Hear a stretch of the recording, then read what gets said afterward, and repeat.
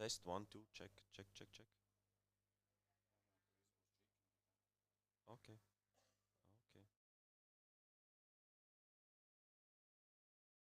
Okay.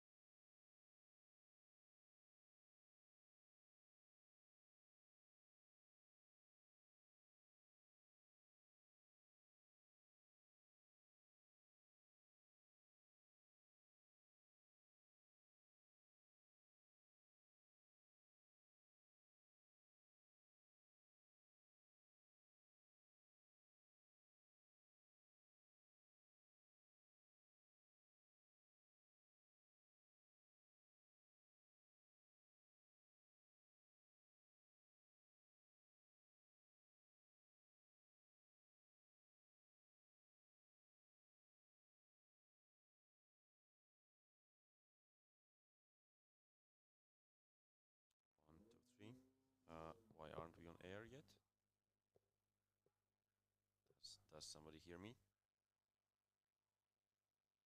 One, one, one,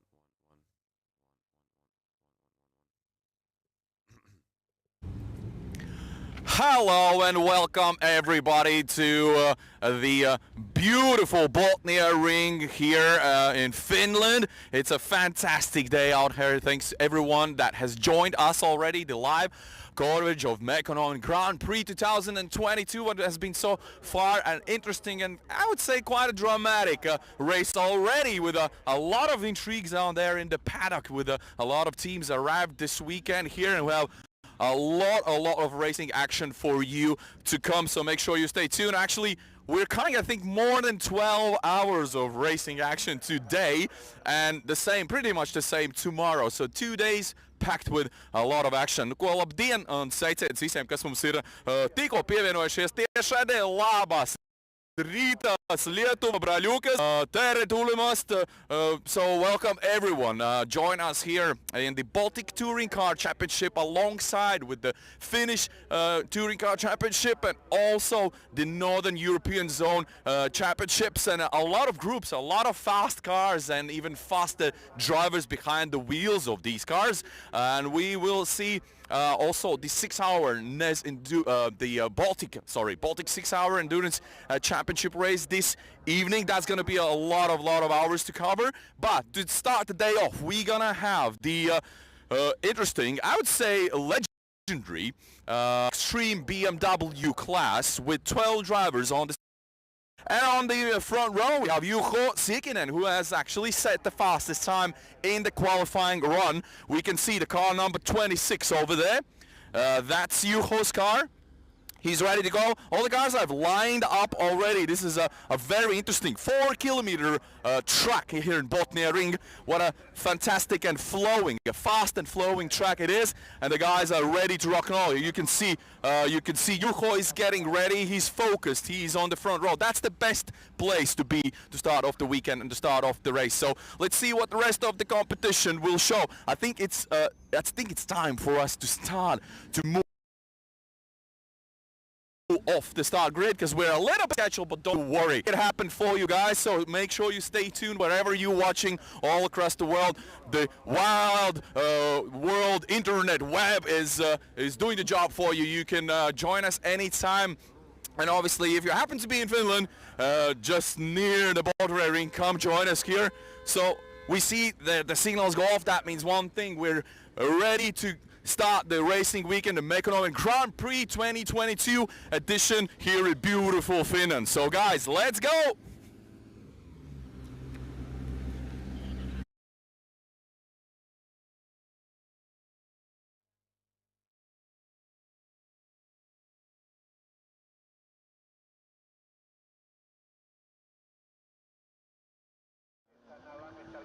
So, hello and welcome. Thank you, Oscars, for the introduction of Mekonomen Grand Prix Baltic Touring Car Championship.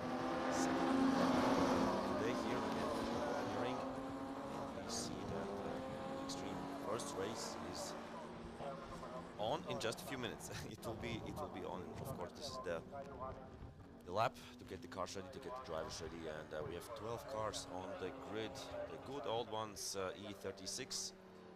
We have Juho Sikinen from pole position, Juho Hietanen on the front row, and yeah, 12 drivers, and all 12 drivers are from Finland. So we have, yeah, this is one of the Finnish classes. It started out in Estonia, a lot of years ago, I would say, and yeah, right now one of the most popular classes in Finland, and of course, who doesn't love an old BMW? And yeah, we see the track, a really beautiful track, a lot of corners, and with elevation changes and everything. So it will be fun. It will be fun to look. We have 12 cars, and as I said before, Juho Sikinen from pole position, Juho Hietanen from second place, Markus Grontal, Tommy Sandström, Riku Lehmusari from 5th, Jakke Velin from 6th, and then we have Martti Makkonen from 7th place, Atte Holapa from 8th, Jarkko Pietarinen from 9th, and Antti Somonen from 10th. 11th place for Jari Stenros and Marko Rantanen. I think that's that could be the same Marco Rantanen, who's driving a Lamborghini a few years back, the white one. Yeah, it seems somehow didn't get on the grid for qualifying, so he's starting last. If he is on the grid, let's hope for that. And yeah, we will just see the first race of 2 long days. Today we will be driving till 11 p.m. So yeah, a lot of races happening, and of course you have the 6-hour race from 5 o'clock till 11 o'clock. So it's going to be a long day, long night, you could say. But yeah, here we see, and also an interesting part, of course, that the grid isn't long. A lot of cars, especially in the, for example, BMW 325 Cup, will be starting like on the corner.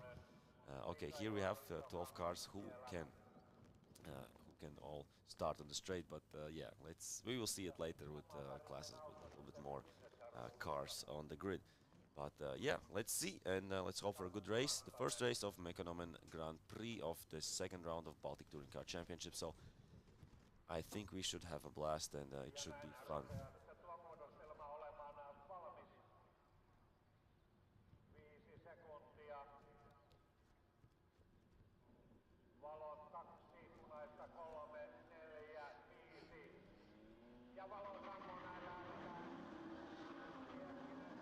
All nice yet. Let's go. The first BMW Xtreme round is on. The first race is on, and I think everybody is like behaving good on the first corner. And yeah, we see like 3-4 wide cars here at the second corner or third corner, and it will be fun to watch. Ah, so close. Let's hope they behave. Let's hope they behave. And yeah, BMW Xtreme first run is on. We will be having 3 runs, of course, as it's usual in Finnish championship. And yeah, good fight for the first places right now, and yeah, it's looks fun. Hello, Scars. Hello, Arthurs, and the guys are firing it up already on race 1 for BMW Xtreme here in Mekonomen Grand Prix 2022 edition. For a lot of guys, except probably these ones, a lot of guys is the first time out here in Finland, and the emotions and the first impressions of the track are really interesting. We had a lot of discussions yesterday, didn't we?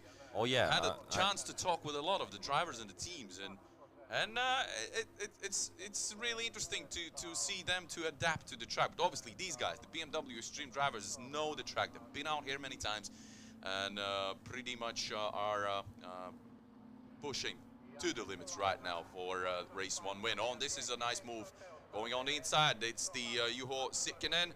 A nice move, and he doesn't get the job done. Not yet. No, it looks like a really nice fight between these guys. And he has an inside right now, so let's see. He's done it. He's done it. Yeah, that's a good move by Juho Sikkinen. For P1. Yeah, obviously, he had the pole position, so he's in the spot he deserves to be right now, for sure. And car number 70. Obviously, following Juho Hirtanen, he started from P2. He has to be careful now. He has to make sure he looks in the mirrors also as much as he's looking at the race leader. The guys are really tight and really close to each other right now. But yeah, as you said, we've been talking to a lot of drivers in the past few days, and yeah, I think everybody loves this track because they say it's a little bit like a big go-kart track with a lot of corners like coming after each other, and yeah, it's amazing to be here, and I am sure we will have a great day today here, as I told the spectators before, till 11 p.m. Oh yeah. We will finish off the day with the 6-hour endurance race, and obviously that's going to be quite a challenging one for all of us, but I think we'll make it, as we've been there many times. I think it's going to be interesting to watch. And what's interesting about Finland right now is also that there's no nighttime as we are used to it. There's no nighttime. It's just like day throughout the whole 24 hours. So it's no problem. We can still do it up until 11 o'clock, and it's going to be bright outside. So we'll see how it goes. But obviously, yeah. Speaking about the track, it's the 4 kilometers of the Botniaring racetrack. The guy said actually most of the comments I actually heard yesterday was that if you wanna make it here and set some good lap times, you actually have to be flat out all the time, but also be very, very precise. I mean, it's like in any other track as well, but it's really interesting to watch the lap times for the top drivers within the few tenths of a second, and they're really, really looking for those extra tenths of seconds to get the job done. But it's going to be a long day. Obviously, you have so many classes: the Baltic touring cars, the Finnish championship, the NEZ categories. So there's a lot of different beautiful cars out there waiting to shred some tires. Yeah, the track it's not easy. Like the first corner, you can lose half a second in the first corner because not just in the first corner, but the exit of it. You have a long straight after it, and yeah, it's really tricky to get to break in right into the first corner because it's banked. You can't see it so much on the screen maybe, but in real life it's a really banked corner, like almost in NASCAR oval style, and so there is a lot of work going on to get the lap time and to get it done. Yeah, definitely. A lot of overtakings in BMW Xtreme class. Obviously, the cars are pretty much equal, and it all depends on the drivers. And obviously, they're fighting for each of the positions, as we already said. We have 3 races for the BMW Xtreme class. This is race 1, so we're starting off the Mekonomen Grand Prix 2022 edition with the BMW Xtreme class, and looks like Juho Sikinen is very comfortable in the lead. Yeah, he's in the zone. Like he lost his place, he got it back, and right now it's more than a second to the second driver. So he's doing a great job. Yeah, right definitely looking good. Here we see some action. Yeah, good try. Good try. Yeah, it was a good try. But yeah, cool cars, of course. Who doesn't love an old BMW 36? Classics. That's classics. Some fire coming out of the exhaust of Juho Sikinen's cars as well. That spectacular view. So obviously, yeah, good job. Now we can see the top cars are now spreading a little bit. Like there's no actual battle going on, but you have to wait. There's quite some time left in the track, more than 8 minutes. And you see that Marko Rantanen, who started from the last position, is in P7, and I think it's the same Marko Rantanen who was driving a Lamborghini a few years back. Yeah, I recall that. So right now he's like driving with a little bit cheaper car, but I think he's having a blast still. I think in it's this still class. a lot of fun to do this. Yeah. A lot of fun to battle out with the guys. In total of 12 drivers out there. Very interesting move going on. Car number 15. And this was a good try. It was a good try, yes. He climbs up to the position 6. Jake Velin lost the position. So yeah, it will be interesting to see what Marko Rantanen can do when he won't be starting from the back, but maybe more to the front. And true. Of course, we can see the laps. Rantanen's lap 55.8. Still 1.5 seconds from the best lap, but I assume that he hasn't had a clean lap yet, and he has to fight all the time. So it will be interesting to see how he will be coping the next opponents, and of course in the next race. Yeah, so they have to cover 15 minutes plus 1 lap, and we are now halfway through the race 1. So yeah, that's of course in Baltic Championship we are used to laps. Here we have minutes. Exactly. So it makes sense a little bit, of course, but yeah. And here we're on the main straight and the banked corner. As I said, on the screen it doesn't look so banked, but it is. Like yeah, when you come towards with a full throttle, you really have to sort of guess the turning point, and this is what I actually heard, that a lot of guys are just fighting with the will to turn in early. You see the corner, obviously the first idea that comes to your mind is you have to turn in, but here some of the corners you have to actually turn in late, a little bit late to get the right apex, and that's really interesting. So it's just a matter of laps, how many laps you can actually do here. And we had a lot of free practice sessions yesterday, also the qualifying sessions as well. So for most of the guys, those were the first laps out here, and we'll see how they cope with the track and racing mode. Yeah, I've heard that Walter Zwieders, of course, who was driving in Legends Championship Finnish. Oh yeah. He has done 500 laps here. Like Oh, that's a lot. That's a lot. When you, yeah, of course, compare to other drivers who haven't done so much, but still, there are some drivers who have been here since Wednesday and driving like 3 days.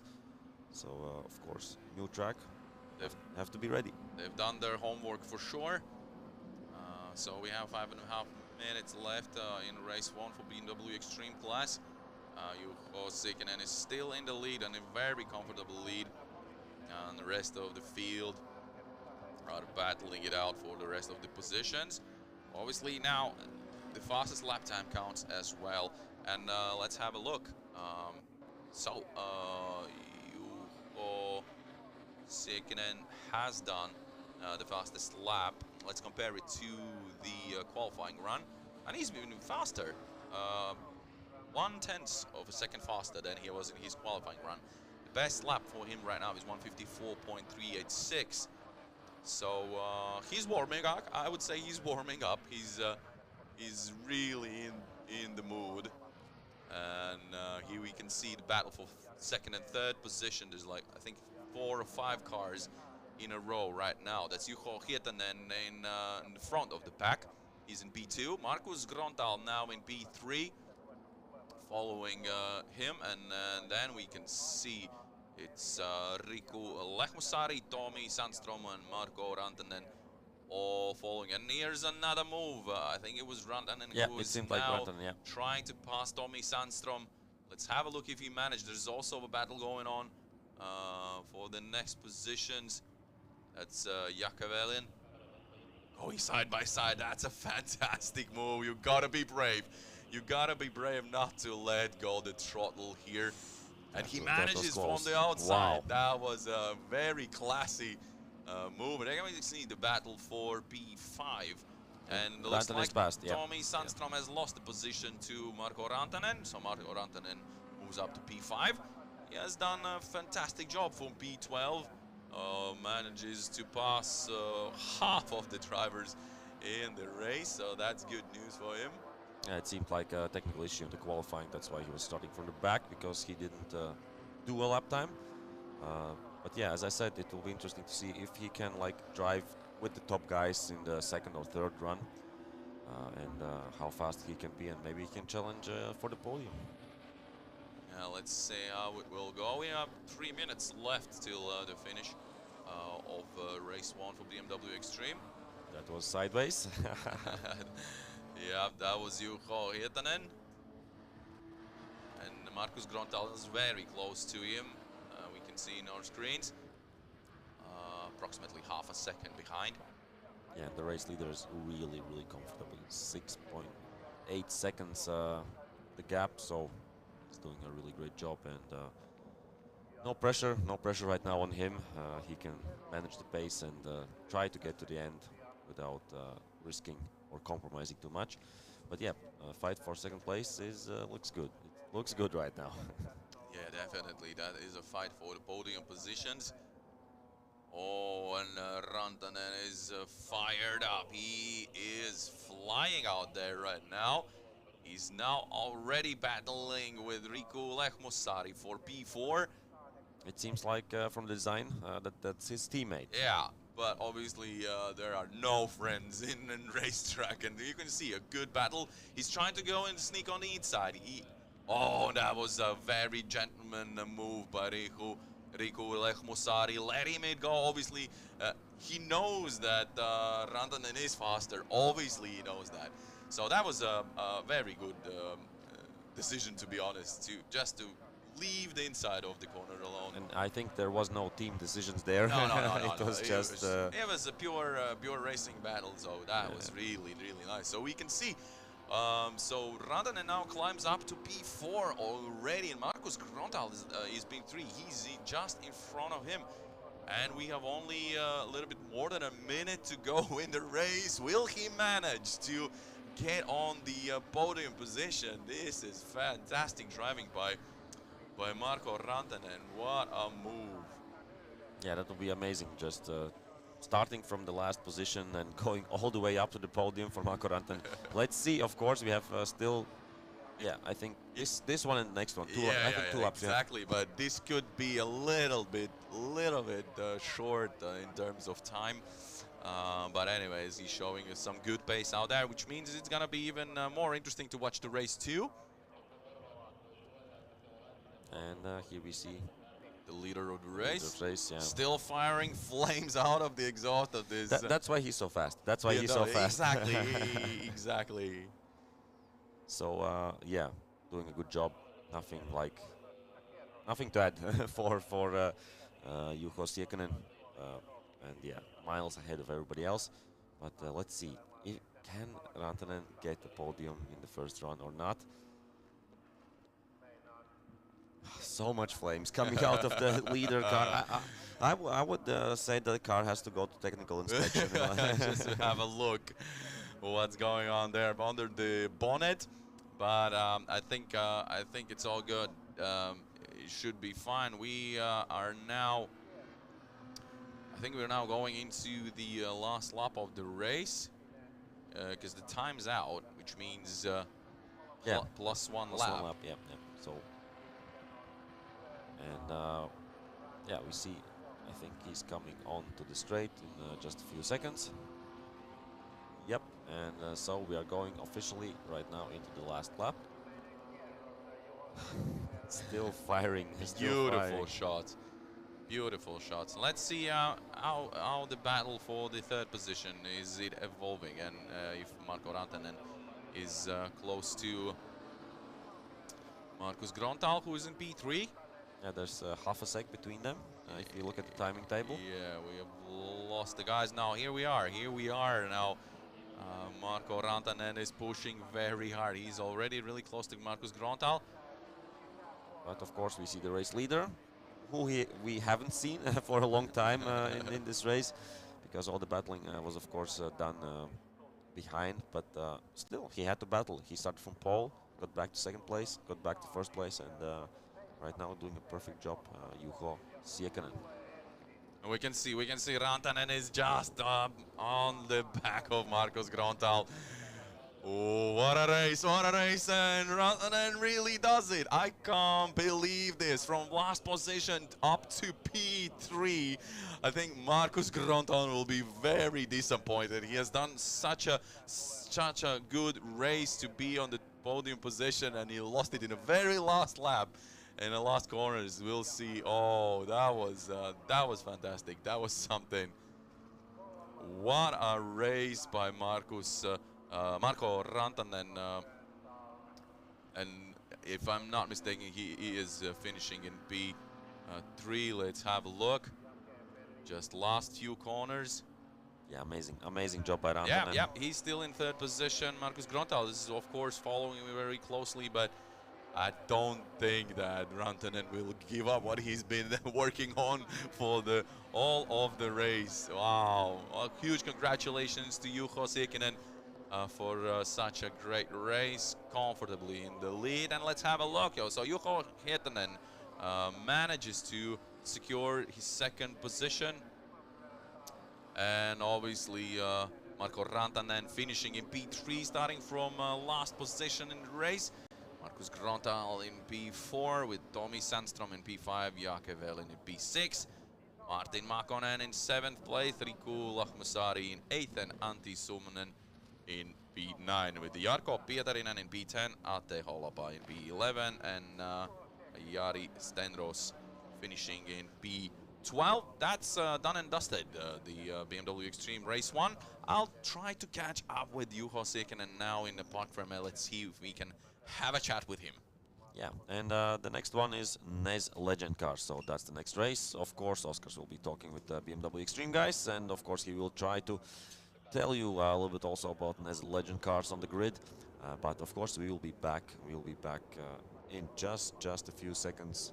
Just a few seconds to catch the emotions of the Finnish drivers of BMW Xtreme class. So yeah, was a fun race. Was really interesting to see how Marko Rantanen was fighting from all the way back till P3. So amazing job by him.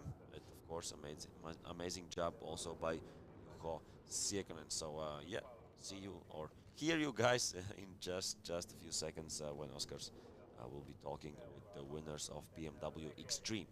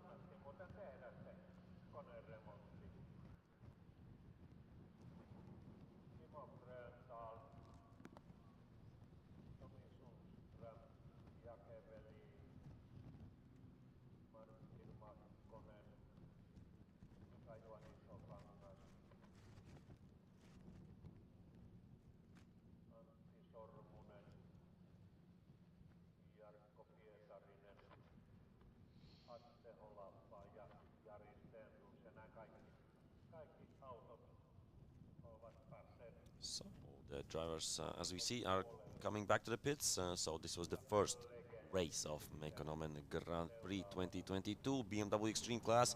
Of course, Finnish drivers driving there. We had, I think, 12 cars on the grid and also 12 cars finishing.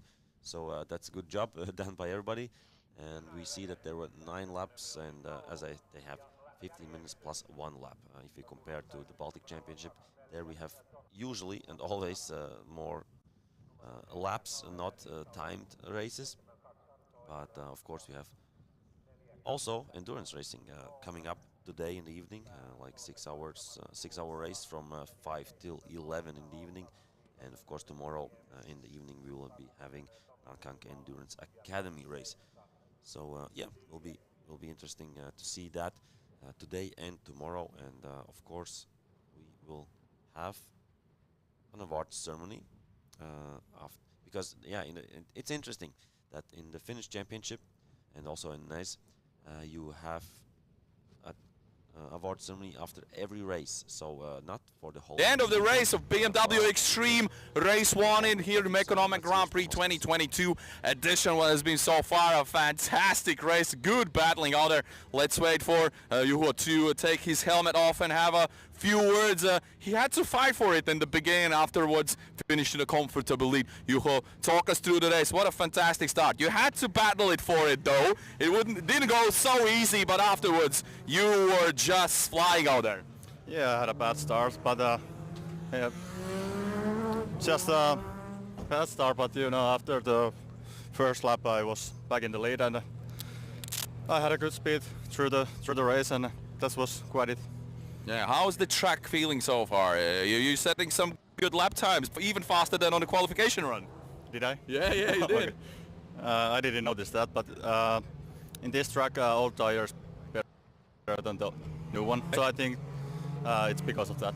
Okay, nice. So what's the strategy for the next races? Keep on going the same way? I think the same than this event, but better start. Nice. You go for it, man. Yeah, that's our winner for the BMW Xtreme class. Now we're heading on to the race 1 for the NEZ Legend cars, and oh boy, that's gonna be what an amazing race. The guys have been here many times. They're gonna show you some real racing action, so make sure you stay tuned. The Mekonomen Grand Prix 2022 edition is live and running. So thank you, Oskars, for catching the emotions of winner Juho Siekanen. Seemed he was in a good mood. He was in a good mood, and of course, why wouldn't be? Why he shouldn't be or wouldn't be? And we are getting ready for the next race.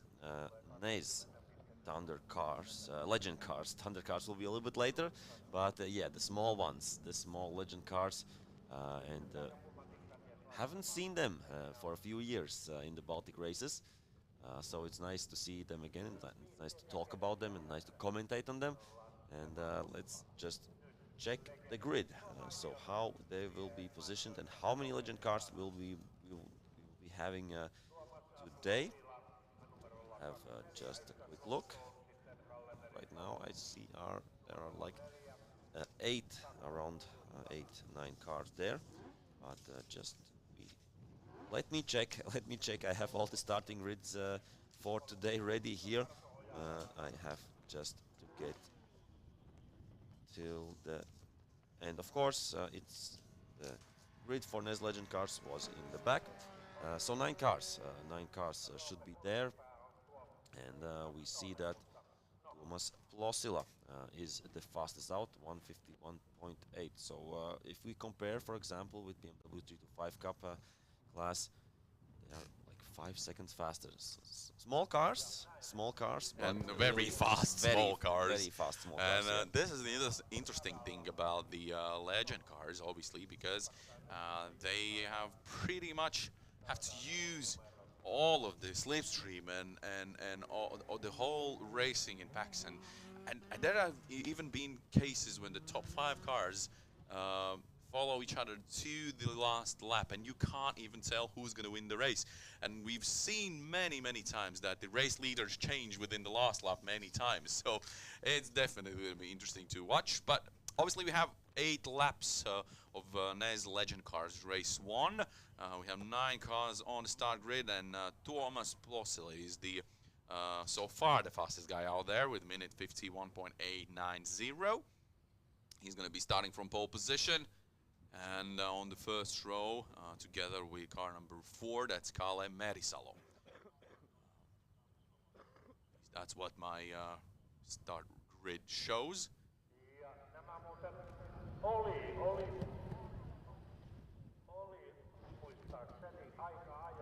Guys are getting ready. As you can see, it's warming up. Actually, I expect it to be a little bit warmer in the morning.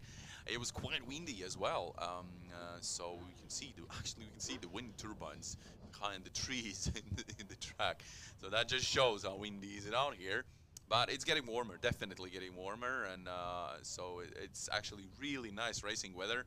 There's no direct sun, at least for us it's better.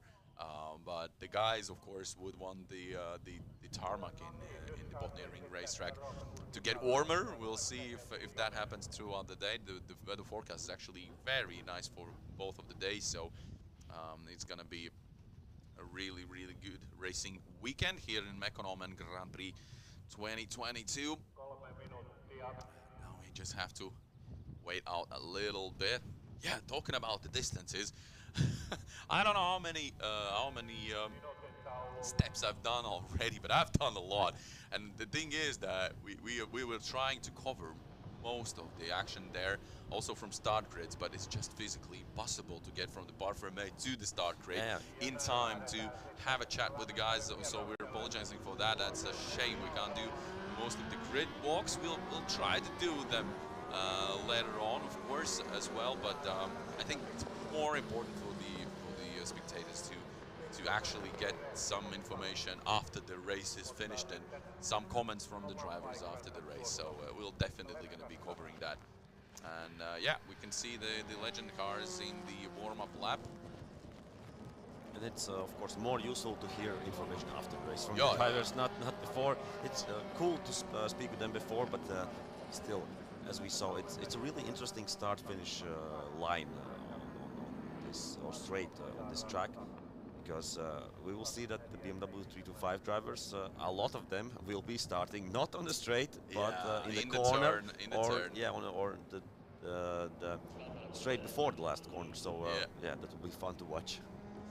Yeah, definitely will be fun to watch the BMW 325 class as 36 cars on the road. If I'm not mistaken, that is a lot of cars, and that just shows how popular the class is, and obviously the battles out there for each of the positions. It's definitely gonna be one of the highlights of the race weekend for sure. And yeah, this will be the second run of today, NEZ Legend cars. After that, we're going to NEZ Sports Sprint Challenge. Then we will be having BTC 123 race. Then it's Formula Open and Formula Historic. And only then at 12 o'clock, we will be having BMW 325 Cup. Followed by a lunch by break. a lunch break, yeah. Which is very important for all of the crew. Yeah, that is true. And then we will moving on to V800 cars and V1600. And then, of course, to the second races. So that's the plan for the day. And of course, after the sprint races, we'll be having Baltic Endurance Championship 6-hour race, as I said before, starting from 5 o'clock till 11 in the evening. So it will be a different kind of endurance this time. Usually we end at 8 or 9 in the evening, but this will be a little bit longer night. Yeah, definitely. So it's definitely gonna require some energy boost during the evening. We'll make sure that happens, and we'll stay tuned. Obviously, we're gonna bring all of the racing action from Botniaring racetrack, so we can see the NEZ Legend cars on the start grid of their race 1. So yes, let's go through again the start grid. From pole position, car number 24, we have Tuomas Plosil alongside him from P2. It's car number 4, Kalle Merisalo. So from row 2, from P3, it's Arto Ojaranta, and from P4, alongside him, Rope Kurkiva. So from row 3, Markku Luhtalan, Tuomas Aho. Row 4, it's Lenny Nieminen, Tommy Nival, and Jimmy Lundqvist. But we're off the start, and let's see how it goes. Yeah, it seems that Tuomas Plosil has maintained his lead, but yeah, not so much legend cars that you have seen before, maybe at some places and sometimes, but still we see how close they are driving after each other, and that's. I'm sure we will have a nice fight up until the end. As we said before, we have 8 laps for legend cars. And as we spoke before, they're like really fast. 1 minute 51.8. BMW is driving 156, and so yeah, small cars but fast cars. Yeah, we can see that Kalle Merisalo is trying to keep up with the leader, with Tuomas Plosil, but Tuomas is some off-road, almost off-road action there. Yeah, they're battling it out already on the lap 1. And it's looking great. We are seeing some overtaking maneuvers there. Car number 25, that's Lenny Nieminen, gaining a position. And we also have a fight for P1, so fights going everywhere there. Yeah, Lenny Nieminen starting from P7, now climbs up to P3. That's a fantastic job in lap 1. Very good race start for him. And you can see that Kalle Merisalo is really doing a good job keeping up with the leader. Tuomas is looking confident, very confident out there. He was almost half a second faster in the qualifying run. That means that he knows the track, he knows how to be fast here. So yeah, from P7 to P3 in 1 lap. That's a really good job. Better than Rantanen did in Extreme Class.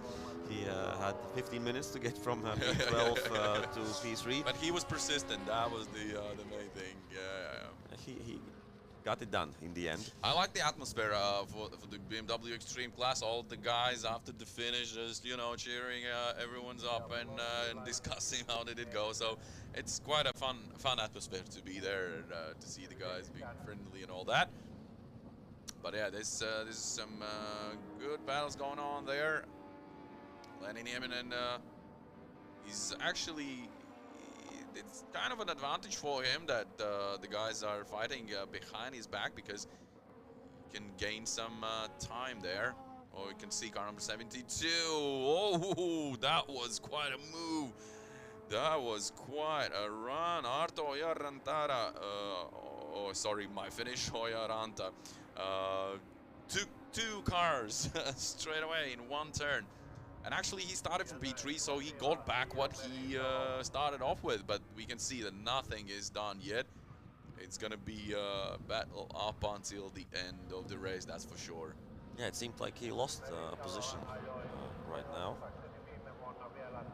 But let's see it a little bit later on the timing screen. I believe you have only 1 lap done.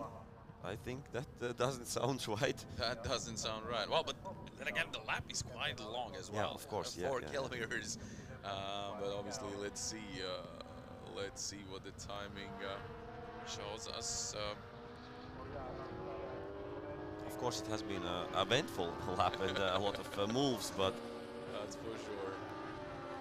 right now we should be on the starting straight. And yeah, this is only the 3rd lap. Like, so much action going on in Legend cars that 1 lap seems like 2 laps or 3 or more.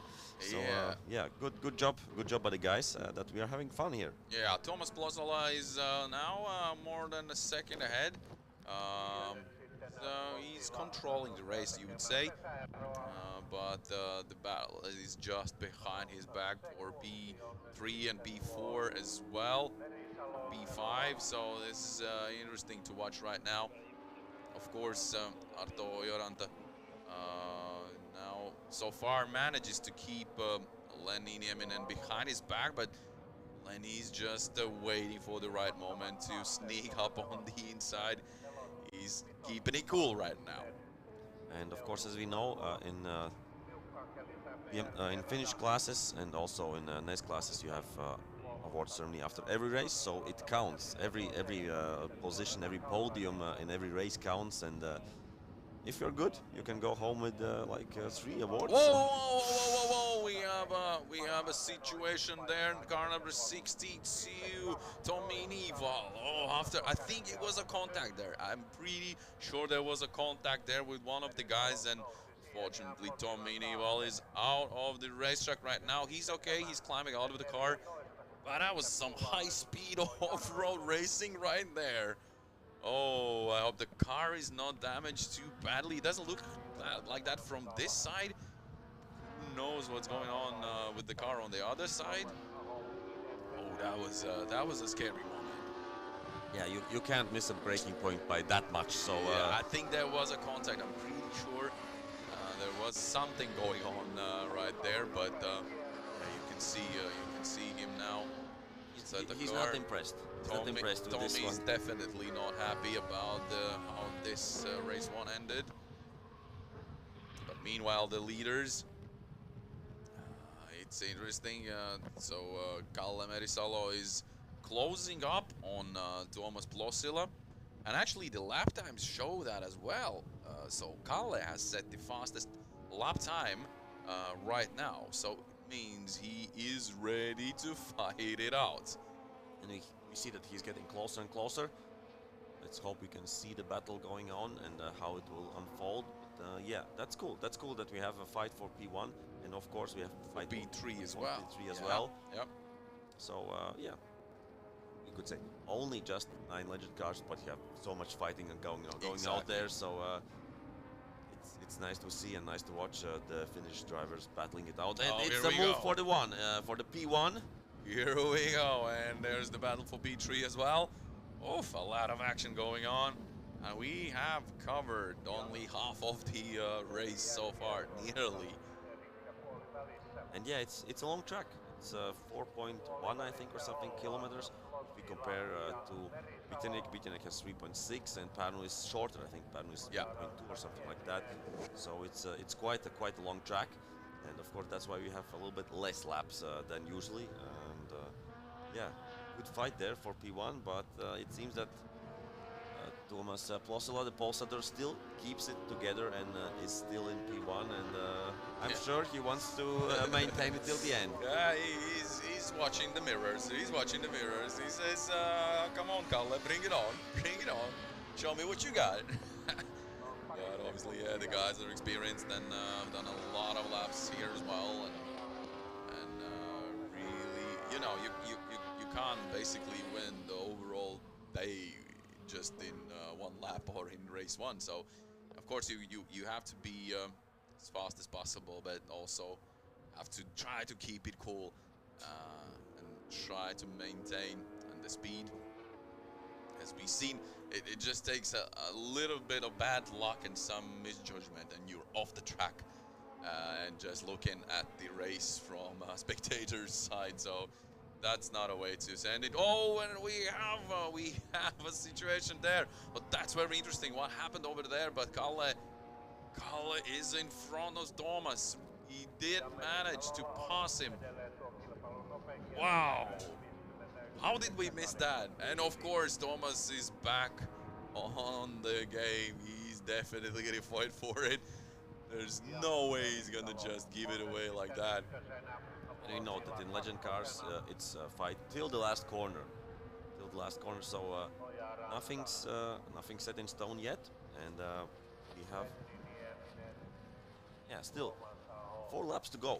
So a lot of laps and a lot of action to go. And of course, Kalle Merisalo is right now in first place, but it's not over yet. It's not over yet. So will be interesting to see how it unfolds. And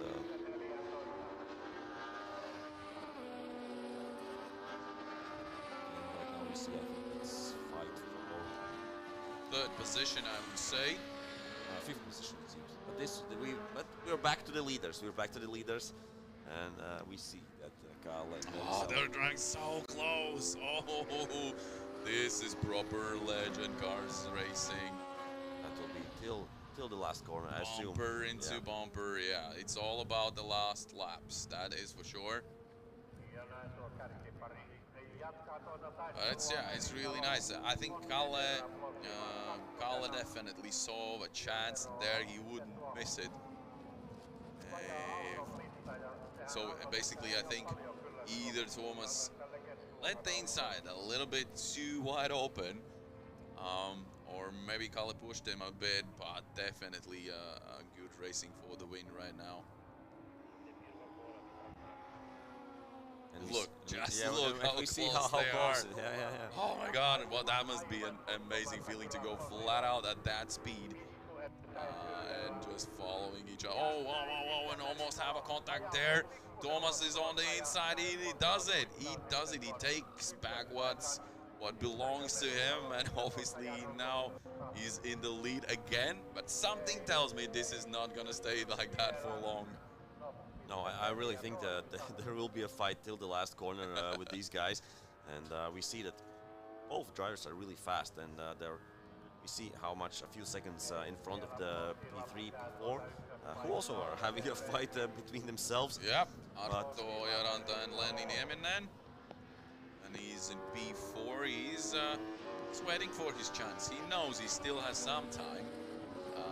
A little bit sliding from Arto Jaranta in the last corner.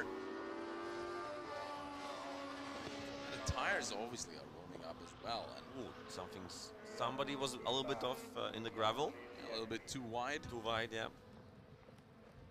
But it seems that no, there wasn't a car there, so everything's fine. But, yeah, this is the fight for P3, as we spoke before, between Arto Jaranta and Lenny Nieminen.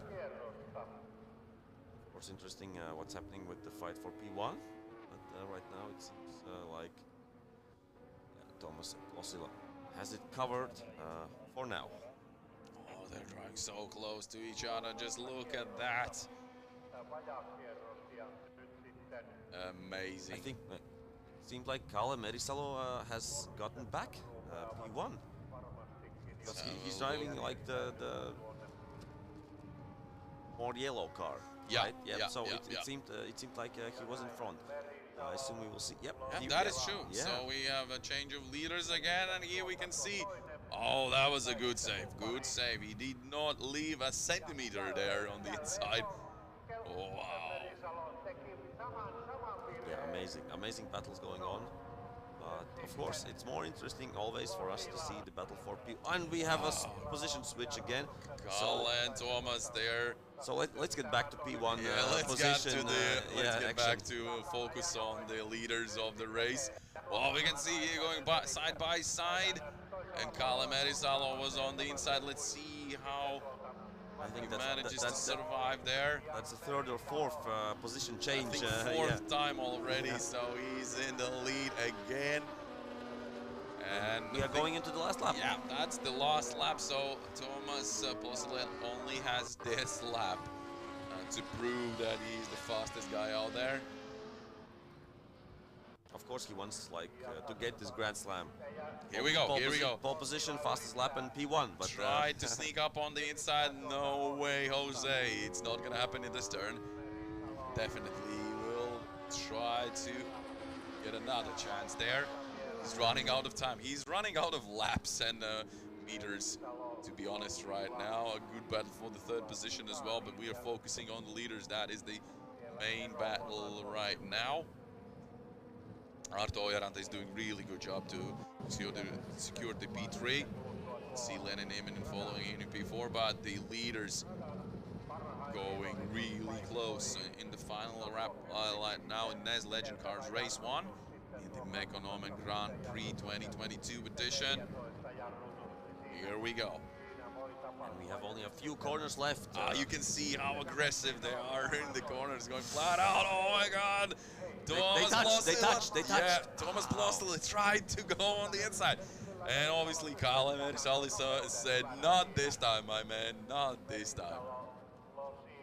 He managed to keep the speed, which is really important on the exit of the turn, and he managed to keep the position. He's still in the lead. We only have few corners left. Here we go, Thomas Plostila on the inside. What's gonna happen? Kalle is really keeping it cool. Like, he really is ready. He's just full-time ready for all of this, and we are going towards the finish line. Wow, what an amazing race by the Finnish guys here. That was something. And it seems like they're still racing. And they're still racing. Yeah, okay. But yeah, it's the finish line. Definitely. Wow, what a race, ladies and gentlemen. The NEZ Legend Cars Race 1.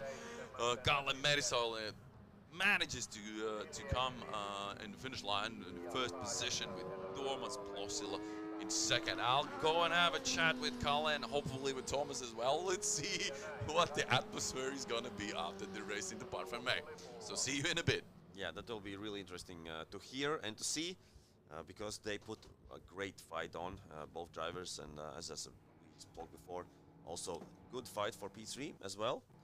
So really interesting to see, and really nice battle going on. So yeah, let's hear from Oscars and from the winners in just a few minutes.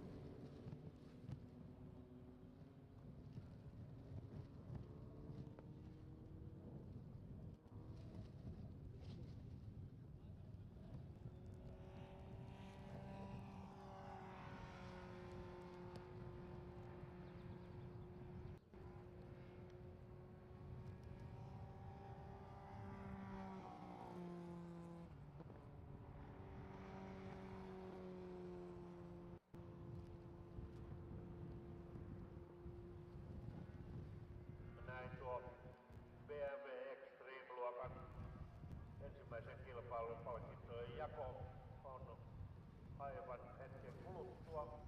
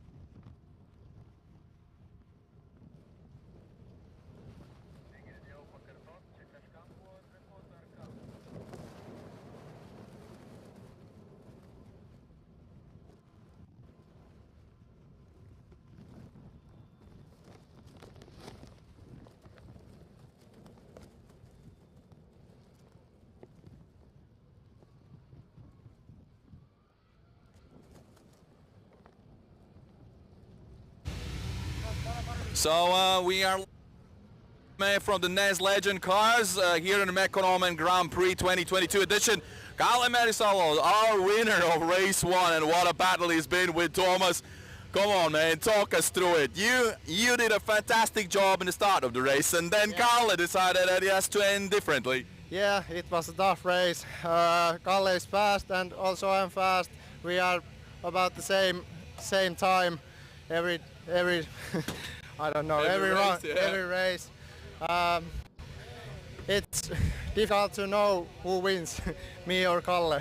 Exactly. You had some really nice moves on the last laps. You tried to sneak on the inside. What was missing there? What was the last thing you needed just to be in front of him? I need more power on straight lines. Aha, okay. So I lose him on the straight.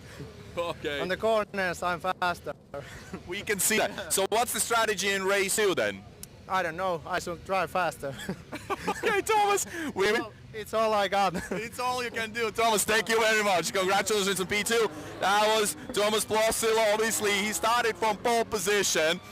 Fight it out with Kalle Merisalo finishing in P2, but that's all right. He's happy, he's smiling, he's cheering, so I think we'll see some good racing action from race 2 for the NEZ Legend cars. But now we're heading on to the racetrack because the NEZ Porsche Cup is out there already warming up, so we'll see some good action from the Porsches now.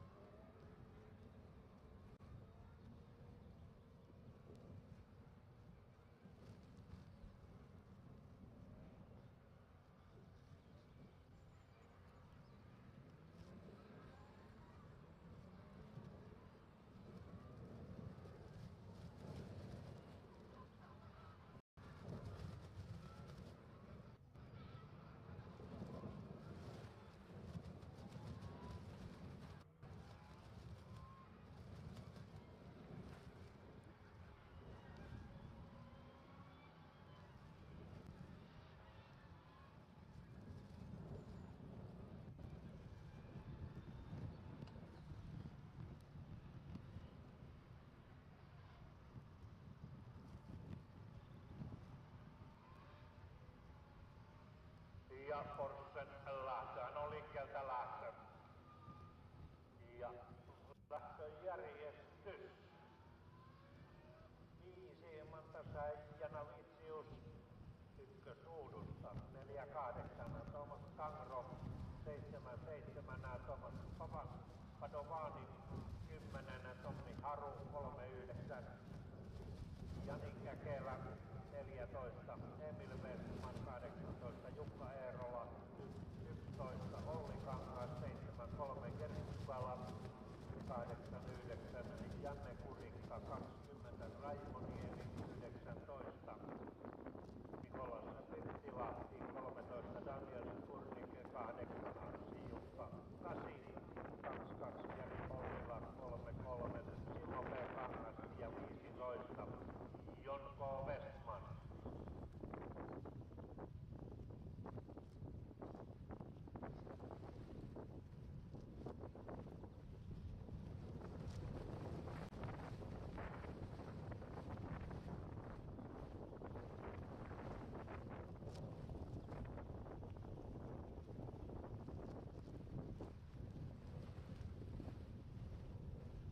So we are getting ready for NEZ Sport Sprint Challenge first run, second round, first run, and of course we can check out the starting grid for these drivers.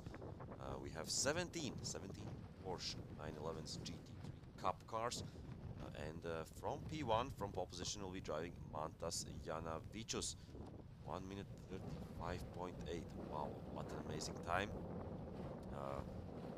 I like to compare every class to BMW 325 Cup class, and they are driving like 20 seconds, almost 20 seconds slower. So this track is like really suited for these Porsche 911 cars, because they're driving 135.8. That's amazing. So Mantas Janavicius from Lithuania, starting from P1. Thomas Kangro He's a Finnish driver. No, Estonian, sorry, Estonian driver. So Thomas Kangro from P2 and Thomas Padovani, driver from P3, and Tomi Haru starting from P4. So really fast drivers, the top 4, like amazing fast drivers. After that we have Jani Kakela in P5, Emil West on P6, Jukko Eerola from P7, Olli Kangas P8. Then you have Gert Jugala from starting from 9th position, Jone Kurika from 10th, and then we have a lot of drivers who didn't set a qualifying time yesterday. So it seems maybe they arrived just in this morning. So yeah, starting from P11, Raimon Niemi without the time, Nicolas Pirtilahti without the time, Daniel Skurnik as well, Anssi Jukka Kassi, Jari Olia, Simo P. Kangas, and John K. Westman. That sounds like a Hollywood actor. Like I don't know if he is. I assume he's not. But John K. Westman, if you have such a name, like you could also be starring not only in Porsche Sprint Challenge but also in some movies. For sure, we'll check it out. We have to Google it first, obviously, but see all the beautiful Porsches now lining up on the.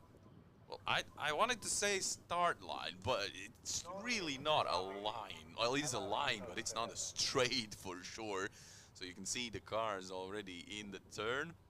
Yeah, the configuration is interesting, and missing a car, it seems, or because we have there Mantas Janavicius. Yes, you are definitely right at that point. We are missing, Of course, the pole position. I think the pole position guy. Yeah, Mantas Janavicius is not on the start line, if I'm not mistaken. Let's try to see the numbers maybe on the cars, but one car from the front row is definitely missing, and or it was Thomas Kangro who's not on the start line. It's really difficult to tell right now. We'll try to watch and learn. So that's number. That is Mantas Janavicius. Yeah, so Thomas Kangro is missing. Okay, yeah, Thomas Kangro is missing. Looked like he's missing because we see this on the second. Difficult to see the number, but I think that was Tomi Haru, Thomas Padovani. So of course there won't be a standing start. They will be having a flying start, as we say, or rolling start. I think to be better, to be precise. That's of course in the spirit of not breaking the cars, because they have much power, and it's much more useful and better to get a rolling start for these cars. And yeah, 17 cars should be there. Let's hope they are. There are 17 cars, and of course this is the warm-up lap, and after that we will be having the Formation lap. Precise. So yeah, using a little bit more fuel, one lap more than other classes. And let's see, they will have 20 minutes plus one. 20 minutes plus one lap. 20 minutes plus one lap. So yeah, we had 15 minutes for BMW Xtremes. We had 8 laps for Legend cars, and right now we'll be having 20 minutes. So a long race ahead for the Porsche guys. So 20 minutes is quite a bit, plus one lap. But let's see, and it seems like they're already doing a formation, because. So it's really interesting. We do have Thomas Kangro, the car number 48 as well. So behind him is number 10. It's Tomi Haru. So everything is fine. It seems in the end. Fine, but then something wasn't I good. assume that maybe they don't have to really start from where the position is, because they're having a flying start. Yeah. It seems like that. So maybe that was the misconfusion that we had. But it's all good. They are ready to race. So that's NEZ Porsche Sprint Challenge, race 1 in the Mekonomen Grand Prix 2022. And it's a go. It's a go. And it seems as the track is so long, they won't be doing 2 laps. They're doing everything in 1 lap, warm-up and formation. And Thomas Kangro loses out the position straight away to Thomas Padovani, who sets in P2 right now by Mantas Janavicius, the fast Lithuanian. is in front. Thomas Kangro looks on the inside of Thomas Padovani. Let's see, the both Thomases are fighting it out already on the first lap. Yeah, we know, of course, Padovani with a lot of experience. Oh yeah. And has driven, I think, also BMW Xtremes and a lot of cars during his career. Also, he has a really nice street car, green Lambo, the new one, STO Huracan. So on the racetrack, he's driving a Porsche on daily basis, Lambo. So what can be better than that? Definitely. So let's see what Thomas Padovani can do with Mantas Janavicius in front of him right now. Thomas Kangro in B3. And then we have rest of the field.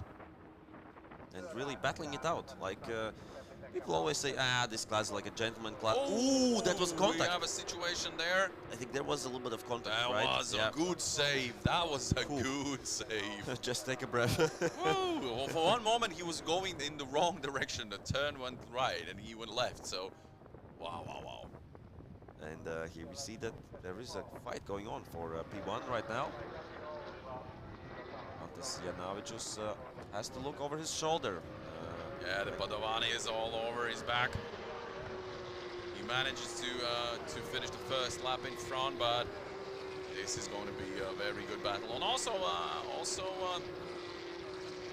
fight for P3 as well between Thomas Kangro and I think it's Tommy Haru who's now in P4. Or it's Emil Westman. Oh, maybe it's Emil Westman, yeah. It seems you have like brothers driving here, or son or and father, because we have two Kangas and we have two Westmans in this Porsche sprint challenge. Yeah, well spotted. So yeah, Emil Westman in P4 and John K. Westman in P17, and as well we have Olli Kangas in P7 and Simo P. Kangas in P16. So yeah. Seems some family business going on here. Yeah, that's right. So yeah, Janavicius and Padovani still battling it out for P1 right now. And yeah, they are in lap 2. I think they... Let's not trust the timing table right now. Let's not jump ahead of action, but yes, here we are. This is the fight for the lead. Mantas Janavicius from Lithuania is doing a good job right now. So two Baltic guys battling it out right now. Lithuania against Estonia right now. Thomas Padovani originally is from France. Yeah, I just wanted to say he's definitely from France. But he has like the racing license, I think, in Estonia, so that's... I think Estonians consider himself as I know, but their own guy. Okay, yeah, but he's spending so much time in Estonia, so we could say that Thomas Padovani is half Estonian. That's for sure. So we see how close they are. Thomas is taking it cool. He will definitely wait for his chance. Now we can see the battle for the third position between Thomas Kangro and Emil Westman. They're also very close to each other. It seems like Tommy Haru is quite a bit behind. He's not really getting into the fight. Maybe he will just wait out, see what happens in front. Yeah, maybe he's saving his tires. Because Jani Kakela is also on the back of Tommy Haru. He can't be too easy on the throttle, you know. So yeah, he's still gonna be fast. Of course. And but yeah, as we said before, the race is long, 20 minutes. So maybe Tommy Haru has a tactic to save the tires and attack later. But yeah, it will be interesting to see how that will play out. Right now we see a really nice fight going on there for P1 between Janavicius and Thomas Padovani. So yeah, as we can see, Northern Europe against Western Europe right now. That's for sure. Yeah, I think it's always all about the balance out there and trying to find the right flow, the correct flow. You can see Emil Westman overbraking a little bit. Tires smoking. Obviously, trying to keep it really close. You can see here in turn 1 as well. A few drivers locking the brakes there, and nice move there on the inside. I think for P7, 8 or something like that. But that was a brave move there. Definitely. Let's have a look at the lap times right now. It seems like Tomi Haru, the Finnish driver, has set the fastest time so far in this race, 1 minute 37.375.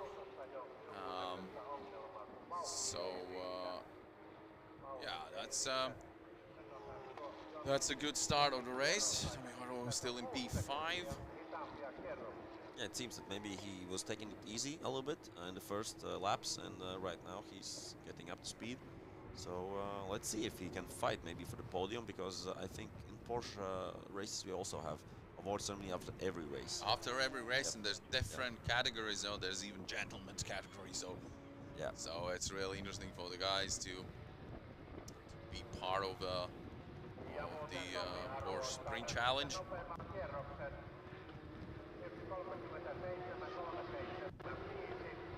And yeah, we have.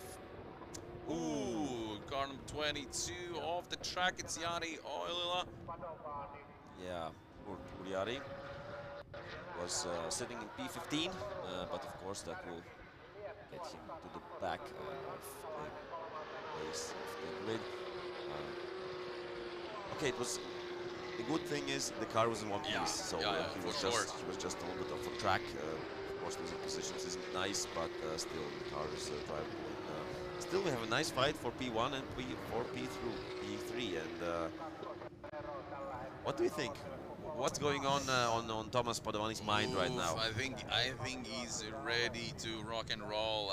If I know Thomas well enough throughout the past few years, I think he has the right mindset for battles like this. And you can see the gap is a little bit bigger than it was before, but I think he's still in the game. He's still waiting for the right moment to come, and I know that Thomas is definitely good at using the opportunities we given. The question is, Mantas Janavicius. Nice move there. Ooh, that was a close one. Oh, Ansi Yukakasi going on the inside. Very brave move by him. Quite a spectacular one. Braking a little bit later than every other driver. Yeah, you just have to make sure you don't brake too late, because that's not gonna end well. But yeah, as I said, Mantas Janavicius, he's at really good pace out there, and so that means he's definitely not gonna give it away easily. So. But as you said, I know that Thomas won't settle for second place. That's not his goal. He's coming here to win. Yeah. So we have almost moved there. But yeah, so we are around the halftime. We have 11 minutes, a little bit seconds left on this race, plus one lap, of course. So, but I think the time races also have a little bit of a charm, because you know how much you will be driving. And also it's easier to calculate when your car has to do some maintenance and something like that. Yeah, Because for sure. you have, you know, FP1 15 minutes, FP2 15 minutes, Yep. qualifying also I think 20 minutes 15, and then the race is 20 minutes plus one lap. So yeah, it's easier to calculate, because these cars, like, you don't change your oil or do maintenance on kilometers, you do it like on times. By hours. By hours, yeah. Definitely. Okay, what's going on right now? Safety car. Yeah, safety car. So they missed some drama right now in. Yeah, while talking about minutes. Yeah, there's the rescue car as well. So let's see what has happened there in the Botniaring racetrack. Maybe it's Jari Oilila, because he's still on the timing screens as last right now. And he hasn't finished the last lap, so it means Yeah. he could be going after him right now. Meanwhile, the rest of them making sure the tires are warm and keeping up with the pace car, and obviously can't wait for the action to follow. Let's see. So far, an interesting race. That is for sure. And also that means we will be having a restart. Oh yeah. At some point. So Yeah. that will be a chance for Thomas Padovani to fight with Mantas Janavicius, and of course as well for Thomas Kangro and Emil Westman. and Tomi Haru to fight for the podium. So a lot of still left in this race, and These kind of opportunities, these ones you have to use to the maximum. yeah, so really it will be interesting to see if the Lithuanian driver can finish first. Oh, and we have a restart. Wow, wow, wow, that was a fast one. This was quick. That was a quick one. And it seems like Mantas did everything right on the restart. Yep, he was spot on, man. As soon as he saw that base car going off, he was full throttle. That is really, really nice action going on there. Now we're also benefiting from this because we can see more cars closer to each other right now in the top 5. Yeah, let's see. We have some time left. Just a little bit less than 9 minutes left in the race 1.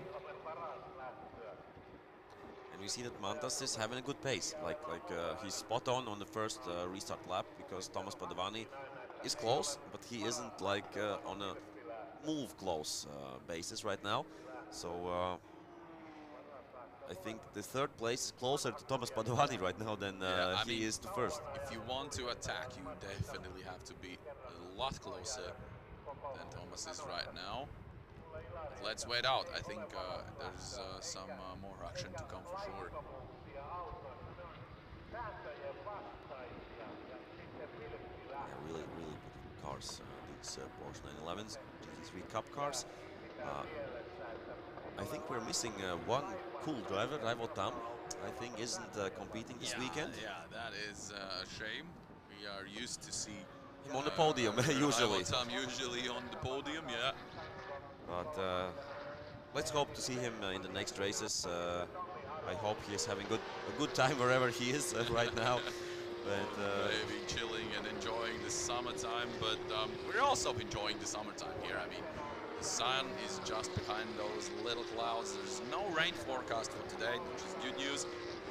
There was some rain yesterday and the day before yesterday. Yeah, both days. Which were actually messed up a little bit. The track, because the guys, you know, you can't really put your mind to it, because you have to adapt to the slippery conditions, and then it's dry again, and then slippery again, and oh my God, the guys. But then again, few of the blokes I spoke yesterday actually said actually a good thing that they had a chance to practice in wet as well, because then they get to know the track, how it's like in wet conditions, in slippery conditions. But it was really interesting, for example, for the BMW G25 Cup guys. Now with the qualification run. No, on Thursday when they came for the test sessions. Okay. And like almost everybody without Walter Zviedris haven't driven here with their cars. And the first session was soaking wet. First test session, like you came here with the OKF car you have driven before, but there were also some guys who haven't been driven. Ooh, and we have a fight. Thomas Padovani just hit in the back. Mantas now just says, hello, I'm there. I'm here. And actually in the previous corners, Thomas was already looking for a chance to sneak up on an inside, but Mantas manages to stay in front. But that was a wake-up call. Quite a kick in the back, because I could definitely see the cars touching. So Thomas, I don't think he misjudged the braking point. I think that was on purpose to show Mantas that he's in an attack mode. This is it, guys. We're heading into the last 5 minutes of the race 1, and this is going to be very interesting to watch. Thomas Padovani fighting for the first position with the Lithuanian Mantas Janavicius. And I have to say, Thomas Kangro is also looking at it and thinking, why shouldn't I move up a position or two? Whatever these two in front decide to do. So Kangro is definitely doing a good job in P3. That was a nice move by Thomas, because like you can brake here, I can brake a meter later. No problem for me. So a little bit of bumper cars going on there, but let's see. We have said 5 minutes precisely. Oh, here we are. We have for P4 we have a battle between Emil Westman and Tomi Haru. And Haru is in P5 right now. And interesting that Westman is driving the old generation, the older, the 991 Yeah. generation. So I think he's the fastest with that car. But Haru has been faster than Westman in the last laps for a few tenths of a second, which means he knows what he's doing. And here's the fight for the win. I would say now for the top 3 positions, because you never know what's this gonna end up. Yeah, we see Kangro is also on a challenge right now, trying to fight not only for P3, where he's right now, but also maybe for P2 or P1. Meanwhile, Mantis is still holding the fastest lap time. And maintaining the lead. Right now. Of course, he's trying to go for the Grand Slam, as we can say. Pole position, fastest lap, and of course P1. But of course, Tomas Padovani has other things in his mind than letting Mantas Janavicius just win. And yeah, amazing lap times, like 1:36.8 or 6. That is just a little bit slower than they did in the qualifying run, of course. But yeah, amazing battles, amazing cars in this first run of Porsche Sprint Challenge. And just interestingly to check,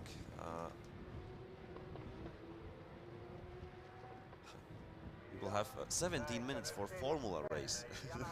Not right. 15, not 20, but 17. That's an interesting number. I Yeah. wonder how did they figure that?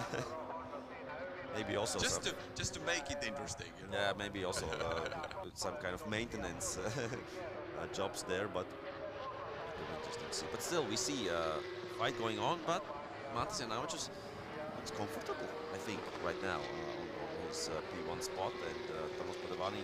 Oh, we have another safety car. Another safety car. This is drama here in Mekonomen Grand Prix 2022. The NEZ Porsche Sprint Challenge Race 1, and we have another safety car. That's the second time this happens in the Race 1. Yeah, we saw there was a Porsche standing on the side on the grass, so something broken there. Yeah. Of course, safety first, but this is also interesting. The clock doesn't stop here, which means that we have only 2 minutes left till the end of the race, plus 1 lap. Yeah, we can see the car number 89. Joni Kurika, unfortunately, has to retire. Broken down. That's a shame for Finnish driver. Hopefully he's back in race 2, but yeah, meanwhile we have yellow flags and but it wasn't a dangerous place where the car was staying. Well, it yes wasn't a and straight. no. Yeah, okay, it's on a fast place, but it was a straight. But you never know what these hotheads could do. You know, there's been so many cases where they can't even, you know, even in a straight line, they can't. How to say it in English? This is really getting really frustrating for me. So basically, when you're fighting that hard, it could even happen that it's not enough room or space in a straight line. And it would be a shame. And after the contact and everything, it can happen. You know this. So it would be a shame just to crash a Porsche. oh no. We don't want to see that. We don't want to see that. No. This is. People say this is a gentleman's class, but you see how they're fighting, and I would say it's not just a gentleman class. They are touching. We saw that they're touching each other. So yeah. What's with the timing? We have some penalties coming in as well. So car number 18, it's Jukka Erola. He has a penalty, 20 seconds for causing a collision. Okay, so it's a gentleman class. You're yeah, not allowed to. Interesting. And car number 73. Yeah, it's a 3-second penalty for cutting track. Wow, I wonder where you can do that here. But yeah, that was also a discussion yesterday between the drivers and the marshals. Where are the track limits? Because you have some corners where you can cut it and like get a little bit of a better lap time. So we see the marshals are really strict with this. Oh yeah. So there's no rescue car coming for It seems we are ending the race like this. Oh, Unfortunately, no, it seems no, like no. That's bad news for us, obviously, and bad news for Thomas Padovani Padovani. as well. He Yeah. was on it, man. I tell you, he was on it. And He was ready to win, but unfortunately, he will have to wait for race number 2, as looks like. yeah, the seconds are counting down, and Well, obviously. it's over. It's over. It's Yeah, over. this is the last lap. We have, we have run out of time, obviously. Yeah, it's a shame, of course, for the guys to finish in such a way, but it's racing. I mean, safety first, right? We always have to keep that in mind. And still, Thomas had a lot of time to make a move, of so course, he can't blame the race directors right now that No. he didn't get the chance. He had the chance a lot and long. And yeah, congrats, of course, to Mantas Janavicius. And he got the 3 things: pole, fastest lap, and P1. So Very good job by the Lithuanian. Yeah. congrats to him. Of course, congrats to Thomas Padovani for P2 today in the first run race, and P3 for Thomas Kangro. So I think these 3 drivers will be happy and will be happy to step on the podium. And of course, we will see the Porsche cars also a little bit later. Yeah, and on the what's with That the was brake? Thomas Padovani or not? What's with the braking? But yeah, the fastest from the Finnish drivers, Emil Westman finishing in P4. And we still have 1 lap to race. Oh my God, that is very interesting. It gets even more exciting right now. So we were do too have fast. 1 lap to go. That is fantastic news, ladies and gentlemen. Have a look at the battle in the front, and Thomas Padovani does it. He jumps ahead of Mantas Janavicius. No, it's rarely that you get a second chance of doing that. And the car is still sitting there, car so is still I don't there. understand what the safety I car have was for. no idea what's going on right now, but I definitely know Mantas Janavicius will not be happy about this situation. Because At all, yeah. obviously nothing happened in the racetrack, but we still had a safety car. So what was the idea behind it? I don't know. But Thomas Padovani would not miss a chance, a second chance he has been given. And you can see him flying in the front right now. Mantas Janavicius. Maybe Mantas thought that the race is also over, as we thought. Yeah, as we thought as well. So he was like, what? What? The safety car is off. So what do? We race. Come on, man. Of course we race. We have and this is the last lap. Yeah. There's Yeah, no way. This is definitely the last lap, of course. So here we can see, and Thomas Kangro manages to secure his 3rd position. I'm looking forward to the interview. That is a dramatic end of this Porsche Sprint Challenge. What an amazing race it has been so far.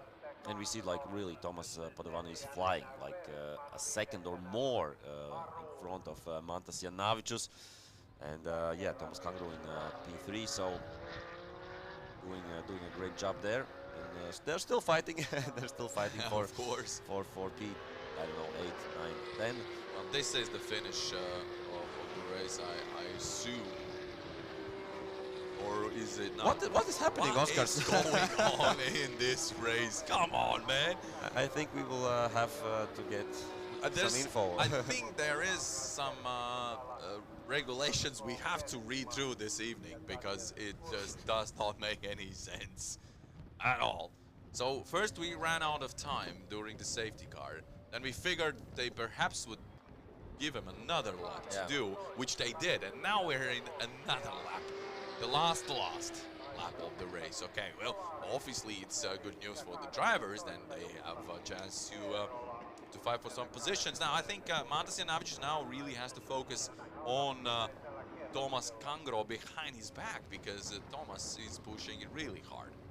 Yeah, we are confused. We are confused with what's happening. At least we are honest with you. Yeah, yeah. We know a lot about racing, but this wasn't the time. This is the first time for both of us. So you just live and learn. Well, I'll make sure I find out some information on. Yeah, maybe it was connected to the safety car. Like the minutes you're driving behind a safety car, maybe you get them back. I don't know, but Someone has read the rules. Obviously, not us. not us. Yeah.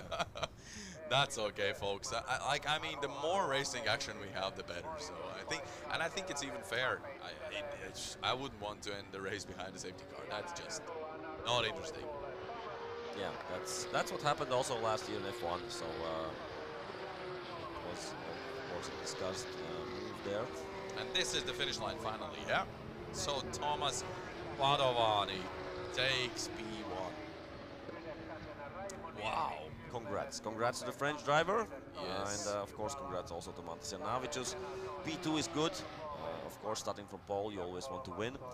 But he got also the fastest lap. And Thomas Kangro P3 also on the podium. And Emil Westman P4, Tomi Haru P5 in the end, Oli Kangas P6, Jani Kakala P7, Nicolas Pirtilahti P8, Raimon Niemi P9, and then we have Simo P. Kangas on P10, Gert Jugala 11th, John K. Westman 12th, and Daniel Skurnik in 13th position. And of course, first run, or first race of Porsche Sprint Challenge has been done, and we'll be of course waiting for Oscars to bring us some emotions and interviews from the leading drivers. And the next race will be BTC 1, 2, 3, and that's the next one.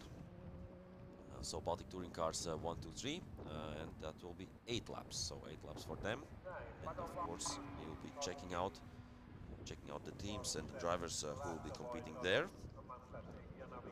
Just give me a few seconds, and I will find BTC cars. So we will be having 7 cars there. BTC 1 class and a BTC 2, and yeah, a lot of Lithuanian drivers there, 1 Estonian driver and 1 Latvian driver. And next race of BTC or Baltic Touring Cars. But yeah, we can just enjoy right now the Porsche 911s, GT3 Cup cars who are coming back to the paddock. They're right now coming pit lane, and yeah, unfortunately number 89 didn't finish his race. It's a shame, of course, but let's hope that his mechanics get the car ready for race 2. And because yeah, that's Kurika, and let's hope that the car will be ready and back second race. And let's just check when is Porsche second race will be at 2:45. So that's that, and we see the cars coming back and going on to the closed Parc Fermé, and I assume we will be going to Oscars in just quite a few minutes.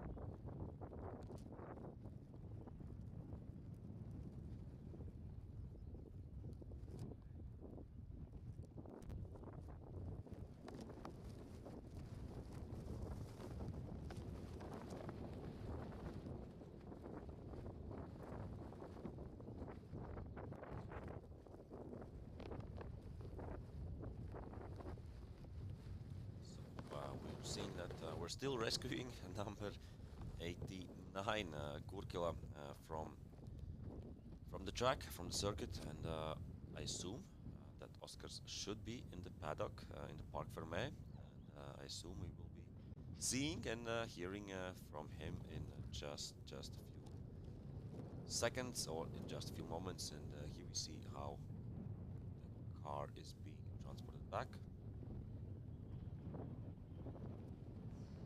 And interesting to see that the driver is sitting on the platform there, so yeah, interesting job there. Yeah, unfortunately, Kurkila, number 89. That's of course not the way you want to finish a race, but yeah, it's racing, and motorsport is a technical sport, so it unfortunately happens also at this high level and this costly level of Porsche Sprint Challenge. So yeah, you see the safety car, which is also a Porsche, a Panamera. And as I said before, the next race will be BTC 1, 2, 3. It's planned, and here we see the first drivers out already going to the grid, and we will be having 7 cars in BTC 1 and BTC 2. So 2 cars in BTC 1, Aurimas Kucinskas and Tomas Jatkevičius, 2 Lithuanian drivers who will be battling it out in BTC 1. And in BTC 2, we will be having 5 drivers. So Andrius Keblis from Lithuania, Kasparas Skirelis as well from Lithuania. Then we have Atis Veismanis, the Latvian driver, and Tadas Petukauskas from Lithuania, and Simo Lind from Estonia. And interestingly, that all the guys are driving Honda Civics in BTC 2 class. So yeah, different generations. I think Petukauskas is driving a newer one, and I thought, and we have really a few different generations of Honda Civics at this class, and also interestingly that I spoke with some drivers of this class yesterday and the day before, and they have been going through engines, like they have been engine problems for a few of the drivers, some late night engine changes, but right now it seems that everybody is fine and everybody will be going out, and let's just check also the starting grid to see who will be starting from P1, who will be starting from and all the way down to P7. As I said, 7 cars in total. This race, these 2 classes, and yeah, I have the grid. So Simo Lind from Estonia will be starting from P1 from pole position. Then we have Kasparas Skirelis on front row. Andrius Keblis starting from 3rd position, and Atis Veismanis from 4th. Aurimas Kucinskas without a qualifying time from P5, and Tomas Jatkevičius as well without a qualifying time from P6, and we are missing, unfortunately, seems that Tadas Petukauskas. Yeah, Tadas Petukauskas, it seems like there has been some technical issues, and that's why he isn't on the starting grid, unfortunately. But yeah, just a few minutes till the next race, and be ready, and we'll see you in just a few minutes.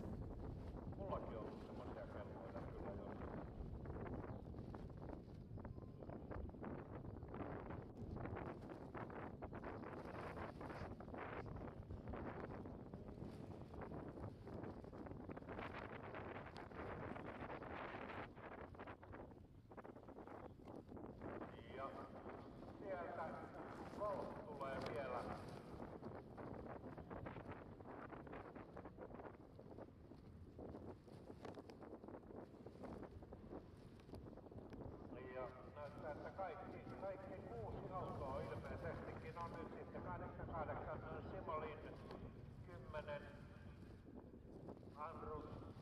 Andrius Keblis, 33 Atis Veismanis, 24 Kasparas Skirelis, 78 Aurimas Kucinskas ja 79 Tomas Jatkevičius.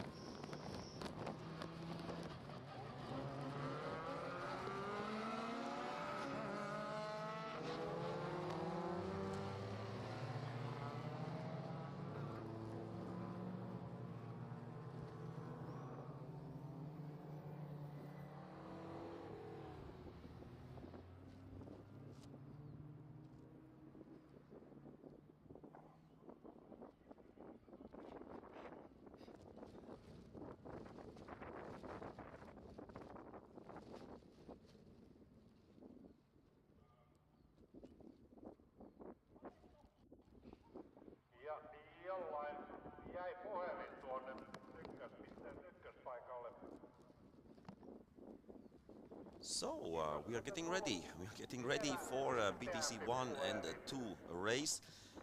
As I said before, should have been 7 cars. Right now it seems we have 6 cars. 1, 2, 3, 4, 5. And yeah, we will be getting ready for the first race of BTC 1 and BTC 2. Aurimas Kucinskas and Tomas Jatkevičius in BTC 1, and Andrius Keblis, Kasparas Kirilis, Atis Veismanis and Simo Lind in BTC 2. So I think this is the warm-up lap, and I don't know yet if they will be having a rolling start or a standing start, but I know for sure they will be having 8 laps to race. If we compare to Porsche, for example, Porsche had 14 laps. 20-minute time rule, but yeah, it was 20 minutes and a few minutes more to be precise, and I think it will be a rolling start as we see how the cars are formatting right now. And here we see Simo Lind with the yellow and a white Honda Civic. Then it's Kasparas Kirilis, but I don't see, I think, Kasparas Kirilis because, or I do see him. Andrius Keblis from P3 and Atis Veismanis from P4, so I think they haven't been ready for the formation yet. We see the safety car is still out on the track, so something going strange on again here, because they were driving and right now they stopped. It seems like some kind of issue maybe for Kasparas Kirilis cars. Because, wow, okay, we are easily confused today with Oscars. We were confused there with the Porsche timing. Right now I'm confused why they stopped, and because they were driving, they were like getting ready for the start, and right now they have stopped on the starting line, and it seems that they will be having the safety car still on the track. So yeah, some strange stuff going on right now. Yeah, Oscars is joining me again. As I said, strange things and confusing things happening today, because at Porsche we were easily distracted, and right now also they had already a formation lap, and somehow they stopped on the straight again. So they will go on a restart. Obviously, I heard that on the radios in the racetrack, but yeah, obviously the marshals are doing their job, and they were checking something on Skittle's car, so I don't know. They thought maybe something was open or wavering or something, but still, they will be back. They will be back on the track, and I think it should be a nice fight there, because we have all 3 Baltic countries here. We have Simo Lind from Estonia, starting from P1. Andrius Keblis from Lithuania, who is shown second right now, but on the grid he should be third. Kasparas Kirilis second, and Atis Veismanis on 4th position. So yeah, Estonia, Lithuania and Latvia all battling it out in this BTC 2 class, and in BTC 1 we have 2 Lithuanians, as I said before, Aurimas Kucinskas and Tomas Jatkevičius. I hope you see more than us right now. Well, basically, we have 4 screens right now with you to figure out which one is the correct one. But yeah, we're going live and we're going racing. So let's see if we can make it happen now. And they are coming right now through the last corners. Or through the last corner, to be precise, and I think it should be a go. And it is green flag.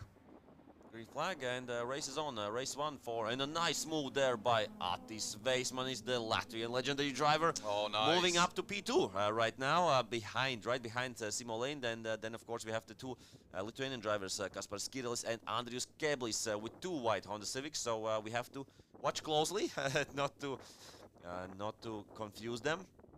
And we see that this was, I think, Tomas Jatkevicius who is battling it out with BTC 2 guys. So BTC 1, of course, a little bit of a slower category, and we see that. I think it's, I don't know. Oh, nice move there! Ooh, such a bold move. So crazy. And looks like Weissman has to be careful right now not to lose another position. He's on the inside, but yeah, he lost there. He lost the position to one Lithuanian guy, and it seems that he can lose it to another. That was a tough one, a very close call. But right now, the Golf GTI is battling it out with the Honda Civic from a higher class. So that's also amazing to see, and I think that will be a good move there by the Golf. And he's on the inside. He's on the inside, and I think he doesn't get it done right now. But yeah, Weissman is told me that he's lacking a little bit of power compared to his competitors. Okay. So, but he don't have to change the engine in the middle of the night like his Lithuanian competitors are doing. So shouts out to the mechanics, obviously. So yeah. Of course, if you have more power, your engine isn't as durable as it's not stock, but like closer to stock. But yeah, we see that this Weissman is in P3, and Kasper Skiddles is the one who is right now in P2. Yeah, we can see Simolin very far ahead, almost 3 seconds ahead of the followers, and so Kasper Skiddles is in P2, with Atis Weissman is in P3, trying to keep up with the Lithuanian. Oh, and he's getting overtaken by that is Tomas. Jatkevicius. Wow. That was a nice save by Tomas Jatkevicius, and we see that Andrius Keblis is doing a move there, and Weissman is again careful over this situation. And in the same place as Skiddles overtook Atis Weissman, so Atis doesn't like the chicane there, I think, today at least. And yeah, unfortunately, starting from P4, then he went to P2, and Atis Weissman is, and right now back to P4, unfortunately. Yeah, Thomas with this Mark 1 Golf is really getting into the heads of the BTC 2 class guys, and we can see that that seemed a little bit like cutting the track. Cutting the track. Let's see what marshals have to say about that. So yeah, Andrius Keblis playing in a danger zone there. But we saw that Weissman is like on the back of Keblis, so will be an interesting fight there for P3, of course, in BTC 2 class. And we see that Simo Lind is doing a great job right now. Young, fun Estonian driver, was driving Opel Astra a few years back, and then got to this Honda Civic, and we see that we have almost 3 seconds between P1 and P2 between Simo Lind and again Tomas Jatkevicius driving on the edge. Again going off the track and manages to save it, but yeah, that's quite an extreme driving by him. A lot of off-road, but so far so good. No signs of also damaging the car with all these off-road excursions, but we have in total 8 laps. Yeah, that is correct. 8 laps to cover in the BDC categories, and obviously we can't wait for the next races as well. There's some very interesting racing to come. It's going to be also interesting to see the formulas out there as well, joined by a few of the historic formulas from Latvia as well. From Raids Murnieks will be on the start grid. And we will have 12 formulas. Yeah, that's really nice. So 12 formulas on the start grid, and then obviously followed by the BMW 325 Cup, which is going to be very exciting to watch with the 35 cars on the start grid. Now, speaking about the BMWs, there is still some drama going on in the paddocks. obviously we can only speculate on the information that is in the air, but yeah, the guys in the technical scrutineering and everybody is really keeping an eye on the teams and their cars, and I've heard there's some issues with some of the teams and some of the cars. They have found some, well, let's not say illegal, because we don't know if it is illegal. We still don't know, because the decisions haven't been made clearly yet.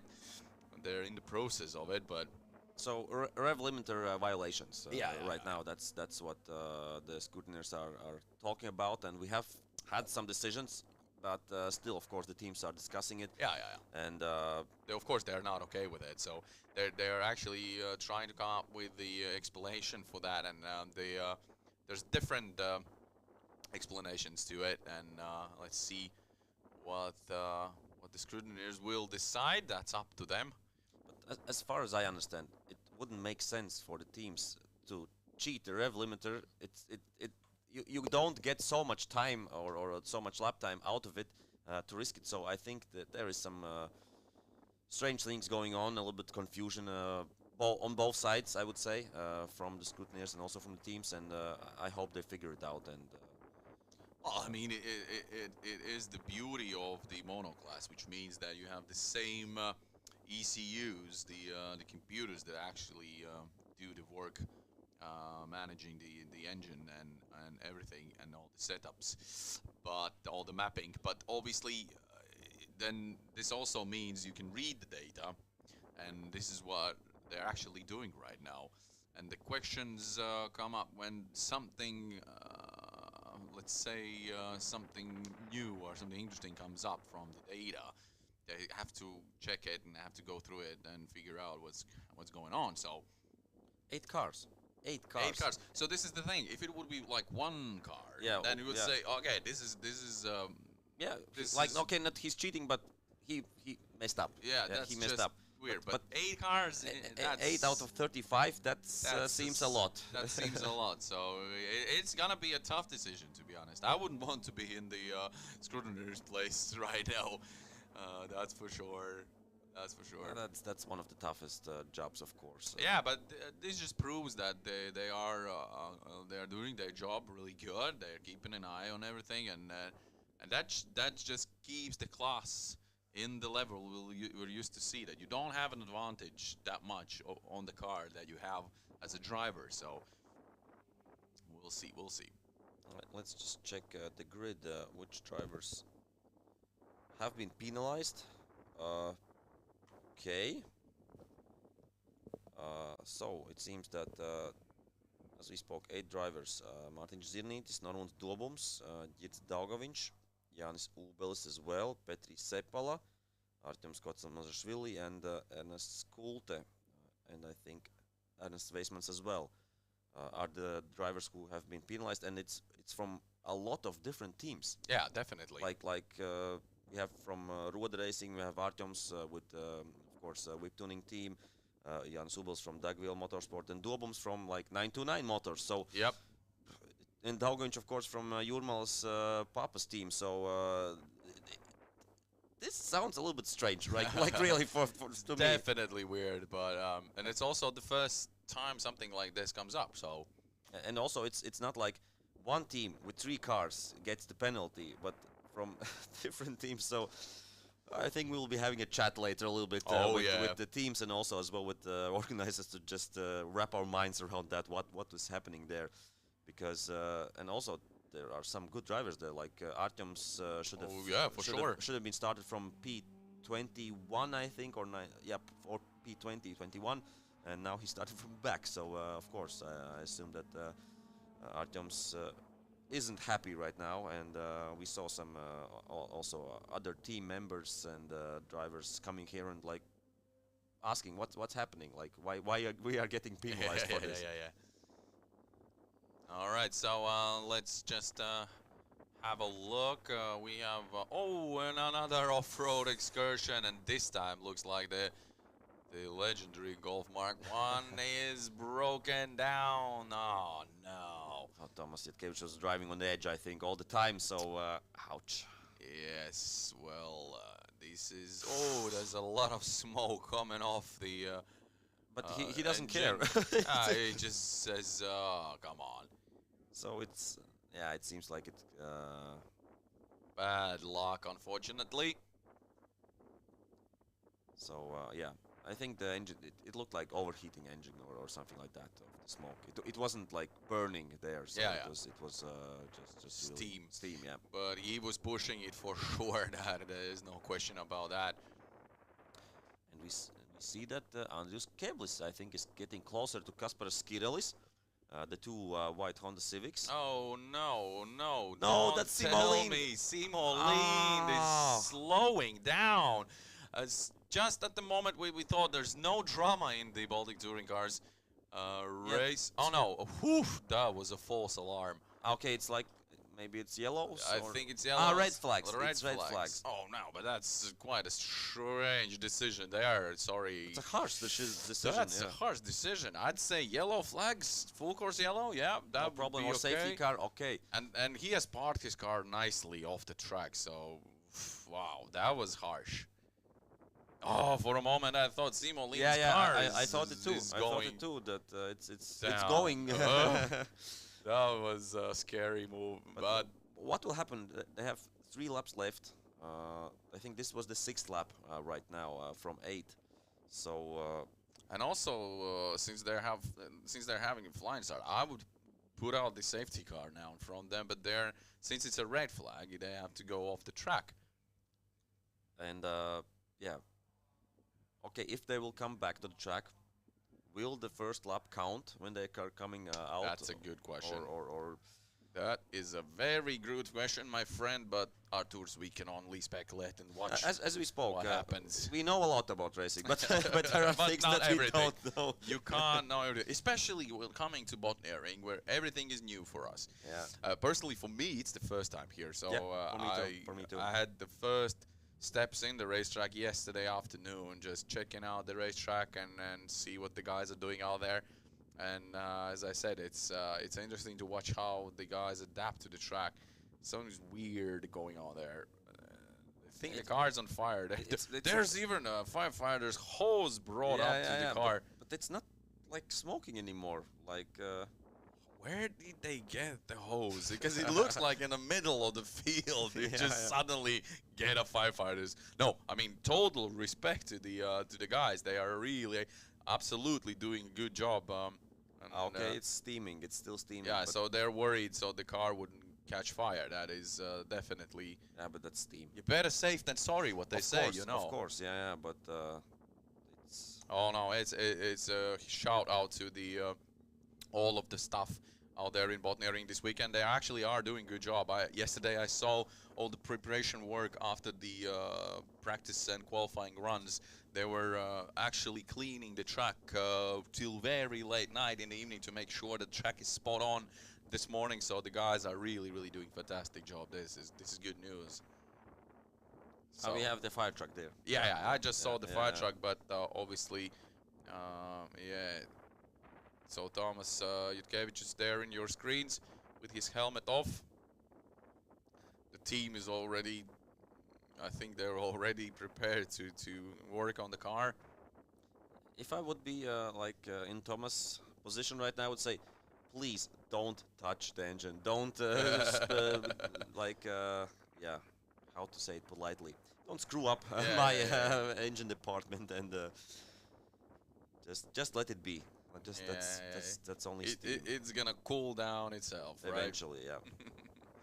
So now we're gonna wait for the rescue car to pick up.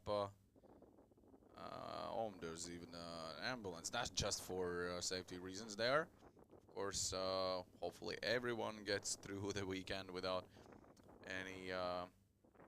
any problems. So far, so good.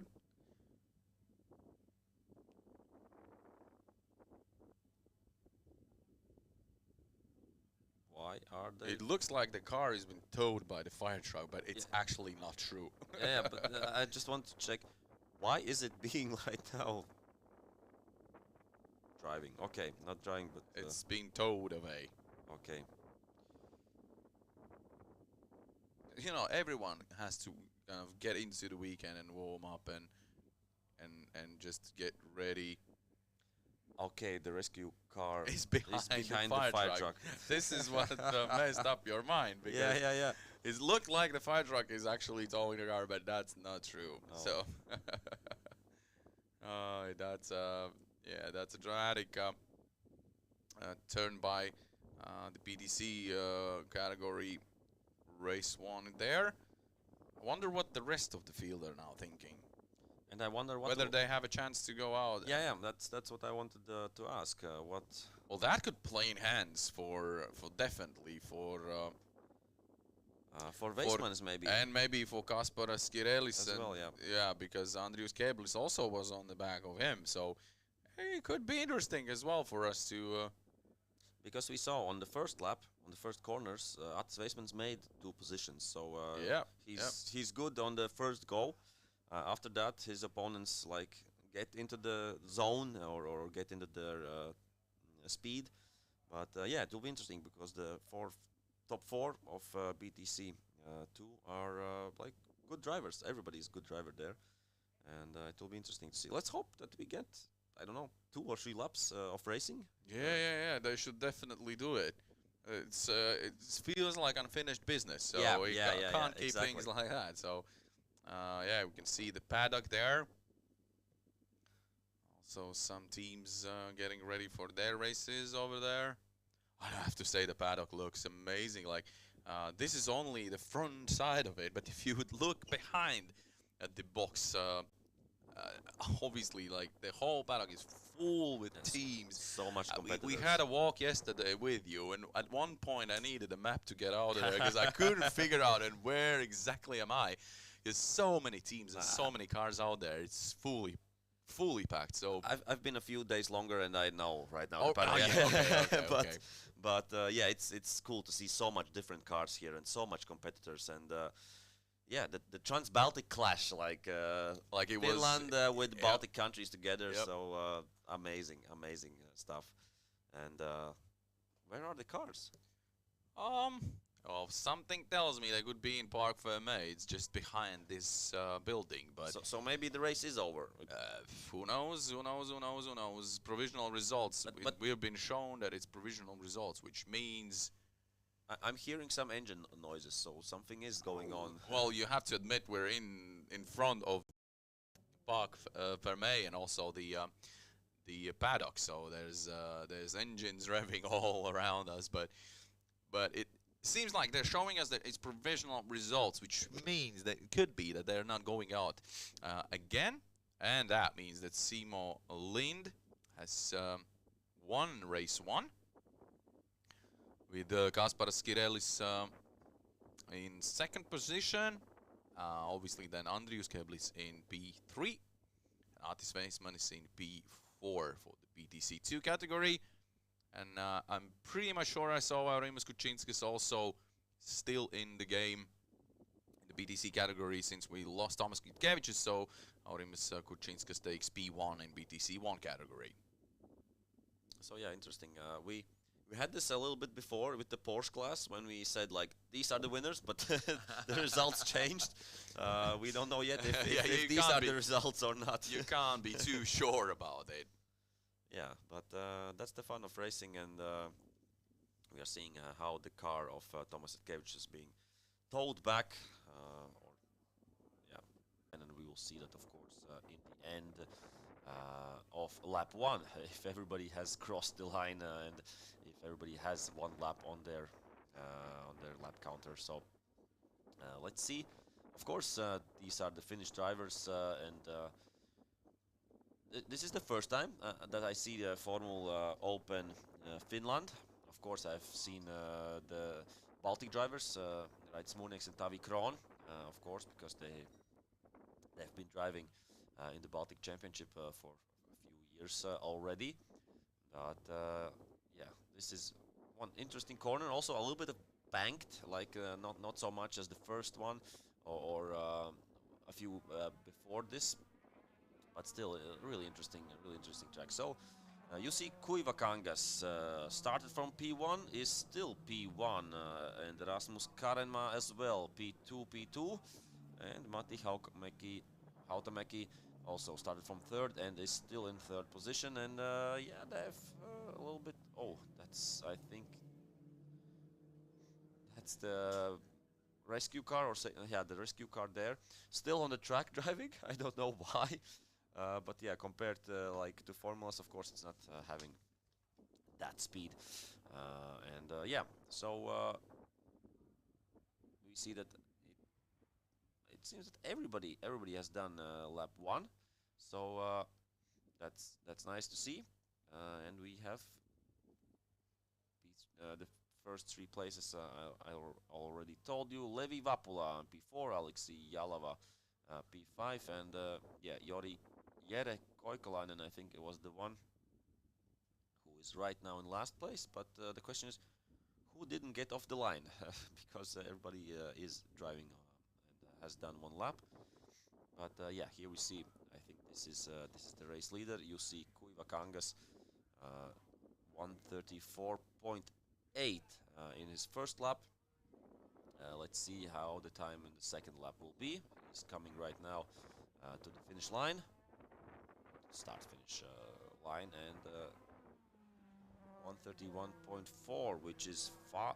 Okay, no, it's not fast. It's a second slower than his best lap in qualifying, but still doing a great job. 5.4 seconds already in 2 laps faster than Rasmus Karenma. So he's taking it seriously and doing a great job right now. You see Kuiva Kangas. Nobody can touch him at this speed and at this moment. And yeah, P2 also 5 seconds behind P1 and 2 seconds before P3. So right now, I think the only fight we have right now is between Tuukka Taponen and Aleksi Jalava for P5. They're half second between them. And we have a fight between Raits Murnieks and Jere Koikalainen. Jere Koikalainen already did move up from P12 to P11. Did go by Tavi Kroon, and it seems that Raits Murnieks is next one on the list of Jere Koikalainen, because of course these Formula Open Finland formulas are much faster than the Baltic cars. So that's normal. That yes, Jere Koikalainen will go past. I assume past Raits Murnieks. And yeah, we spoke before. 17 minutes plus 1 lap. That's the count. And right now we are 5 minutes in, so 12 minutes left. And yeah, formulas are a really interesting, of course, type of car. And it's really nice to see them here at this weekend at Mekonomen Grand Prix. So, but yeah, we see that like really spread out all the cars, and we don't have much of a fight between anybody right now on the track. But still, nice to see them, nice to hear them, and really happy that we have this Formula legacy, I would say, here in the Baltics and also in Finland. And I don't know if I saw correctly, but I thought that one car was sitting in the grass, but maybe I didn't see correctly.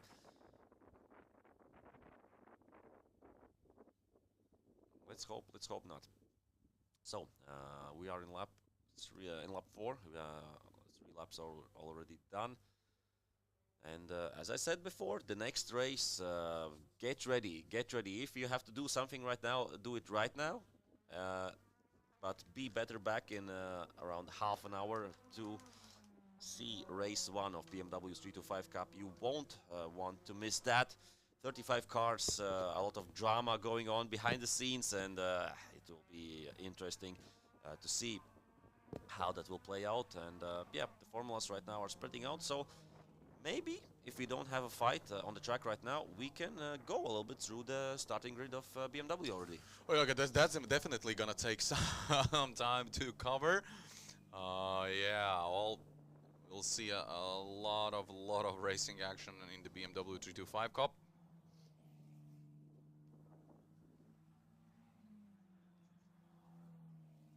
getting windier out there.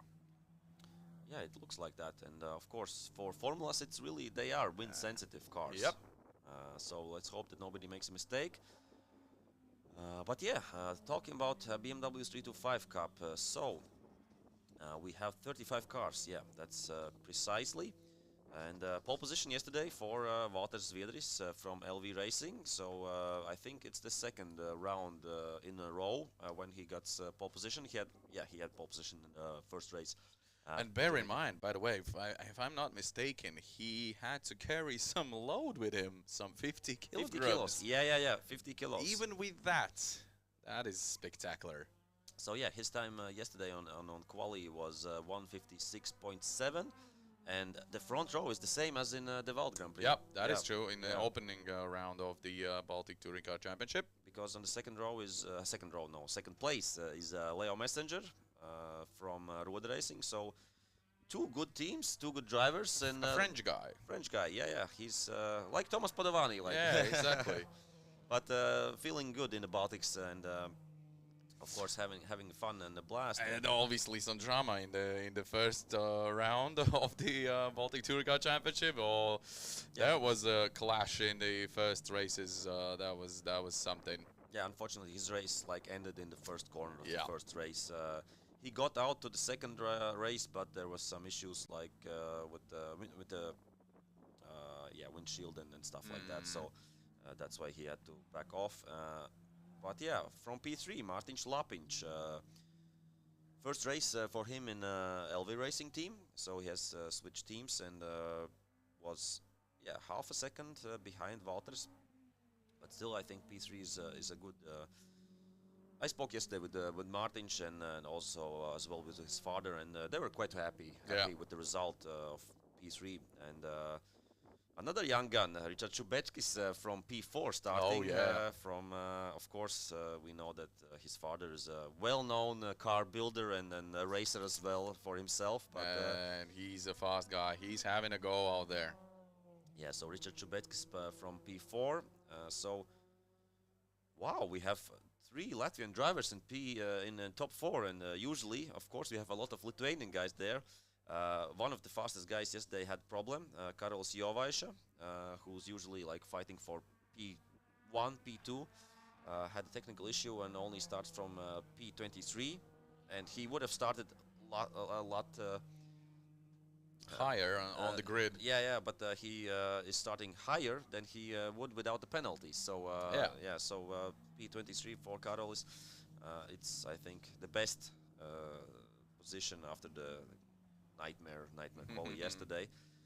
From P5, we have Alex Ivanov. I think that's an Estonian driver. If I'm it is. Yeah, he's that's the one who had the crash with Leo Messenger. And from P6 we have the first Lithuanian, only from P6, Edvinas Žadeikis, who's of course he's fast. He will be looking just ahead of him. And then you have from P7, of course, the young and fast Estonian girl, Carmen Krav. Oh, yeah, she showed some good pace in Riga as well. That's true. And then we have the Finnish guy, Juuso Puhaka from P8. Then is Julius Kirsis, who's making his debut in BMW 325 Cup. He was driving a BaTCC earlier last year. He was the champion, I think, as well. Or he was fighting for podiums every race. And wasn't Juuso Puhaka the guy that rolled in Botniaring? Do I recall that correctly? I know that the team has built the car from scratch, a new one. Or was it Petri Sepala? I don't really I don't know if that's the same driver, but it's the same team. They have built a new car, and and the top 10 concludes with Christian Soskerko. So that's the top 10. And then we have Julius Kirsis and Aurimas Mištautas, the drivers who were driving and battling it out always in BaTCC with I think E36s, E46s. They right now have stepped up to the challenge to a little bit compared, a little bit slower cars, but the competition out here is crazy in 325 Cup. So I think it's a good result for Julius Kirsis and for Aurimas Mištautas, P9, P13. Yep. Just stepping up.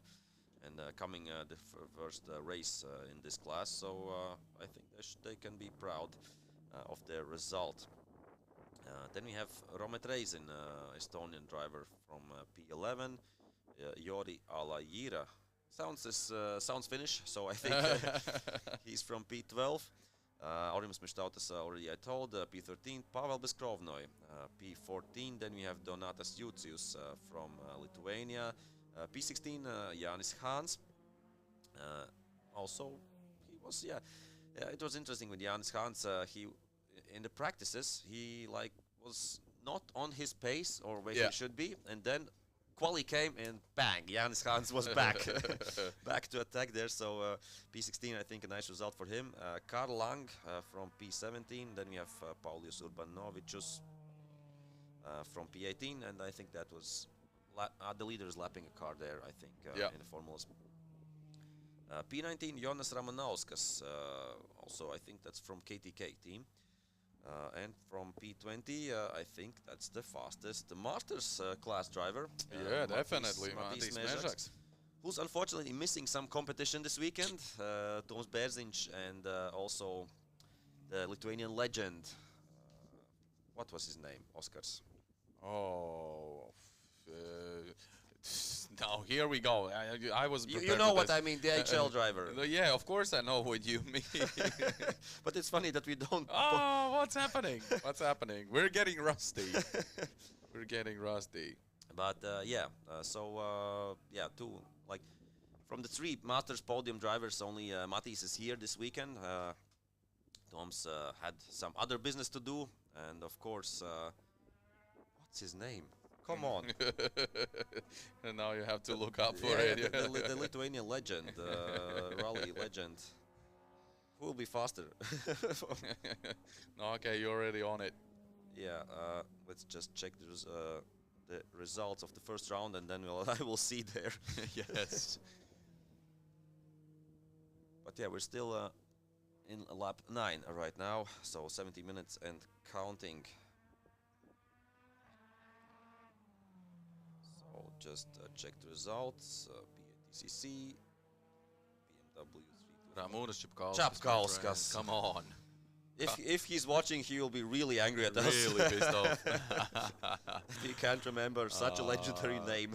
So yeah, as you said, Bērziņš and Čapkauskas, they're not in the race. And Andris Čats, who was in 4th place in Masters, isn't driving as well. Uldis Timaks, by the way, is also not racing.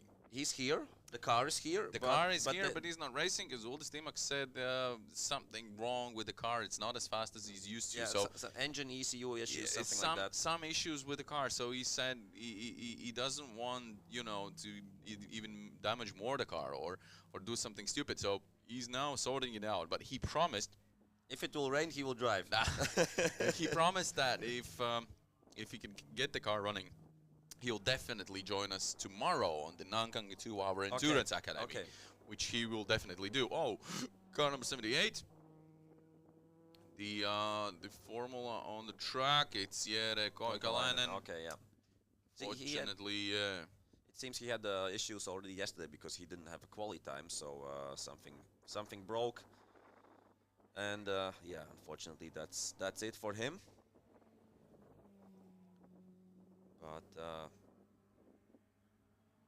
But yeah, somebody said that Ramonas is at some other race or something.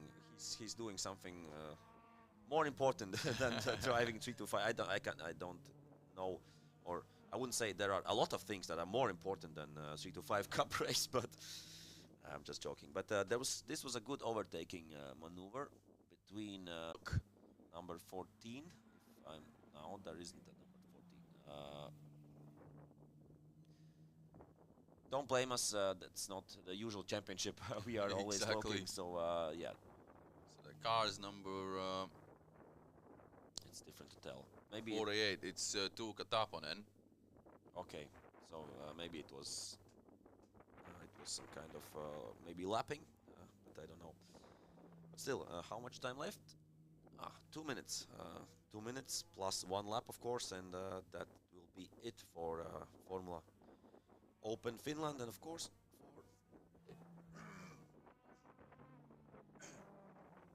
for Formula Historic. While we're waiting for the finish, I have to go through the rest of the grid just to be polite to name everybody. So we were on P20, which was Matis Mezaks. 21, Kristo Krimpus from Estonia. Then we had Edvardas Grabliauskas and on 22. As I said, Karols Jovais, last year's champion, starting only from P23, so he will have a fun race today. Dmitris Gornievs, his debut on BMW 325 Cup. He's usually driving ABC race, Honda Civic, but right now also has built a 325 and starting from P24. Then Algirdas Gelžinis from P25, Povilas Bonkevich from P26, and then it's Darius Gaidulionis from P27, and then we have the 8 penalized cars for rev limiter violations. Ernest Veismanis, Ernest Skulte, Artyom Skotsamazashvili, Petri Sepala, Jānis Ubelis, Girts Daugaviņš, Normons Dobums, and Mārtiņš Zirnītis. So these drivers, nobody's from the same team, as I said before. Yeah, exactly. It's like from different teams. So yeah, strange thing, but I assume the teams will figure it out. And of course, this is the starting grid for race 1, and then race 2. Of course, they will be starting by the lap times of race 1.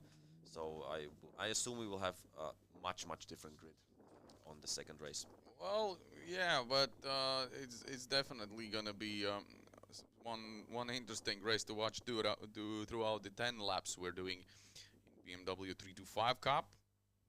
Yeah, usually if we are looking at the BMW 325 Cup race, we don't look at the numbers of the laps because it flies fast, so fast, and there's fighting all around the place because which is the great thing in BMW 325 Cup.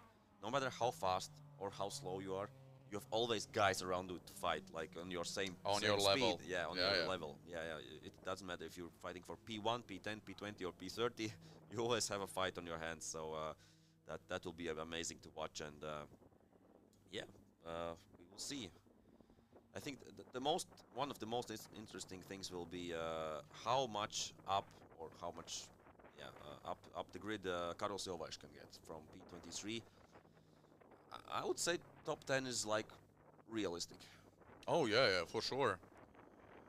For sure, and let's not forget he's fighting for some valuable championship points as well. Of course, yeah. He was, I think, if I'm not mistaken, second place. Yep.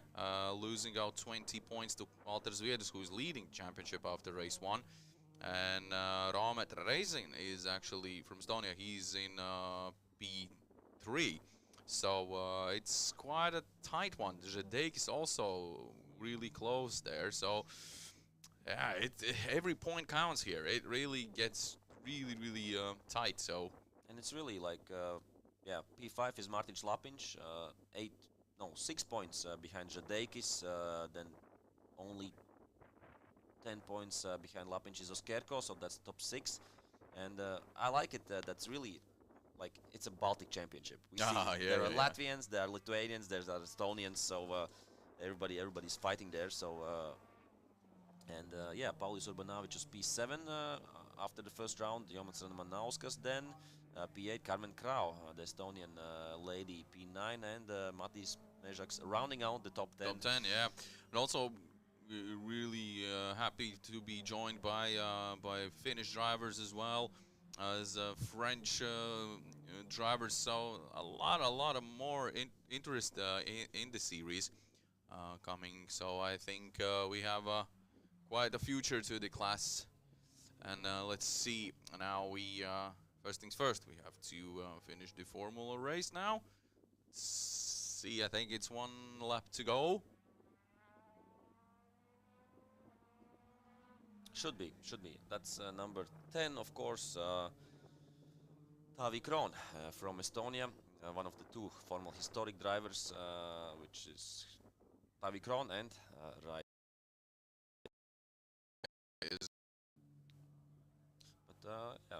really long last lap, because they have 17 minutes plus 1 lap, and they're still racing, as we have almost 22 minutes, and Wow, that was for Yeah. in the last lap. You can yeah, that was quite a battle between Tuukka Taponen and Levi Vappula. Only less than a second between them, so they're fighting it out. Obviously, you see he's finishing the race in P1. Congratulations to him on a very, very confident win in race 1 for Formula Open. With Rasmus Karenmaa in second, position number 3 at the finish line. Yeah, I said before that Matti Hautamäki sounds like a Finnish ski jumper. Like, Okay, okay. But anyways, it's done and dusted for the formulas, and we're gonna head on to the next races, and we have quite a few actually. I'm not wrong. Today, Matti Hautamäki is a Finnish former ski jumper. Here you I go. don't know if it's the same guy. What are the chances? So it's number 74. If you meet him on yeah, well, definitely have a ask him. chat about it. Yeah. Okay. If he looks like that, then that's the ski jumper. Okay. Well, I mean, hopefully it's not the same as in Latvia, and you have like Jānis Bērziņš, and then you have like thousands of Jānis Bērziņš in Latvia. So obviously, no, he was like one of the most famous and successful ski jumpers. Okay. So maybe it's him, really. All right. We'll find out. But of course, we're getting ready for the next races, and for those of you just joining us, we have a full day packed with racing action in the race this weekend. Of course, it's the Mekonomen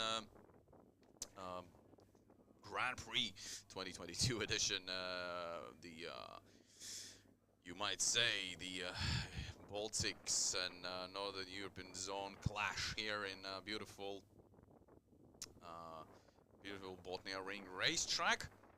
And obviously, we now will be heading on to the BMW 325 Cup Race 1, after which we will have a small lunch break. And then we'll have a lot of interesting races, like V8 Thunder cars, the V1600 class, Race 2 for NEZ Porsche Sprint Challenge, the deciding race also for BTC 1 and 2 and 3 categories, and as well as race 2 for BMW 325 Cup. And then obviously we gonna head on to the Baltic Endurance Championship 6-hour race, starting at 5 o'clock in the evening and finishing at 11. So yeah, that's the plan. That's the plan for today.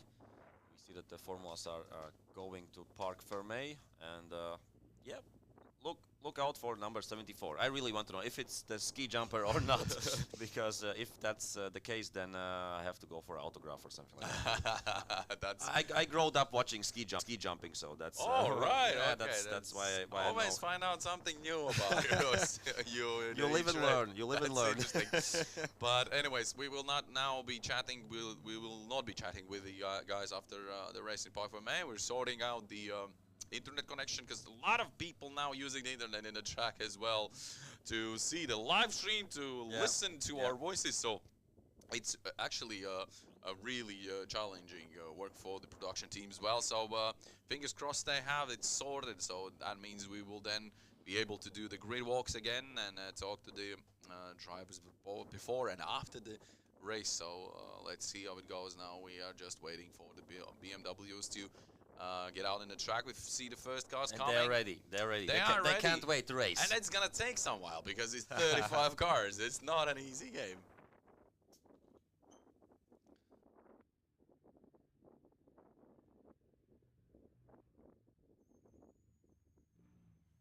So this is Alex Ivano with the orange E92. And I think this is Carmen Krav, number 19. This is Dirk Dalgovic, who had a huge crash in the World Grand Prix in the first race, but his team managed to get the car back to one piece, and that's why on one side he has a design of like the first rounds. On this side it's just plain blue, but yeah, that's Dirk Dalgovic. And after that we see number 32, Romet Reizin, and after that is Artyom Kotslamazashvili, from Latvia. So can't wait for this race. It will be such an amazing blast. 35 cars, yeah, battling it out from starting from P1 till up until P35. So it will be amazing to see, and we see that this is, I think, one of the classes who are more ready than others. So we see that we have still time left until they can go out, but they have already lined up here in the box and or in the pits, and they are ready for drive. So nice picture for Kirtagovic by the official media, and yeah, let's hope for a nice and clean race. And as I said before, 35 cars will try to battle it out. Drivers from Latvia, Lithuania, Estonia, Finland, and also from France. So yeah, it's a really international class, and as I said, not only Baltic drivers are driving in this Baltic Touring Car Championship, but as well from, as we said before, from France, from Finland, and other countries as well. So don't go anywhere. Just in a few minutes, we'll be racing BMW 325 Cup at Mekonomen Grand Prix 2022, the first race of course, two, and a few cars we will see as well tomorrow for Nankang Endurance Academy.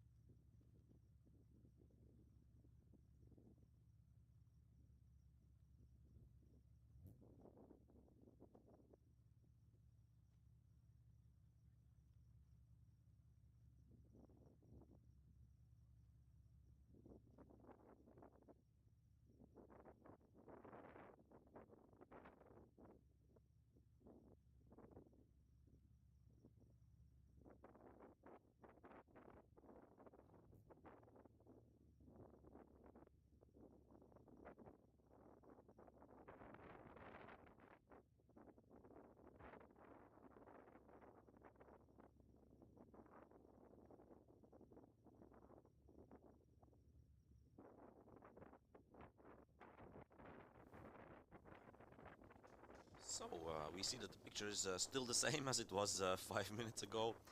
The drivers lining up and waiting to go out on the grid. 35 cars. Yeah, this has been, I think, the story of the last decade at Baltic Touring Car Championship. At the first round in Botniaring, I think we had 45 or 46 cars. So that was really amazing. And I think that was a record. Like, no class in the Baltics has had so much cars in one class, so competing against each other. And we had at the Vault Grand Prix, the first round of Baltic Touring Car Championship, we had to do a pre-qualifying race where I think everybody from P25,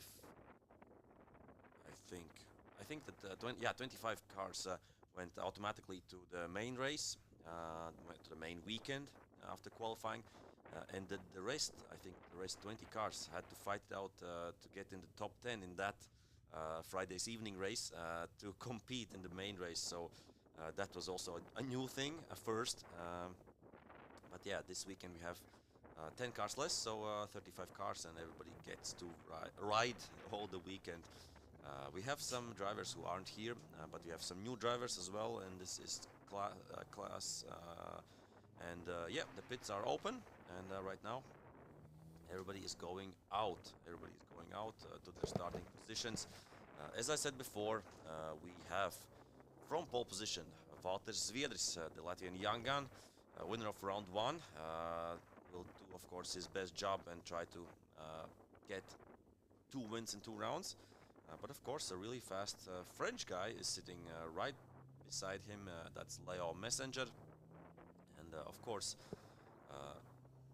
from 2 great teams, LV Racing and RATA Racing. Martin Šlapiņš as well from LV Racing, starting from 3rd place, and Richard Šepeckis from Jūrmalas Papas Sacīšu komanda. If we say it properly. Correctly, so, yeah. Yeah, correctly. So yeah, interesting that. Top 4, 3 different teams. So, as we say, it's not the car, it's the driver. That is for sure. So we just have to wait a little bit longer to see all of the beautiful cars on the start grid, and then may the fastest guy win.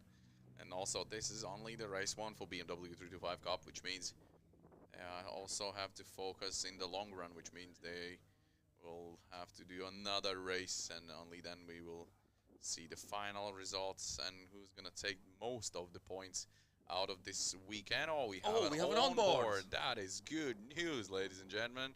Car number 56. I think that's the fast Finnish. Yeah, Juuso Puukaka. Yeah. And that is definitely a good feature, a good added feature to the live stream. I'm pretty sure everyone's gonna enjoy that. And yeah. Juuso is in a good position. P8, I think. P8, and obviously also a good position for the reason that we will see the action in front of him as well from the onboard. So let's just keep an eye on these guys. As you can see, they're getting ready to take their places in the Mekonomen Grand Prix 2022 edition here in beautiful Botniaring racetrack in Finland. And yeah, I love that the cars have so different designs and so colorful, and yeah, the grid of 325 Cup is really amazing. And I remember we just actually spoke about this yesterday when in the team we just remembered the first few races for the BMW 325 Cup when 6-7 cars. Yeah, and all of them were gray. You know, you couldn't tell the difference because the guys weren't focusing on the design. Oh, and we have another. I think Jovaisha. I also think it's Jovaisha. So MS the guys wouldn't really care too much about the designs, and all the cars were gray. But like really, are all E90s gray? Like yeah. We've come a long way from that, which is fantastic. And here we see a good view there from Juho Puukaka. to P1, P3, and we saw the two LV racing cars, and this should be, I think, it should be MS7 Racing is Jovash. Yeah, yeah. yeah. Nice, nice, nice. Well, the angle of Jovash's onboard is also interesting because you can see a lot of his work behind the wheel, like really see how he will be working. He's not hiding anything. He's not hiding anything. So, we'll see a lot of action now. You can see this is the interesting part.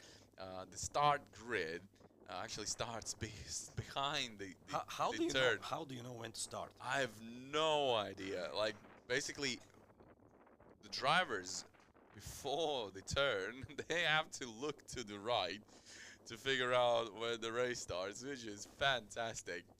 Well, it's fantastic for us to watch, but I don't think they are too happy about the fact. In Pärnu last year, when I was also driving 325, I was, I don't know, P25 or P27 starting, and also I didn't see the lights, like the lights going on, and we spoke with my not teammate, but like team friend. Yeah, yeah. And he was giving me a signal when the lights went out. That is a good tactics. That is really good tactics. All right, that's teamwork, man.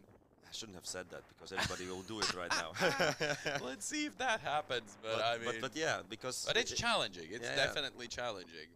If you are like really, I don't know, P20 or lower, it's really hard to see like the lights. So I think it's impossible for these guys to see. Or maybe if they're looking to the right, maybe they see the lights there. Well, but then again, if you're in the bucket seat, then it's not too easy to turn your head. You fasten your seat belts, and basically there's no room to move around there too much. So yeah. And also if you have the seat with like here, with MS7 Racing. Oh, we have a last sip of water before the start. Yeah. Keep it hydrated. That's a good thing. Yeah. So this is 56 Puhaka, yeah. So he has Žadeikis right in front of him. Yeah, also one of the, I think, top 3 or top 4 position after the first round for Žadeikis. So yeah, it will be interesting. And they're starting the engines, gentlemen. Start your engines. Exactly. Here we go. And this is quite a huge racing weekend in general because we have Le Mans 24-hour race going on, starting today at, I don't know, 3 o'clock or something like that.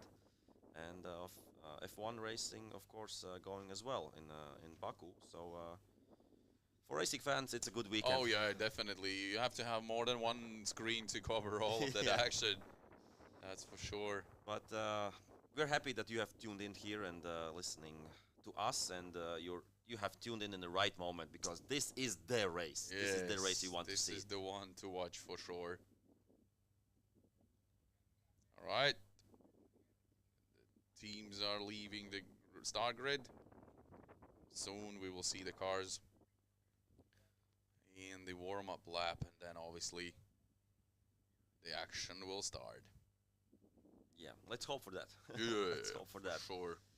And of course, let's hope that we want to see close racing, but we don't want to see crashes. Oh yeah, this is what I just thought, because in Botniaring it was getting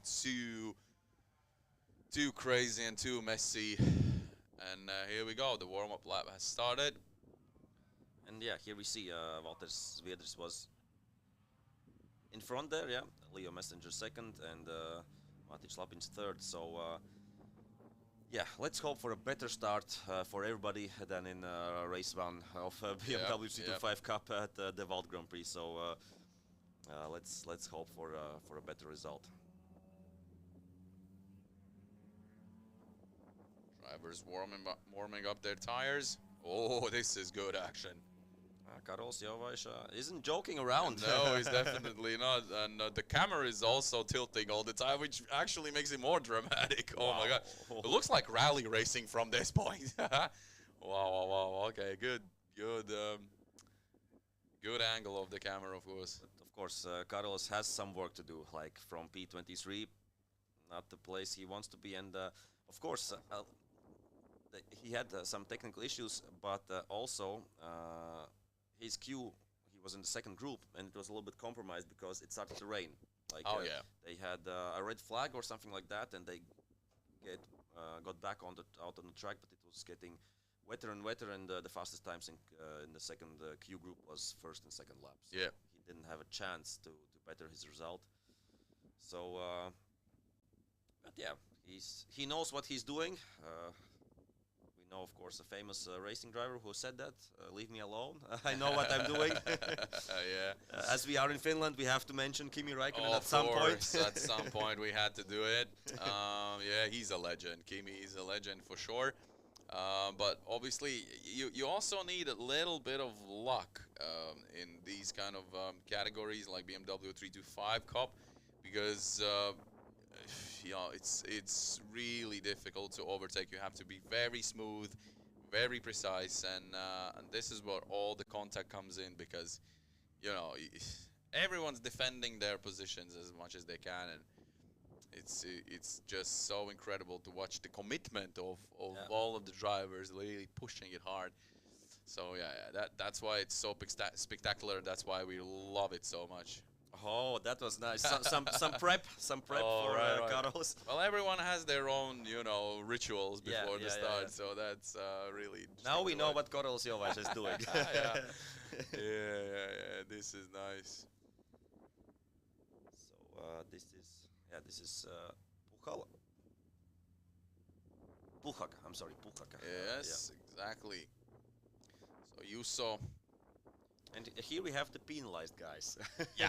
Ouch. yeah, the angry ones. Yeah, they will be like driving with some anger in Like crazy.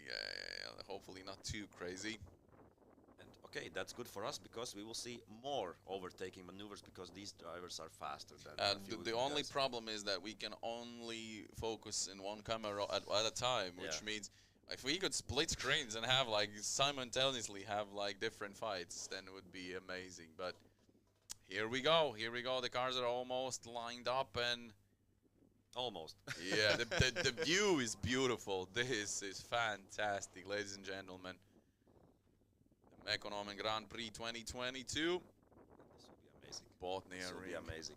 racetrack and BMW 325 Cup Race 1.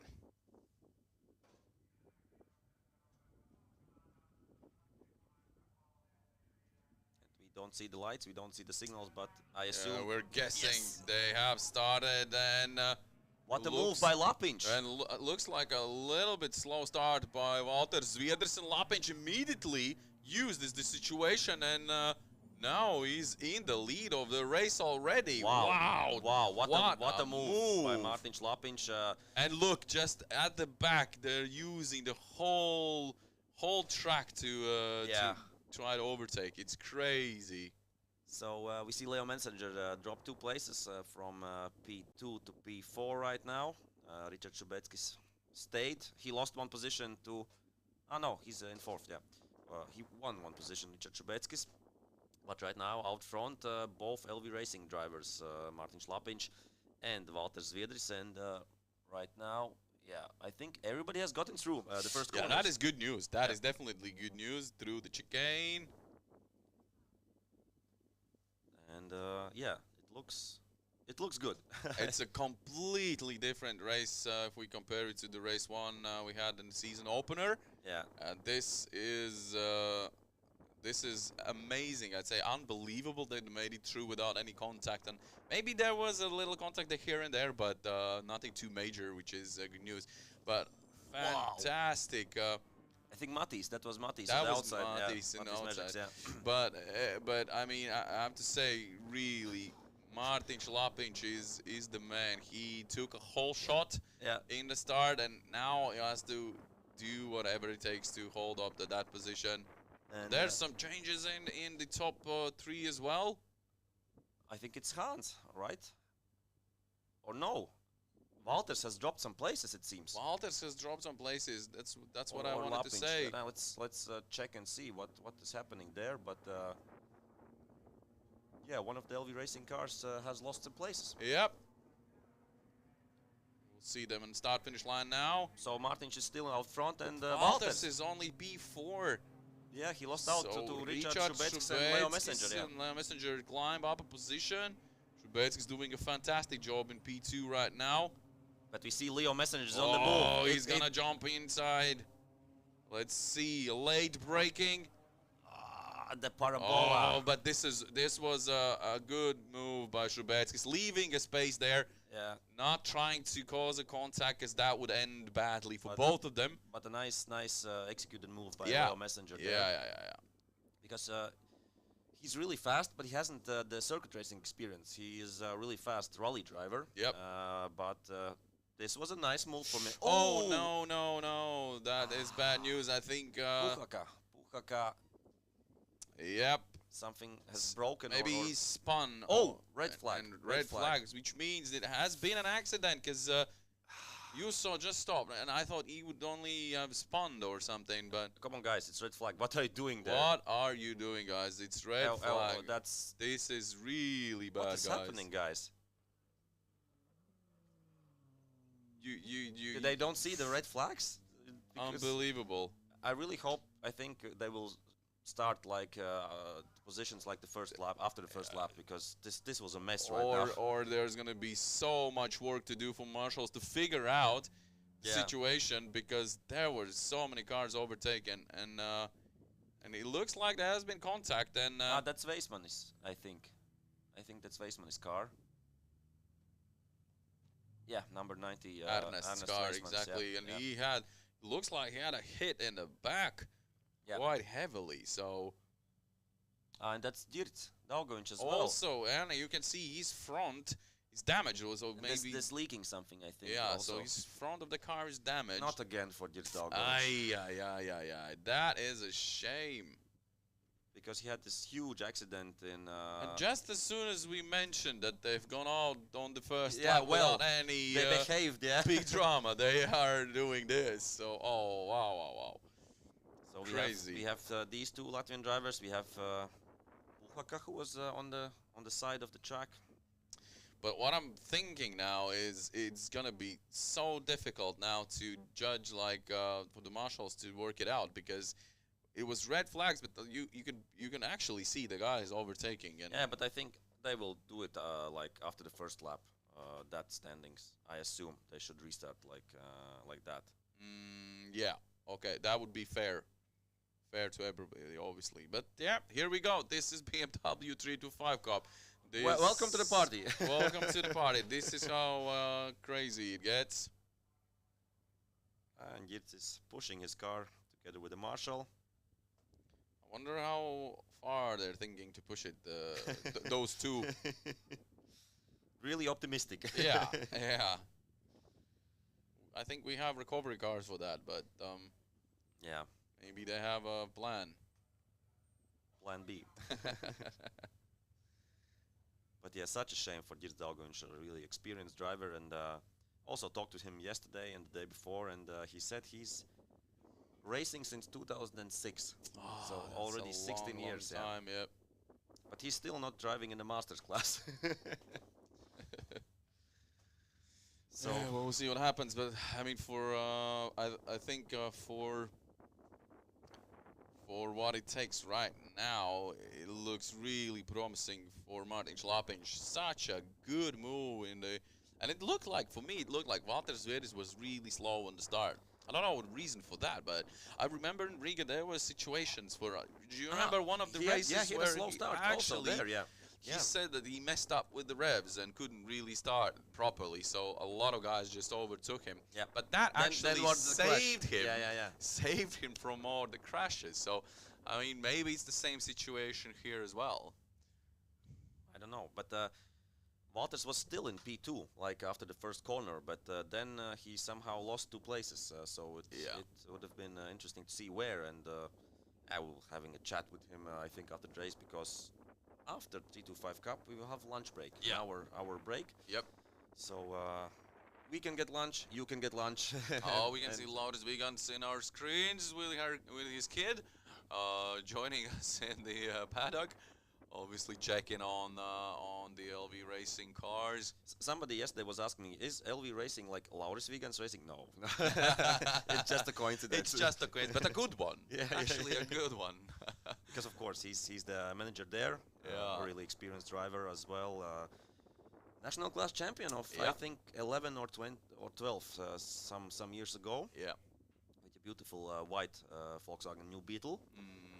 So, but right now he's managing the team, and he's, I would say, doing a pretty good job. Definitely, they're fighting for the win and for the top 3 positions in each race. So that's that already proves that the team is working really hard and doing a great job. But we have to wait out a little bit, unfortunately, right now to clear the track from the cars that were not able to finish the and as we have time, race. We can check who has done a good job on the first lap. Matis Mezaks up 5 places. That is good. From P20 to P15. Karls Jovaisha from 23 to 16. Also, nice job. I think Ernest Schulte from at the back from P29 to P20. So, racing driver, and of course, if people win position. Hannes Hans has lost quite a few positions. That is yeah, a fact. He's in he started in P16, and now he's in P23. So there has been some battles going on there. Felt like a great, and as well gained 2 places from P10 to P8, and yeah, it will be interesting.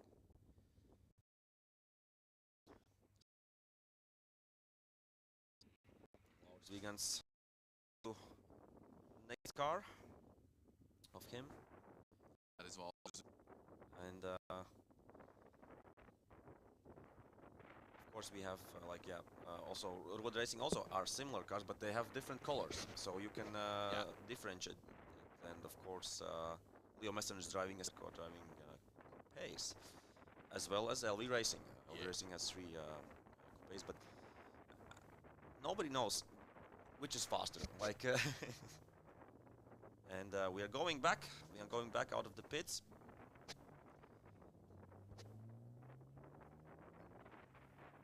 So we will be racing again. It will be interesting to see. Okay, I think they won't count. I think they won't count first lap. Here we go. If I would be Matis or Karolis, I would be really pissed. If I would be Martin Schlapinch, I would be really angry at this situation.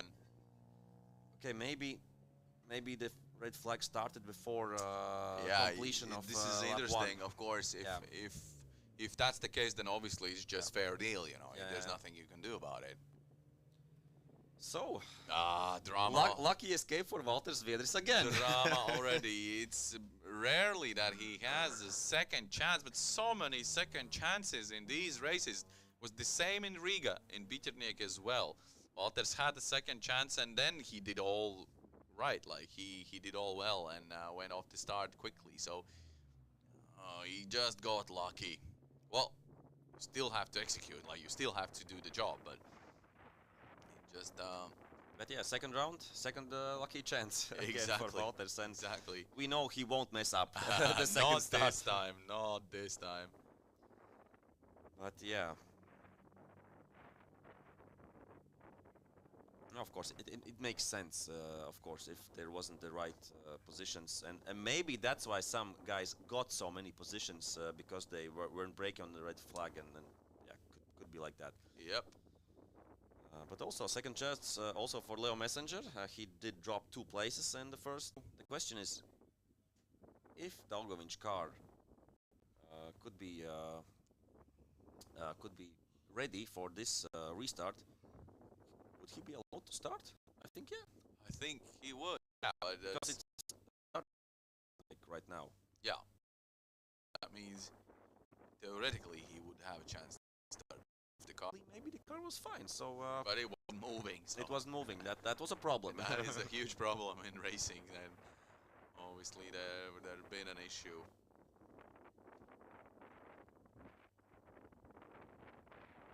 Now we have to do all of the procedure again. Yeah, a lot of for the marshals to and with his he's everywhere. He's everywhere. You can't hide from.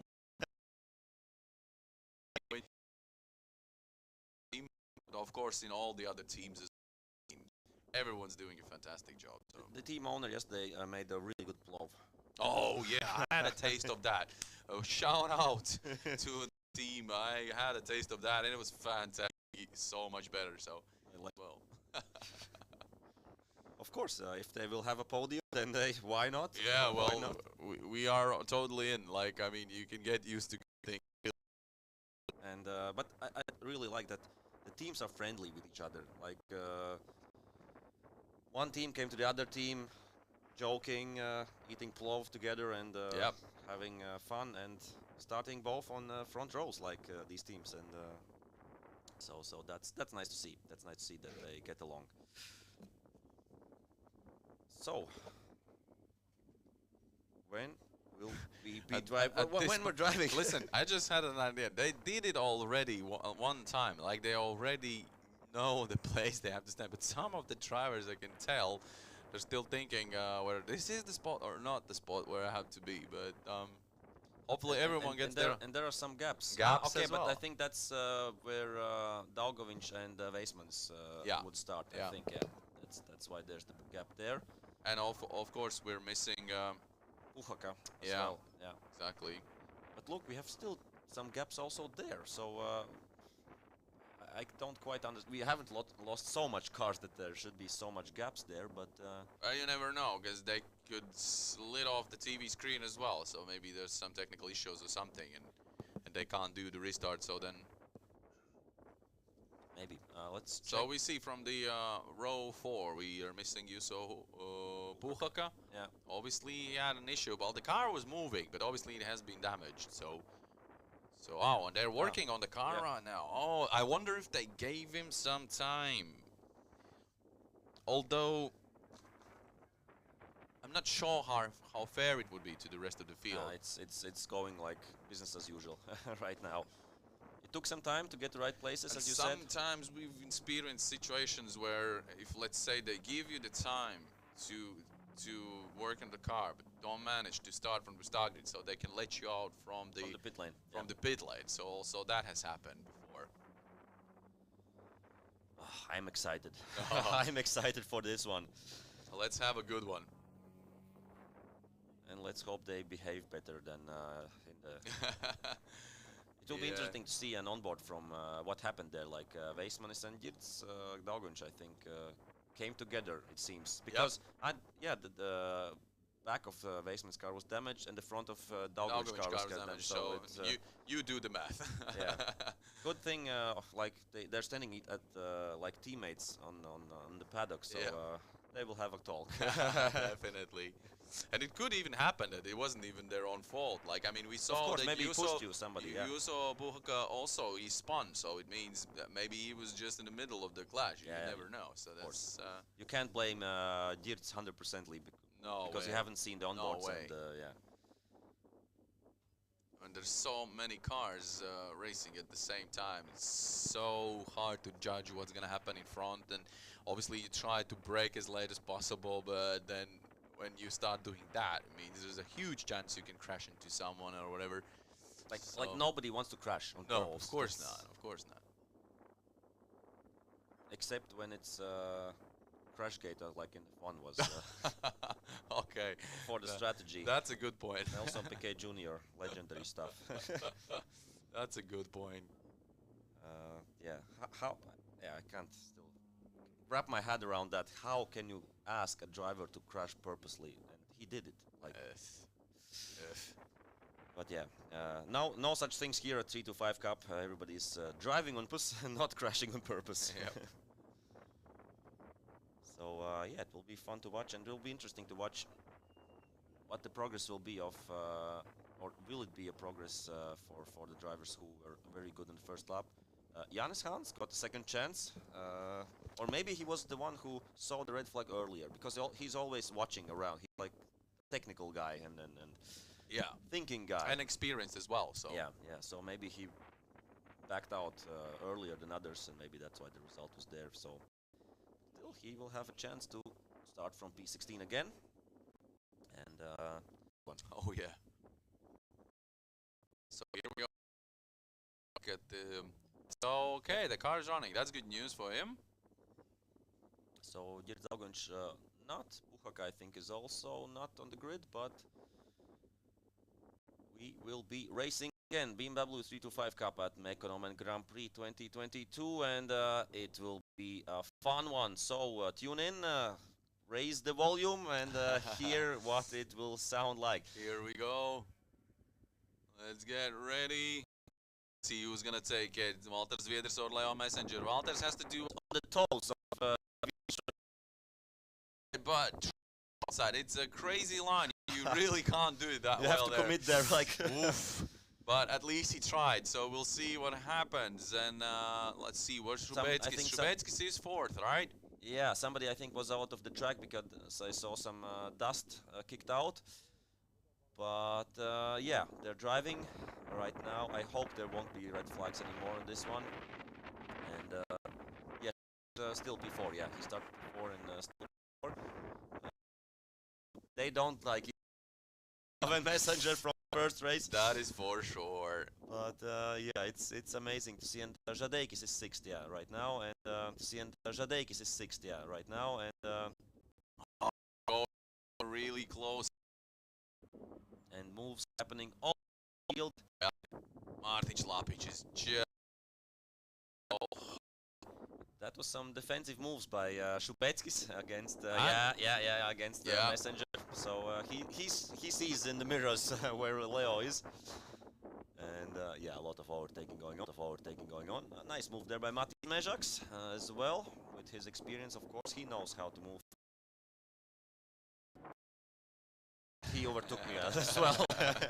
So here we are. The first lap is done, and obviously Martic Lapic lead with Walter Zvieders in second, Richard Shubetskis in third, and Leo Messenger in fourth. And right behind them is Alex Ivanov and Edwin Žadeikis, and won't give up. He won't give up. Oh no, of course he will not. Of course he wants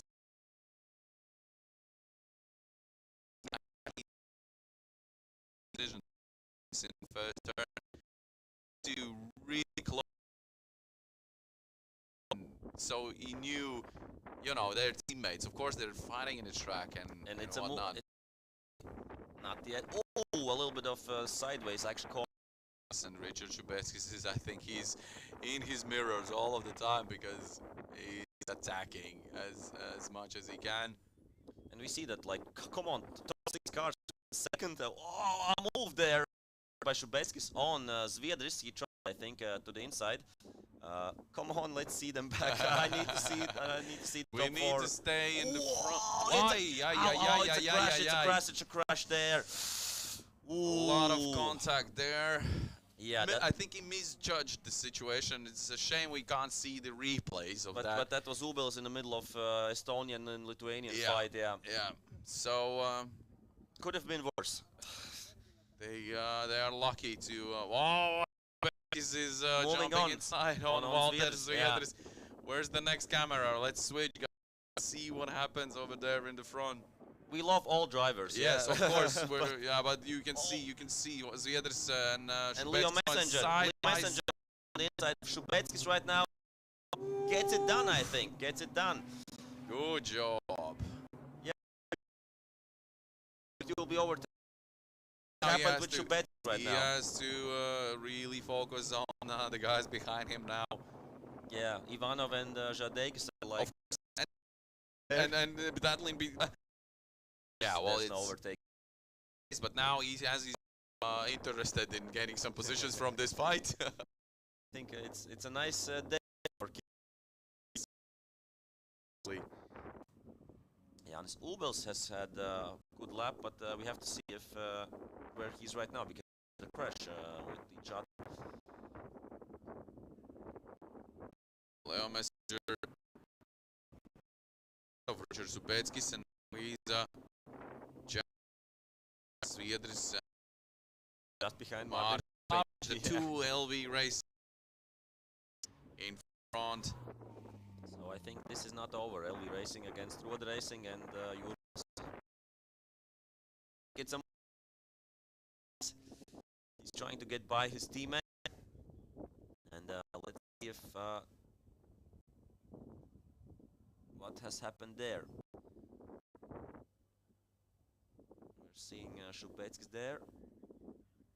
Oh, and we have a replay of that crash. It started a little bit earlier than that, actually, but anyways, yeah, it was And good save. And Leo Messenger. Messenger is on Walter Zviedris. Will he manage to pass him? He does. He does. Oh, Wow. no. Wow, what a moment there for Messenger and for Road Racing, of course. And no, Zviedris is out front. Oh my God, he's changing so quickly. Lapinch is third right now. Oh my God, How what a did we miss drama. this? What a drama. So first Walter Zviedris had Lapinch, and afterwards Leo Messenger used the situation as well. Wow, that is crazy racing, but of course Martins will attack. I will want to see the replays after this race of the Are really, really close to each other.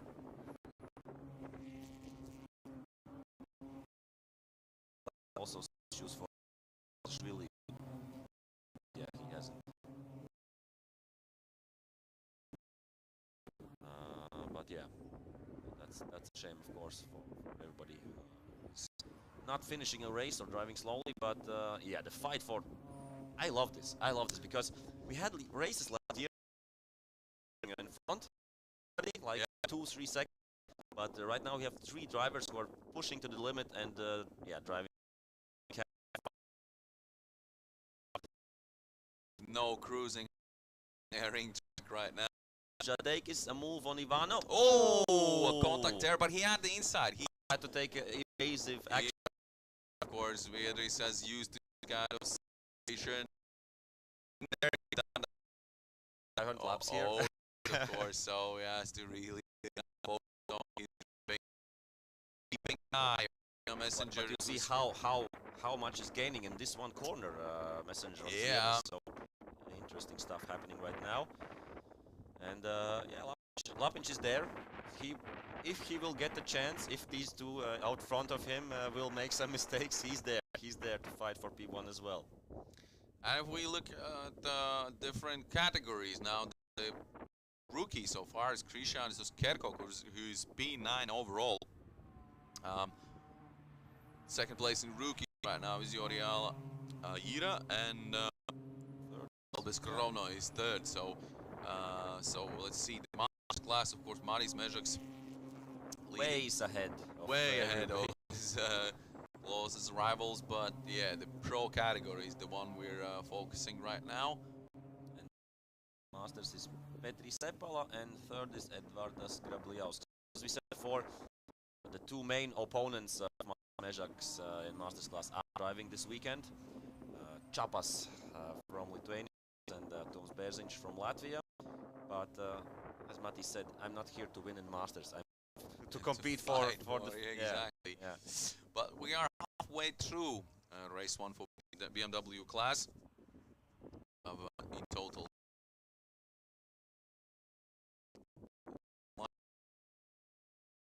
It's head cool in time and place to and it seems it will be now. Yeah, there's some damage on Leo Messenger's rear bumper. So yeah, somebody has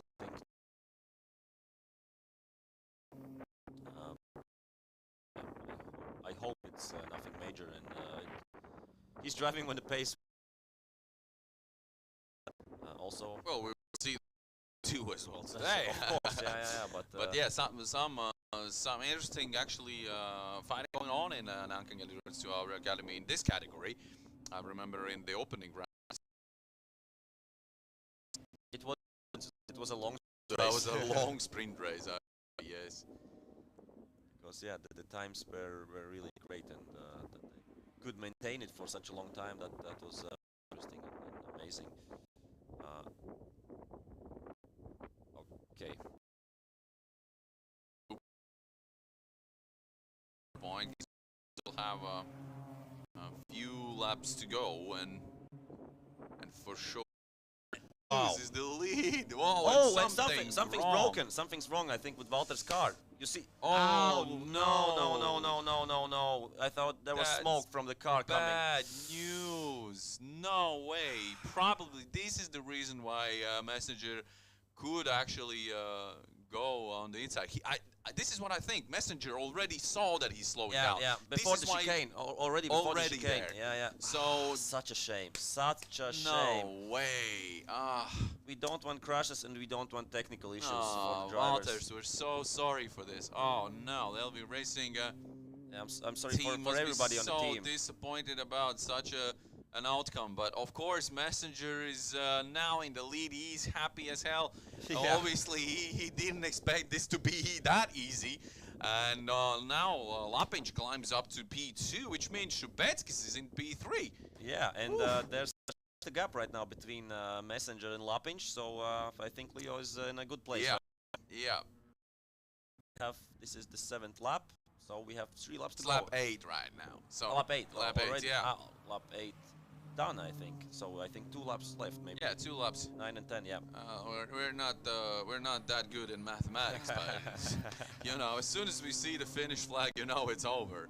Yeah. Let's see how That's a things huge go, blow for Swedish championship hopes as well, of course. Well, I mean, if the car goes and runs, he still has the 2nd race. Of course, but he just lost 60 points. A lot. That's a 60 lot points. of points.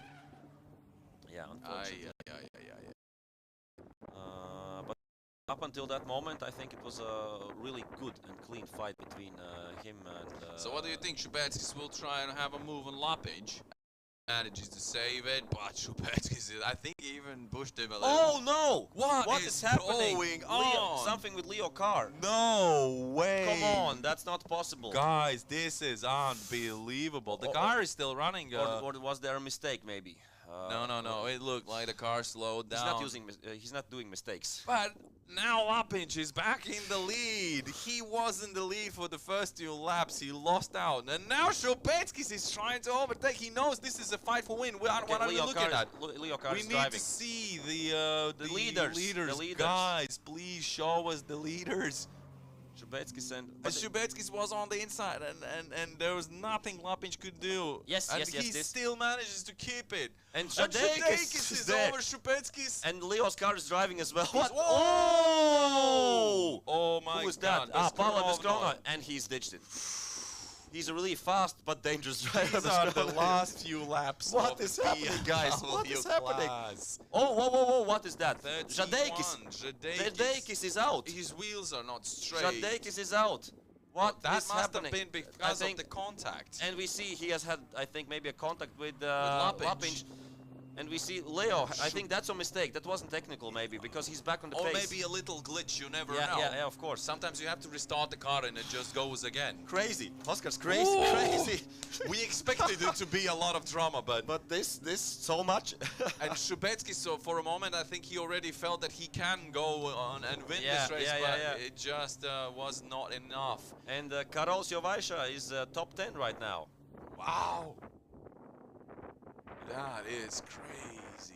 So we have Leo has passed Shubetskis right now. He's back on Yeah, P2. that was too much pressure to take. And But still, Shubetskis in P3. but you I see, mean, he can be happy about first 2 this. cars with the rear bumpers falling off almost. And here we go again. Now, Leo Messenger is now gonna try to catch Lapinch. But I think this is the last lap. So such a shame to see Walter's car out on the sidelines, but let's hope they can fix it for the 2nd run. And I know, knowing the team, they have everything in spare, and the car will be back. That's for sure. But yeah, last lap, and I hope you can. We will go to the Parc Fermé after this one, because we will have the lunch break. So we will have time to speak with the drivers and like to get the emotions and yes, and then for sure. explain to you viewers after that what was happening there.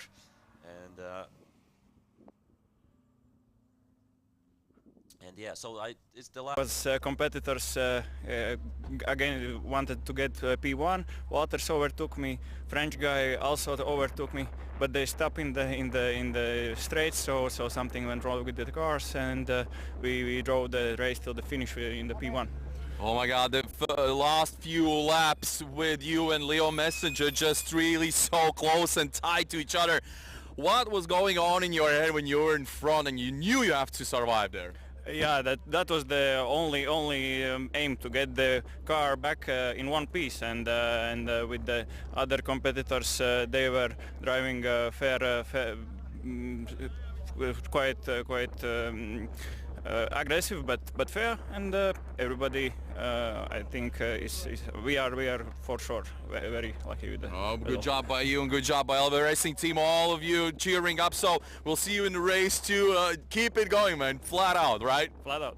Flat out, guys. You heard the man, Martin Schlappis. He is a happy man here in Botniaring Racing Track, the Mekonomen Grand Prix 2022. You can see some damage on Martin's car, but that is just part of the deal. This is BMW 325 Cup Racing, guys. This is serious. So stay tuned whenever you're watching. We'll be back in a short time because we are having a little lunch break now. The production crew also has to rest a little bit, but then we'll be back with more action, and then we'll show what's what. The next races are up and coming.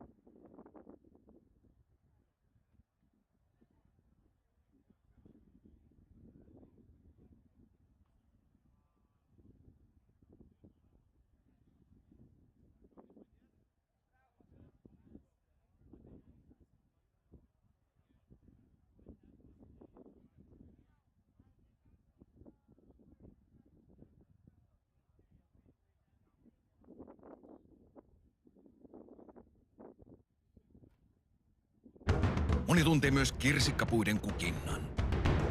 Suomessa on kuitenkin pidättäydytty kreikkalais-roomalaisessa painissa. Ja kun japanilaisen auton huolto on ajankohtainen, on osoite Mekonomen.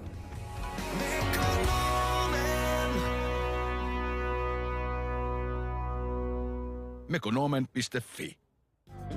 Ruotsalaiset osaavat kirjoittaa tarttuvia poplauluja. Ja heillä on vielä 2 kuningastakin. Mutta kaikki ei aina kansankodissakaan ole täydellistä. Kun ruotsalainen auto tarvitsee huoltoa, oikea osoite on Mekonomen.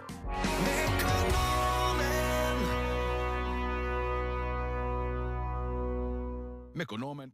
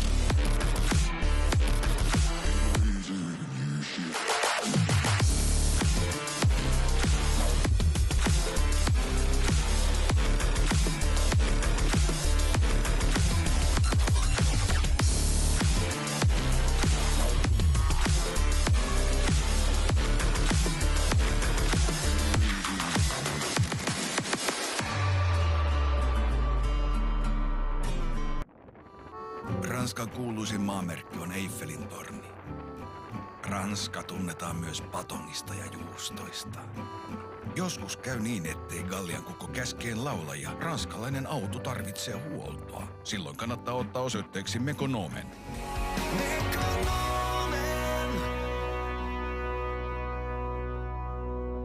Mekonomen.fi.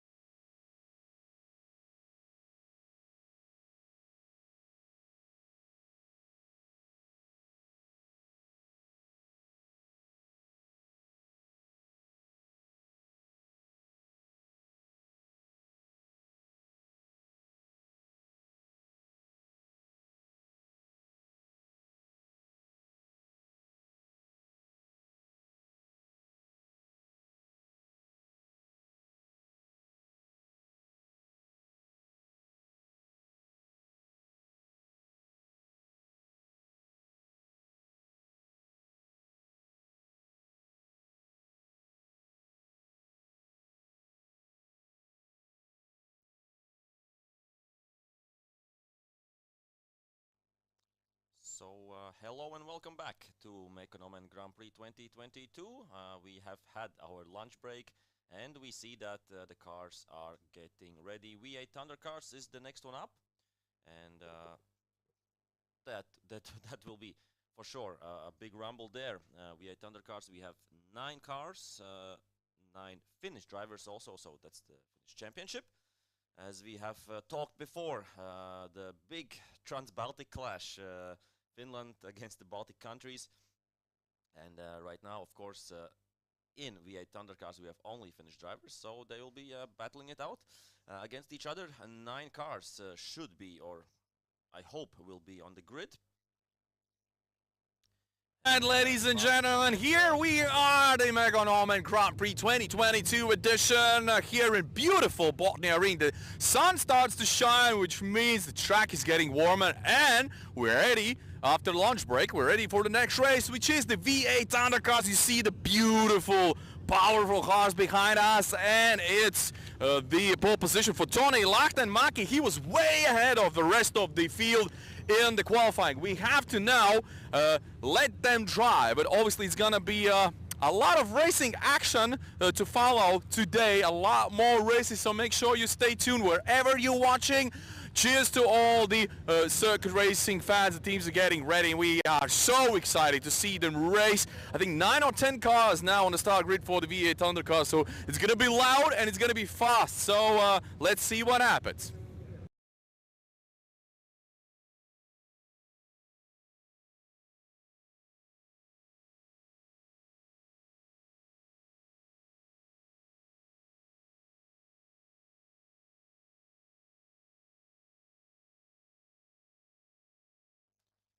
So yeah, that was Oscar's a while ago on the grid, getting ready for the rumble for V800 cars first run.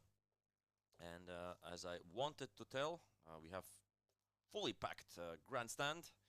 That's the one in the paddock, and they are going on for the warm-up lap. So yeah, 9 cars. I hope that there are 9 cars, because 8 cars had the time, 9th one didn't. The fastest one was Toni Lahtenmäki, 141.7. Second place, Petri Ortiu, 143.2. Then we have Milla Mäkelä, third position, Jarkko Tähtinen, fourth position, Vesa Mäkelä in fifth position, Antti Punkari in sixth. Seventh position, Lasse Jirjana and Paavo Hietala on eighth place. Hade Salminen without the time. If he will be starting, then he will be starting from P9. So 900 cars, basically it's a little bit like a NASCAR, but not for ovals, but for circuit racing. So really fast and beautiful cars with a nice V8 soundtrack. So it will be fun. It will be fun to watch them have a go here at Botniaring. This yeah, nice race, Mekonomen Grand Prix 2022, and we see it's a little bit windy. It's but it's not cold outside. It's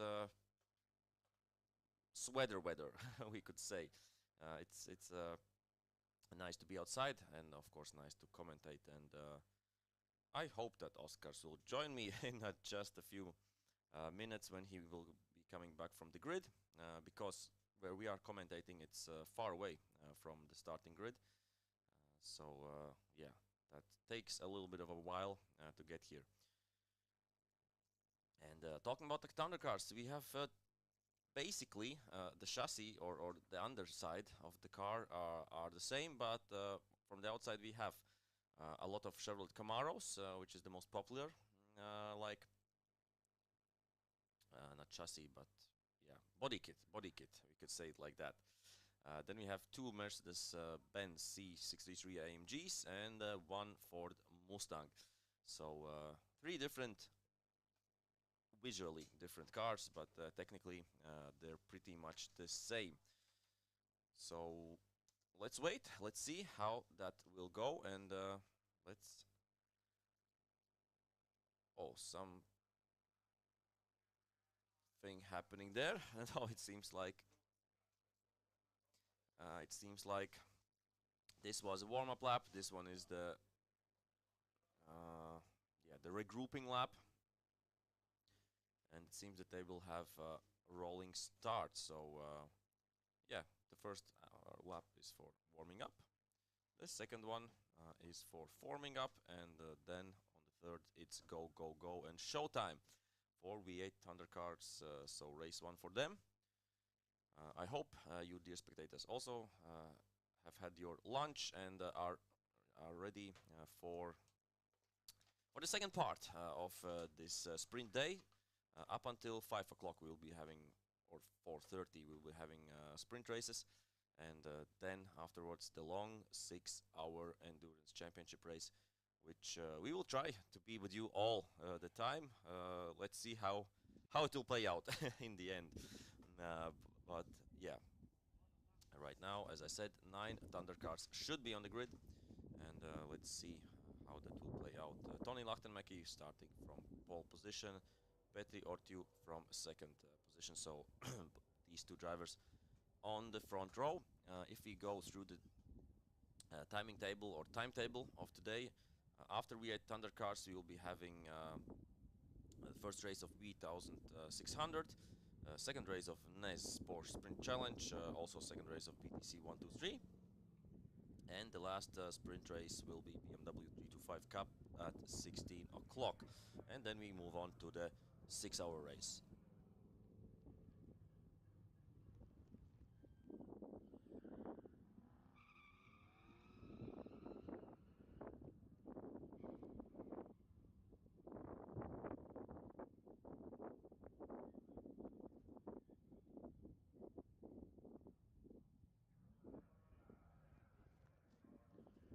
So they had 2 warm-up laps, and they have a standing start. So we see 2, 4, 6, 8 cars. 8 cars are on the grid. That means it seems that Harri Salminen isn't on the grid, unfortunately.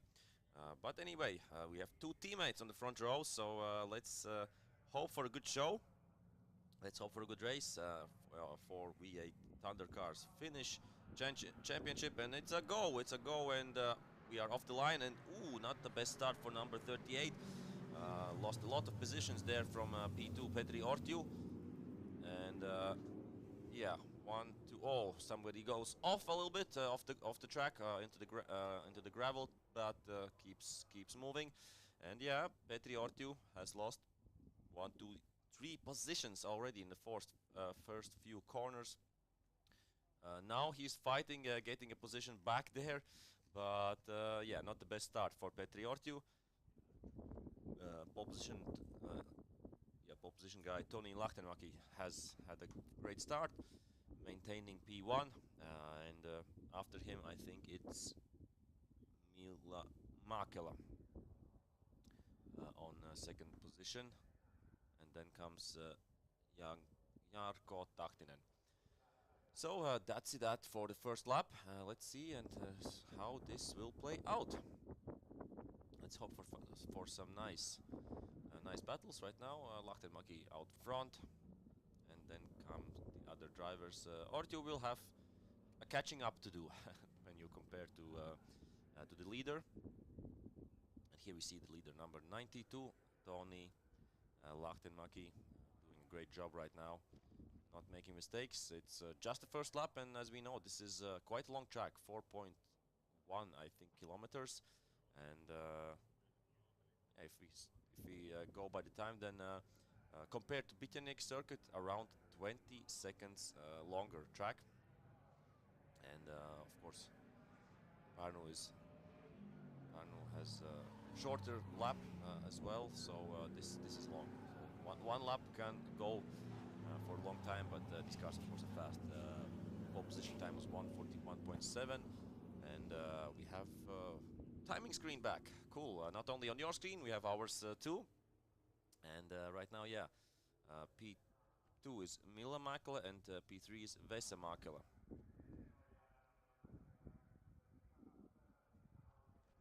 And yeah, Petri Ortiu right now sitting in 4th place, but we see that he's looking ahead.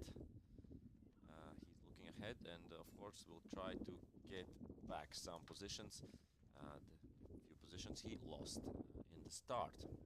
And it seemed like already almost a move.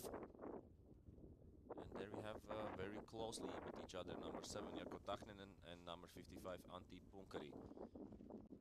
Battling it out. So as I said, only Finnish drivers in this class, as it is the Finnish championship, of course.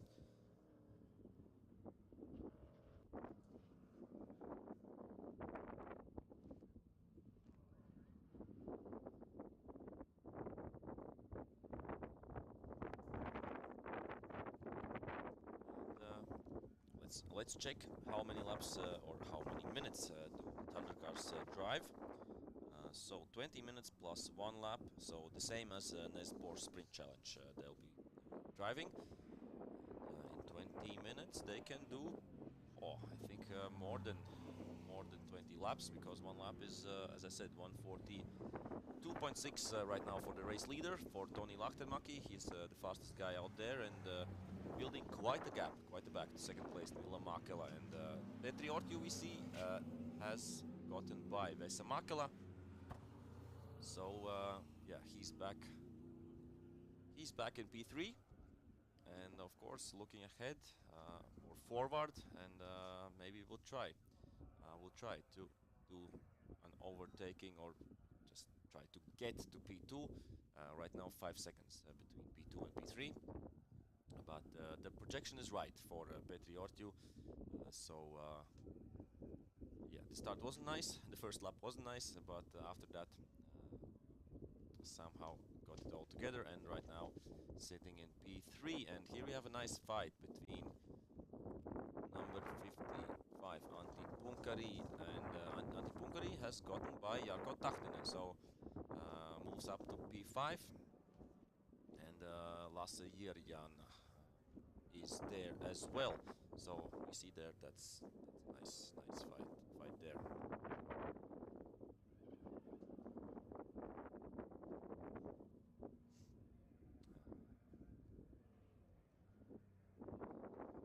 Okay, one of the Lithuanian drivers, Donatas Jutsis, in 325 Cup got a false start, so 20-second penalty.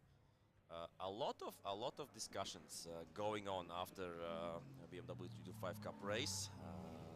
Not all happy and smiley faces after the first race. A lot of discussions, and we'll see if the judges and the stewards have something to say about that or not. We'll see. A lot of action, and yeah, unfortunately for Walter Zviedri's clutch went, so that's why he had to retire the car.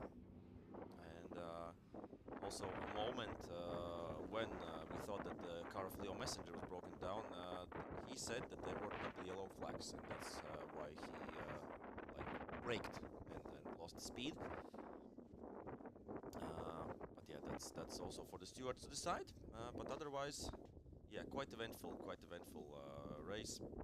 I talked also with some other drivers. Jan Subils wasn't happy about the moves of Lithuanians. Like he said, yeah, almost like bumper car driving. That's not, you don't like get into the inside and then just bump your car. Like that's not the stopping point. You have to brake on your own, and he wasn't happy about that.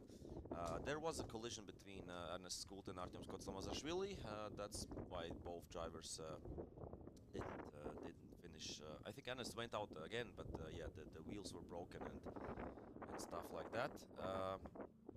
But yeah, we had also some happy faces after the first race. Like Martin Lapinch, for instance. Yeah, P1 for Lapinch. P2 was Leo Messenger. I saw he was also happy. Of course, he would have wanted to win, but still, good job by him. I think who was P3? Shubetskis was P3. I think, yeah, Shubetskis was P3, and P4 I think was Alex Ivanov, yeah, P4, and P5 was Christian Soskerko. So that was the top 5, and yeah, a lot of action happened during the whole race, and stages in different positions of the race. But right now, Toni Lahtenmäki is still maintaining the lead, almost more than 8 seconds in front of Milla Mäkelä. Petri Ortiu 6.9 seconds behind Milla Mäkelä. And yeah, the field is like spread out. We have one fight going on here, which is Jarkko Tahtinen against Lasse Irjana. So Ford Mustang against, I think it's a Chevy Camaro. But so here we see the race leader doing a stable, good job. Just did fastest lap of the race, 42.5. Of course, in qualifying he was a little bit faster, 41.7. So still room to improve, but it's not necessary for him to try to get the last tenths right now, because he's way in front and doing a great job on that. Yeah, so the drivers have spread out a little bit. The closest gap we have right now is between Jarkko Tahtinen and Lasse Irjana. Approximately half a second between them two. That's a battle for 6th position.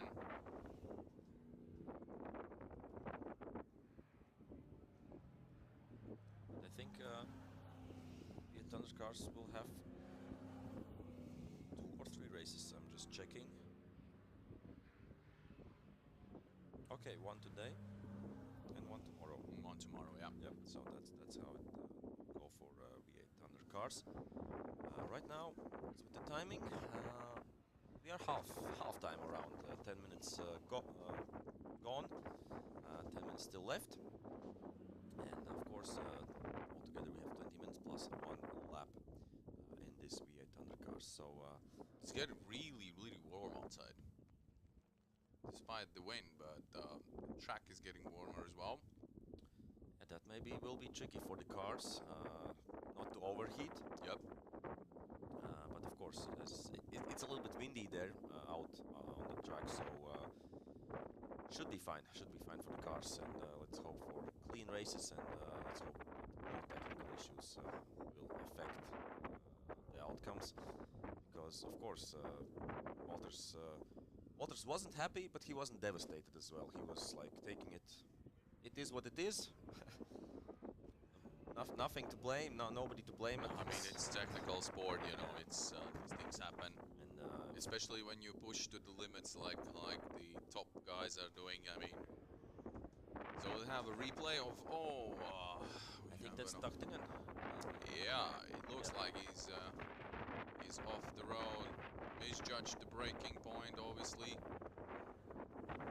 Back on track, the car is working. Yeah, that's the good thing. That's the good thing about the track, because it's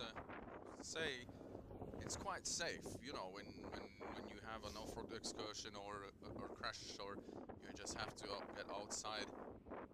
It seems like you know, all of the corners you have some space to move around, you know, like to work with. So that's also good news. So we're getting some decisions from the first BMW race. All right, here we go. Dirts Daugovic is getting a warning for causing the incident with Ernest Weissmanis. Got lucky. Yeah, so that's just a warning, but no, it still counts. yeah, but I'm sure that's maybe not the last decision we'll be seeing, because the marshals really are busy. So yeah, it will be interesting. It will be interesting to see if we get some more decisions. Yeah.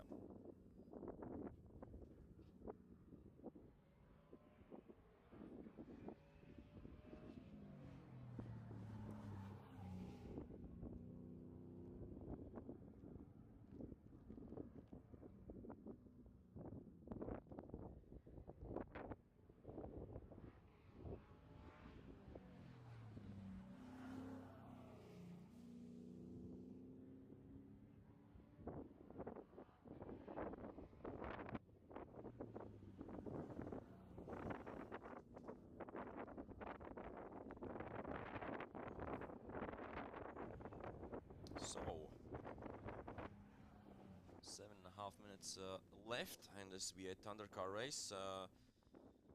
As we talked before, not much fight right now going on here. Pretty spread out the whole field.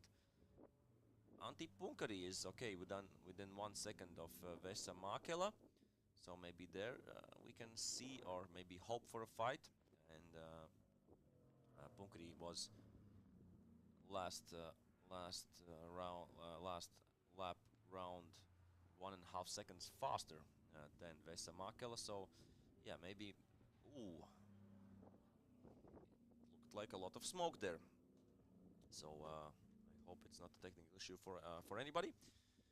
But yeah, I think between number 85 and number 55 we should have a fight going on. So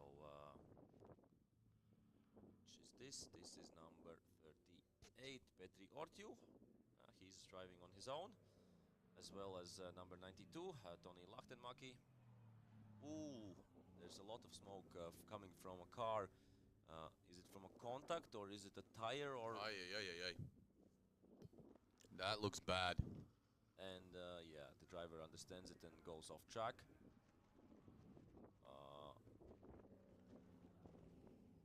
Yeah, looks strange. Looks strange. There's smoke coming out of the car.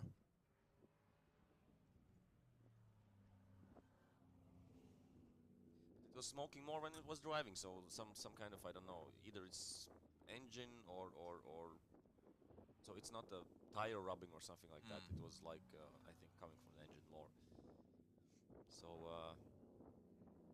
unfortunately, which number was that? Didn't quite catch it, but we'll see it. Number 55. On for Antti Punkari, the one who we thought will be fighting with Vesa Mäkelä is unfortunately right now out. So here we see Jarkko Tahtinen, who was out in the gravel a few laps earlier, but right now is still going strong. Of course, the lap times aren't there right now for him. Last lap out 10 seconds slower than the leader Toni Lahtenmäki. And here we have number 15, Milla Mäkelä, sitting in second position right now. I'm trying to find some fight, but look, Oscars, 16.9 seconds between the first and second, then 11 seconds, 21 seconds, 16 seconds. Yeah, They're not gaps. Yeah, they're not even on the same like track. Not position, but zone. Yeah, track zone. So right now we don't have we don't have a fight on our hands. Yep, that is true, but nevertheless, at least they make a good sound, one of the best sounds out there, the V8 engine. So that's a bonus. Yeah, and I think it's still fun. It's still fun to drive these cars around, and I assume, of course, fighting or close battles are cool, but you wouldn't say no to get a chance to drive a V800 car. Oh, never. Even if I would be alone in the racetrack, even better. I mean, yeah, even better. Safer. Definitely. But speaking about fighting positions, I think the next race will definitely bring us a lot of action.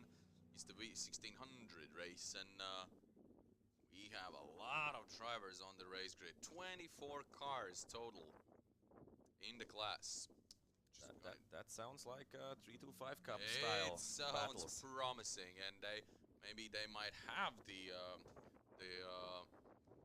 slowest engines in the paddock, but then again, when everyone is equal out there, you get a very good battle. So we'll see. It's gonna be interesting. Yeah, that's for sure. That's for sure. And let's have a look.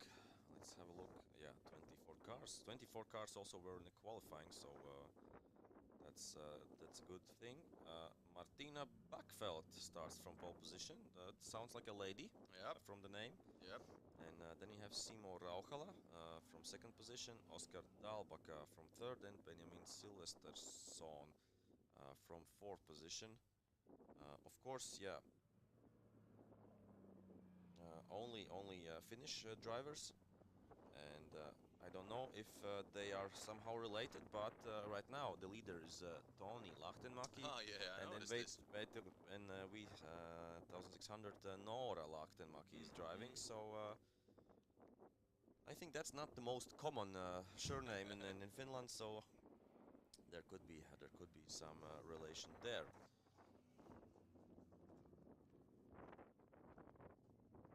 And how much time left? 1.5 minutes. Plus, of course, 1 lap. But yeah, pretty spread out through the whole race right now. The first few laps we had some battles on our hands, but after that, unfortunately, everybody's driving in his own pace. Oh yeah, You could for say sure. it like that. But yeah, a little bit time to take a breath when you compare the 325 Cup races. And the next one, as you said, will be a good one. 1600. Okay. There's still drama going on. Of course, we're talking about the 325 Cup race. 325 Cup, And I know what it is about. As it's not official, I won't say yet. But Yeah. let's wait for some I don't know, more official information. But Yeah. we can say that participant number 5 is going to the steward's office. He will have to talk with them. I don't know why, but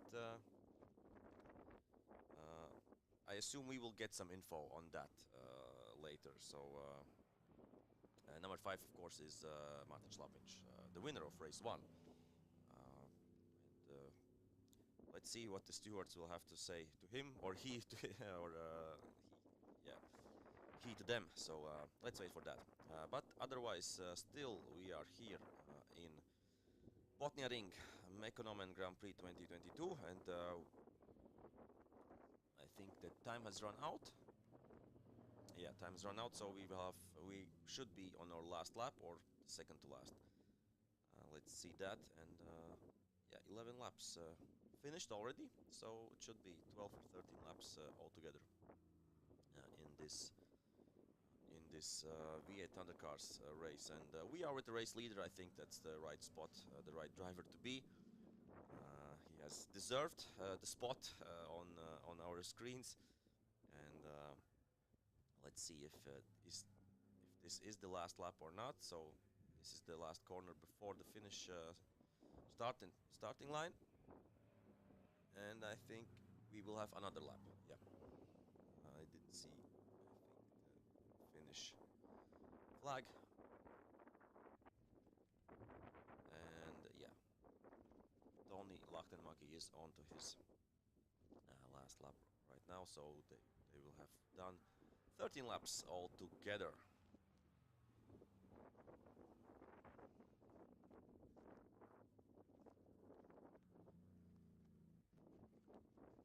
Okay, we have a new decision. Another warning. Another warning. Yes, Petri Seppala has got a warning in 325 Cup, causing a collision with number 555, who is number 555? Let's check that. Algirdas Gelzinis. So 2 Lithuanians. We had 2 Latvians having a collision, and here we have 2 Lithuanians having a collision. And as I said before, there will be still some decisions. I'm assuming.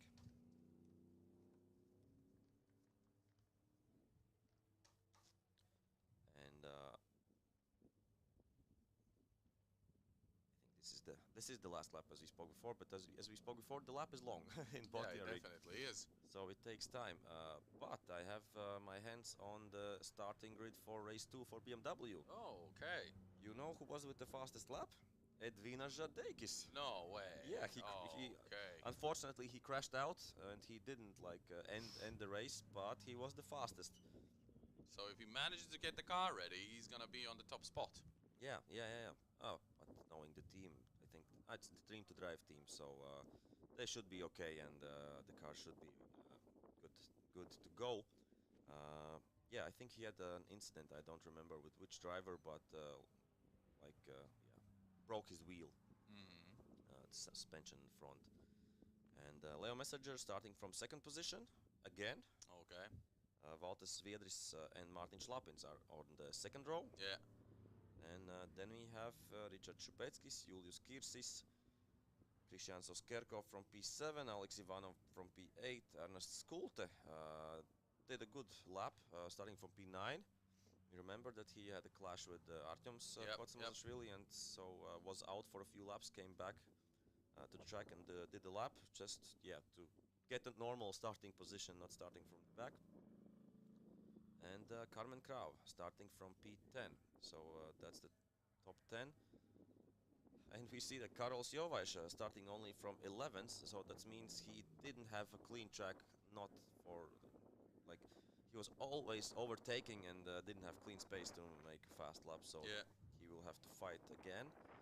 And Romet Reizin from P12, Aurimas Mištautas P13, Mati Smežak starting from P14, and that's that, yeah. But of course, we will get to them a little bit later when it's their time to shine. Yeah, exactly. We're gonna now focus on the V1600 category. And I'll be heading on to the start grid. Let's see how the cars look like. And let's see how they all line up on the start grid. So, the V800 cars race is over. Yeah. Toni Lahtenmäki was in a very, it's easy to say, very comfortable lead in this race on his own. Yeah, congrats to Toni Lahtenmäki, very good job done. Mille Mäkelä second and Petri Ortiu third, so that's the podium for this run, this race one.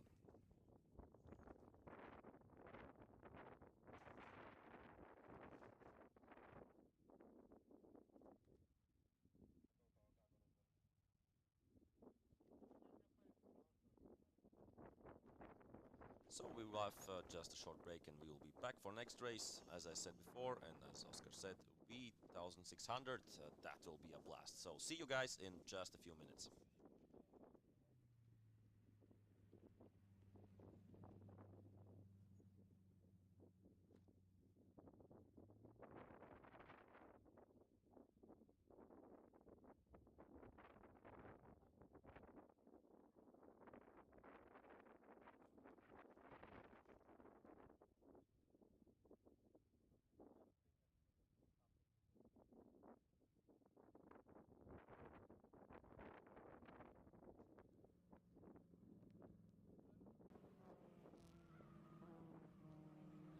Yeah, for Simo Rauhala, it's not easy. He has to look out front and also in the mirrors. In the mirrors. Such precision braking there from these drivers. And of course, Elias Halmiala is also coming closer, and the other drivers also are coming closer. So Matias Nuoramo right now with the fastest lap. Oh, off track. Yeah, that's Oscar Dalbaka. Yeah, and that will cost him dearly, I think. Well, he manages somehow to keep the position. Now the fight between the two Toyotas, Elias Halmiala and Matias Nuoramo. Oof, very late braking there, but somehow manages to keep the line. Yeah, really interesting stuff going on the track. And we have another driver from 325 Cup who has to go to see the stewards. It's getting really interesting again. Yeah, we had Martin Schlapins at the stewards, and right now Richard Šupetskis has to come to the stewards as well. And they were in some kind of a fight there on the track, so there were some, I would say, small situations, but nothing major. I mean, they were trying to keep it clean, so maybe it's related, maybe not. We'll know later facts, and we will come with them. Oh, the fight for the position number 4 between the two Toyotas. between Elias Halmiala and Matias Nuoramo. Let's see who's gonna be in the front now. Yeah, Matias does it. Finally gets to P4. Great job. Great job. But it's still not over. It's still not over. And they have Nico Kalliokoski and Benjamin Silversterson following them in P6 and 7. So and they're also really close to them, so... Yeah, we have like a mini cup out there and yeah.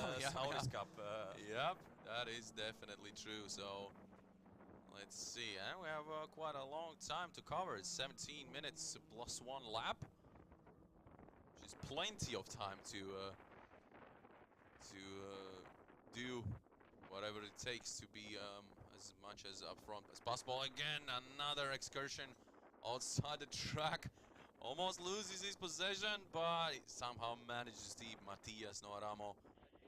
But of course, Oof, and you can see the next car. It's Nico Kalliokoski with his Kia. He's in the back of Elias Halmiala, but so far I would say really like a clean race, not much of contact, which is good, which means they are controlling it. and that was a lucky escape for Matias. Oh yeah, oh yeah. Could have been much worse. Didn't even lose a position. But, yeah, still out front, Simo Rauhala. Yeah, has gotten past Martina Backfeld. Yeah, so Backfeld, of course, was starting from pole position and was maintaining the lead the first laps. But we see that Simo Rauhala has gotten past. And I hope you're seeing something, and we are back. Oh, we are yeah, back with something happening. And I think this is fight for P3.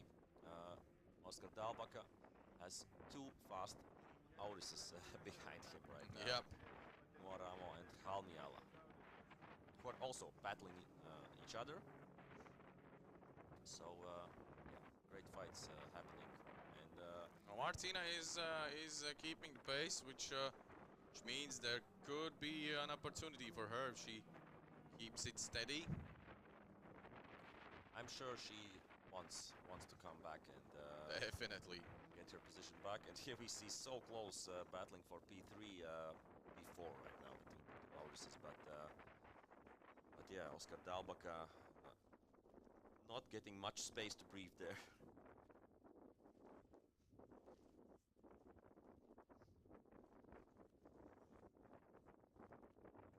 And we have a move from Nuoramo on Dalbaka. That was a good one. But right now it seems that the Mini will be on the inside, on the next corner, right? Let's see what happens. And there, Guys, take it easy, take it easy. That's a nice feeling. Going side by side. And it's the inside right now. Of course. For the Mini.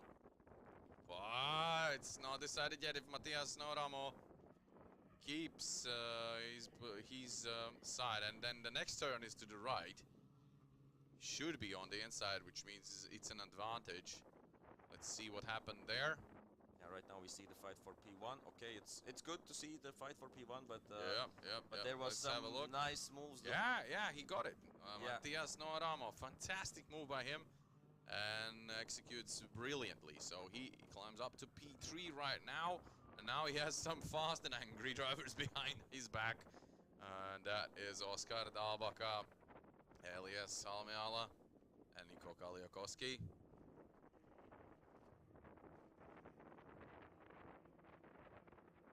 Yeah, Nico Kalliokoski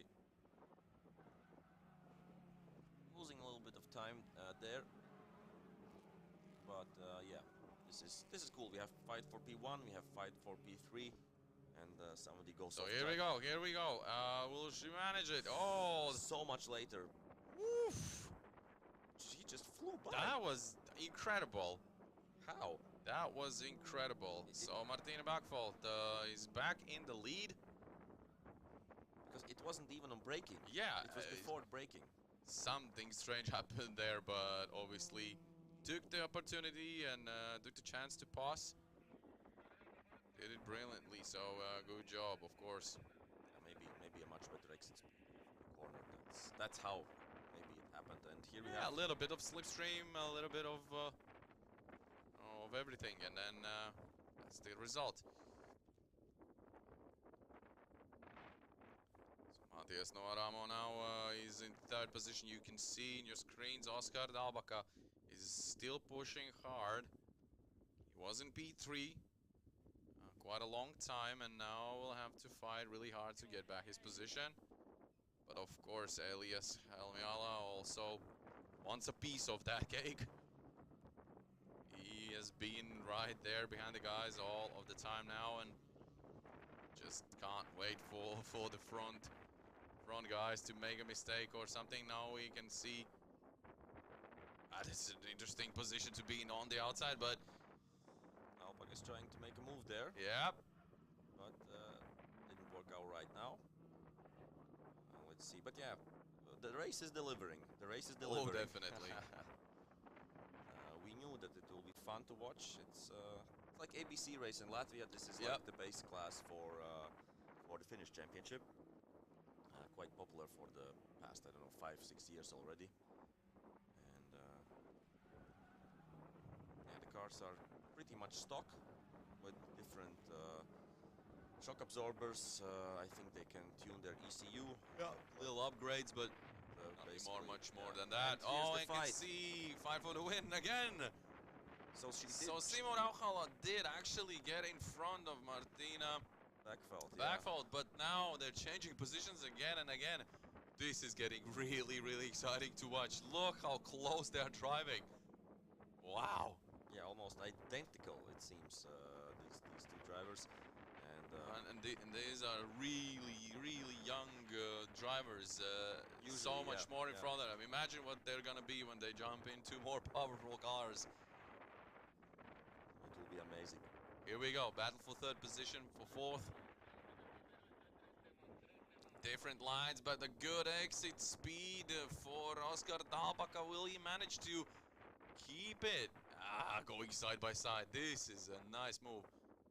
But it means Matias Noaramo will have the inside on next turn.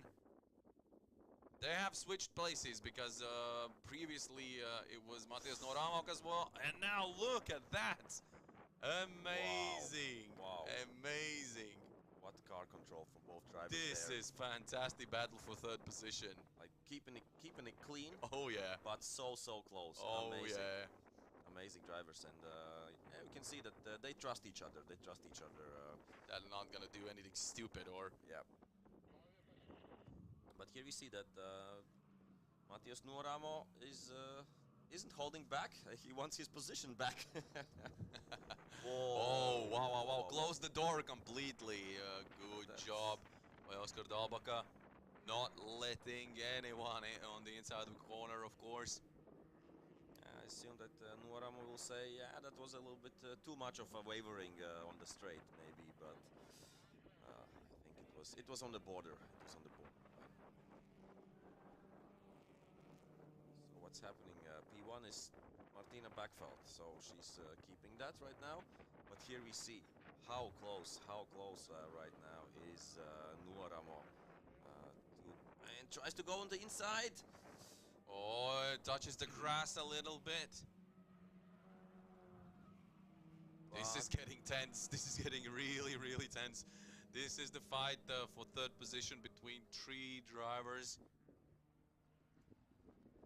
And I hope they'll all be keeping a cool head right now and don't harsh things. And we also have their fight for P6, I think it's, yeah. And wow, three wide into the corner. What a view! Wow, crazy drivers, Wow, They're so committed right now. And here we go. So Matias Noaramo had a little bit better exit speed, and now they've switched places again. We have seen this situation many times already. Now he just has to keep it really fast on the outside so he can be on the inside on the next turn. Oof, Oskar Dalbaka also now letting off the throttle. Well, we are seeing here the fight for P1 also still going on.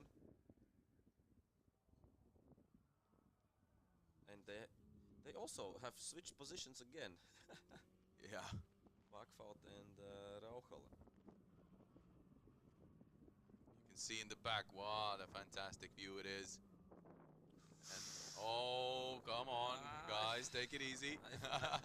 That's what I said before, the lap before, that these some maneuvers from BEC R on the border, and it's not nice to switch position while under braking. Like it's not a fair and cool thing to do. Moving under braking, it's called. So because your competitor who is behind you has committed to some braking line, Yep. So that's why usually you don't move under braking. So it's really dangerous. But let's see, and we see that Nuoramo is a little bit impatient getting. Yeah, and Hamiala is waiting for the opportunity as well, and we have rest of the pack actually catch them.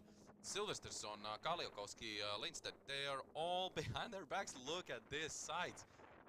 Yeah, they've lost time while fighting this trio, so the other guys have caught up with them, and I'm sure we'll be having a nice fight there. On the limit, like every lap, every meter for these V1600 guys. Oh, it's going to be so nerve-wracking. This is a bumper-to-bumper racing. And here we go, another try from the outside. Has to maintain the speed, and he does it round the outside. He's on the inside. It's the very last corners of the race one, and Nuoramo takes speed 3. Let's see if Dalbaka can answer with the same, but it's getting so tense. So this is the last lap, right? Yeah, I think. yeah. It has to be the last lap right now. And we see that Silverstone, I think, has gone past Halmiala. Yeah. Yep, that is true. Halmiala actually loses 2 positions in the last lap, but you gotta give it to the man. Nuoramo just perfectly did the job. Had the opportunity, and that was the, I think that was the place where there was the most overtaking in the track right now. It is the finish. Yeah, flag. Yeah. So, oh no, they're still racing? Doesn't look like finish. Okay, they're still racing. Well, they're still finish. Yeah, also. But it's not the finish of the race. No. Yeah, okay, this is the last lap. Okay.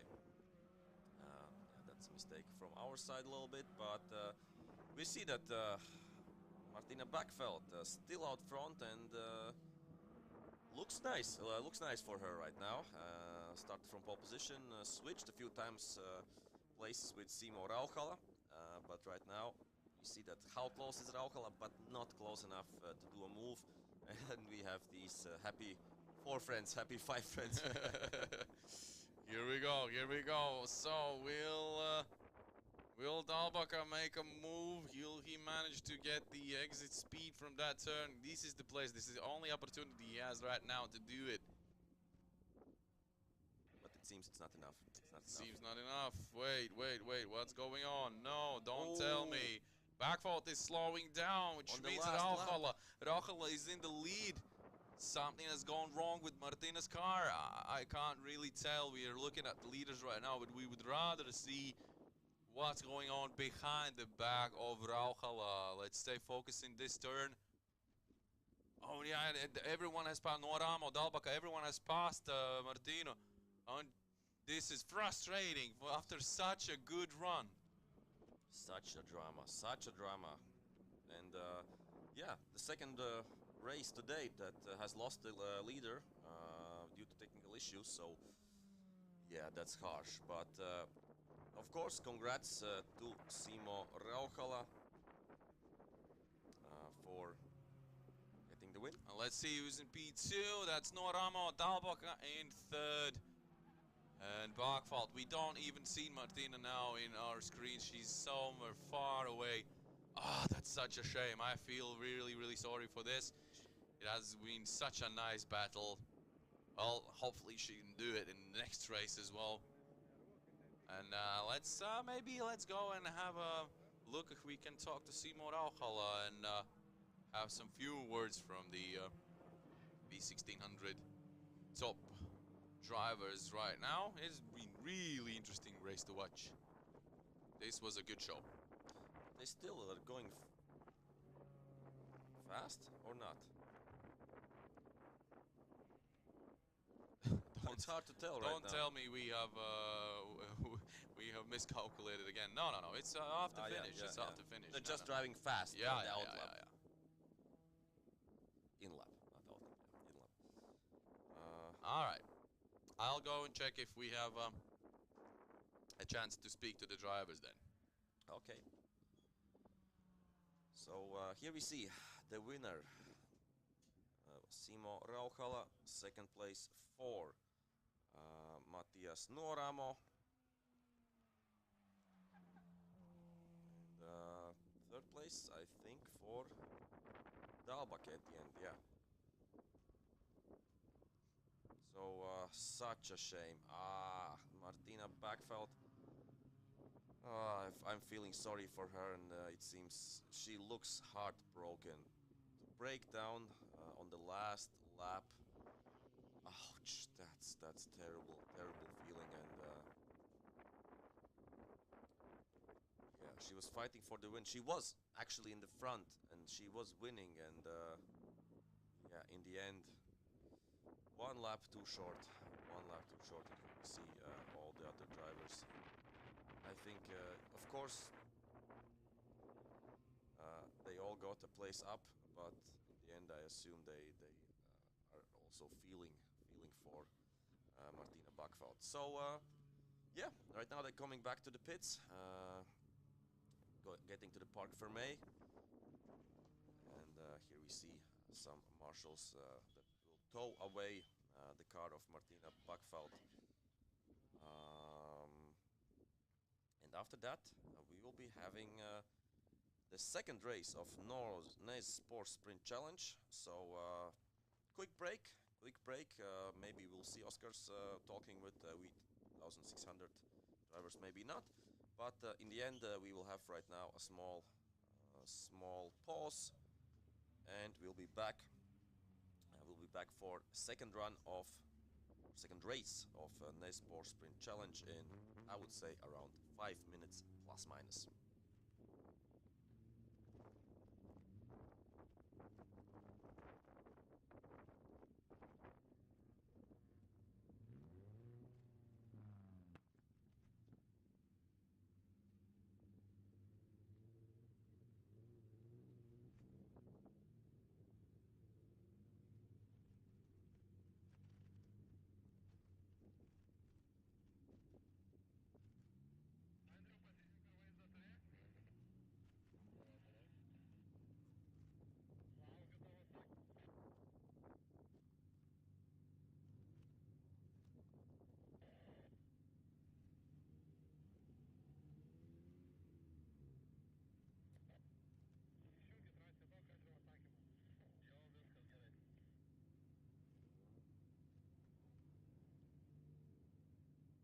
The Parc Fermé after the V1600 race.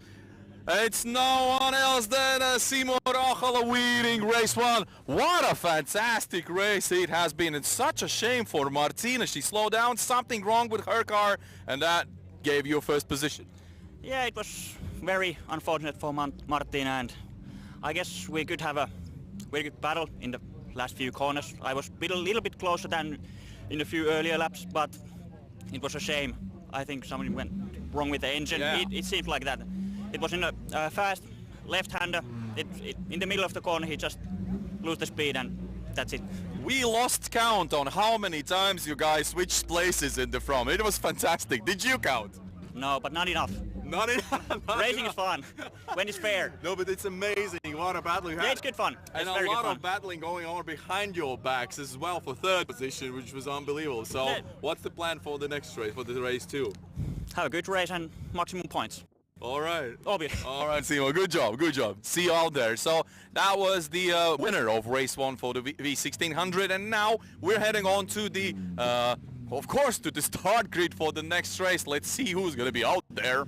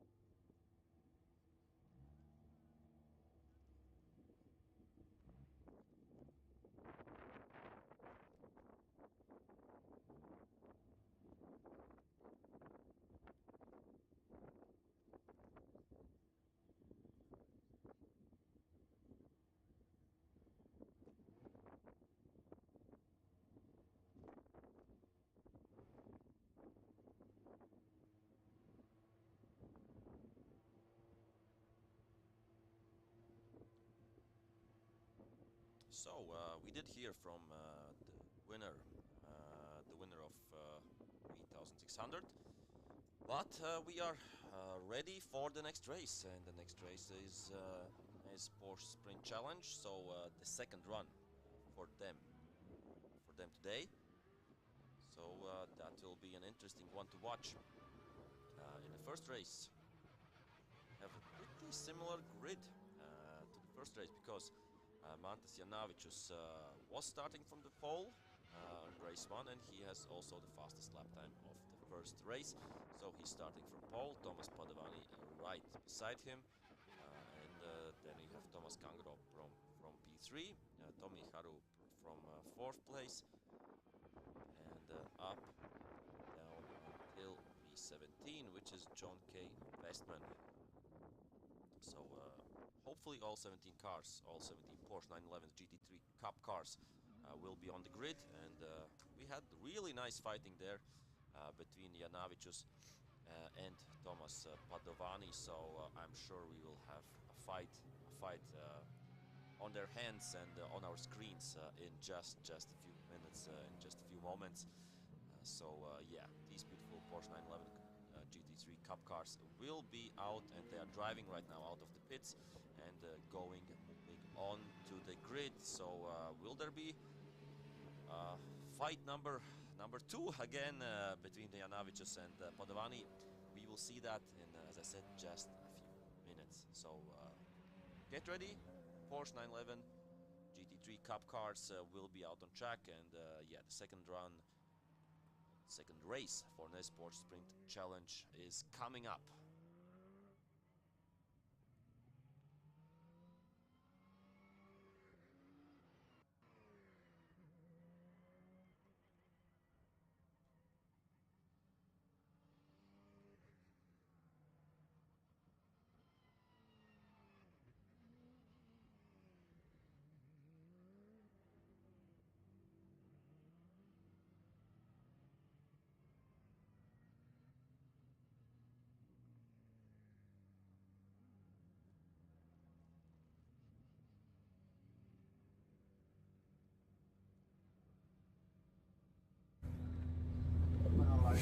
Nice, guys. So we are back at the start grid, as you can see, and it's the NEZ Porsche Sprint Challenge race number 2. And what a fantastic it has been in race number 1, the clash between Thomas Padovani and Matas Janavicius. Now, Padovani may have the advantage, but Janavicius set a better lap time on race 1.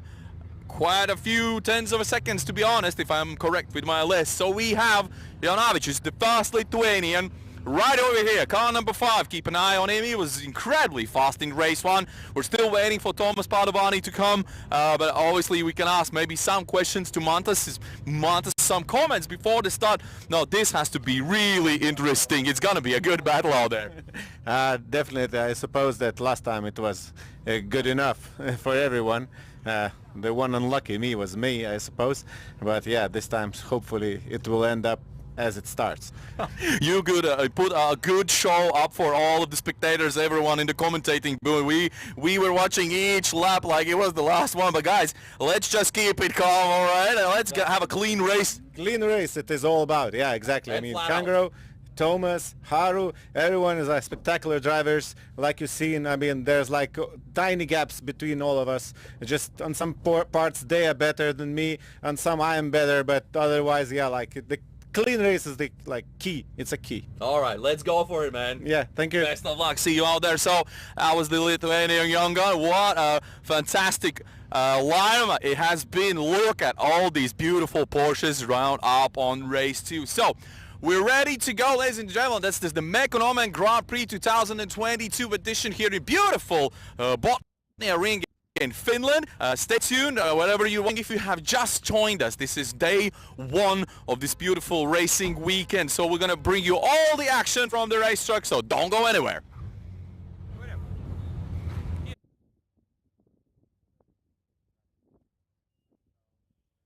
Thank you, Oscars, for the great grid walk, and of course for the interview before with Simo Rauhama. And right now we have these beautiful Porsche ready to go. And yeah, Mantas Janavicius was quite happy and smiling, and yeah, he's of course looking for a nice good race. And right now they're going. I don't know if they will have 2 warm-up laps, or like warm-up lap and formation lap, or if it will be done in 1 lap. Because we had some situations before that was done in 1 lap, just to save time, I assume. But yeah, this will be a nice fight between the Lithuanian Mantas Janavicius and the French guy Thomas Padovani, who is based out in Estonia. And a little bit of a lock-up there from Janavicius, testing the limits right from the beginning. Yeah, let's see if these 2 guys will be battling just each other, or if we will have a fight with Thomas Kangro, for example, as well, and Tommy Haru. You have to just wait and see how this will play out.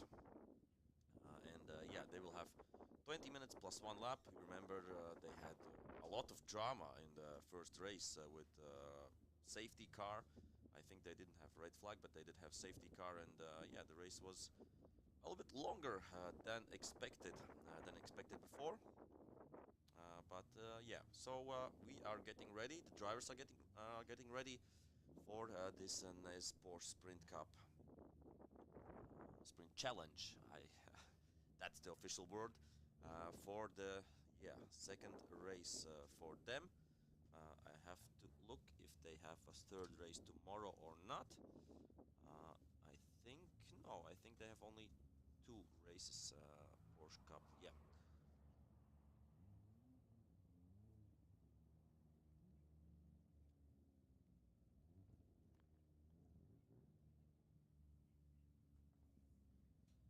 So, I think they are also forming up, so we will have just 1 lap within which the drivers have warmed up and formatted also in the right positions.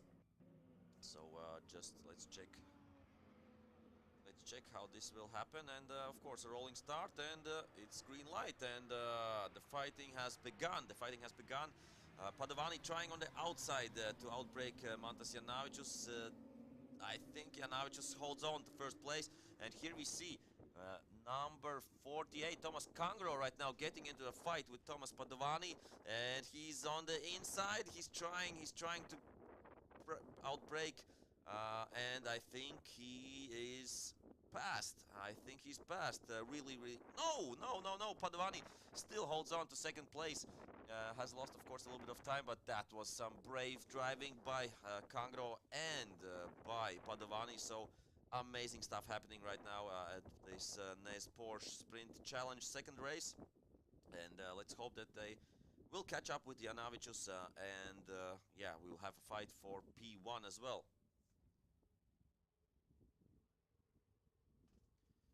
So we see the other drivers, P4, 5, 6, I assume these are, but yeah, and Padovani is fast. He's faster.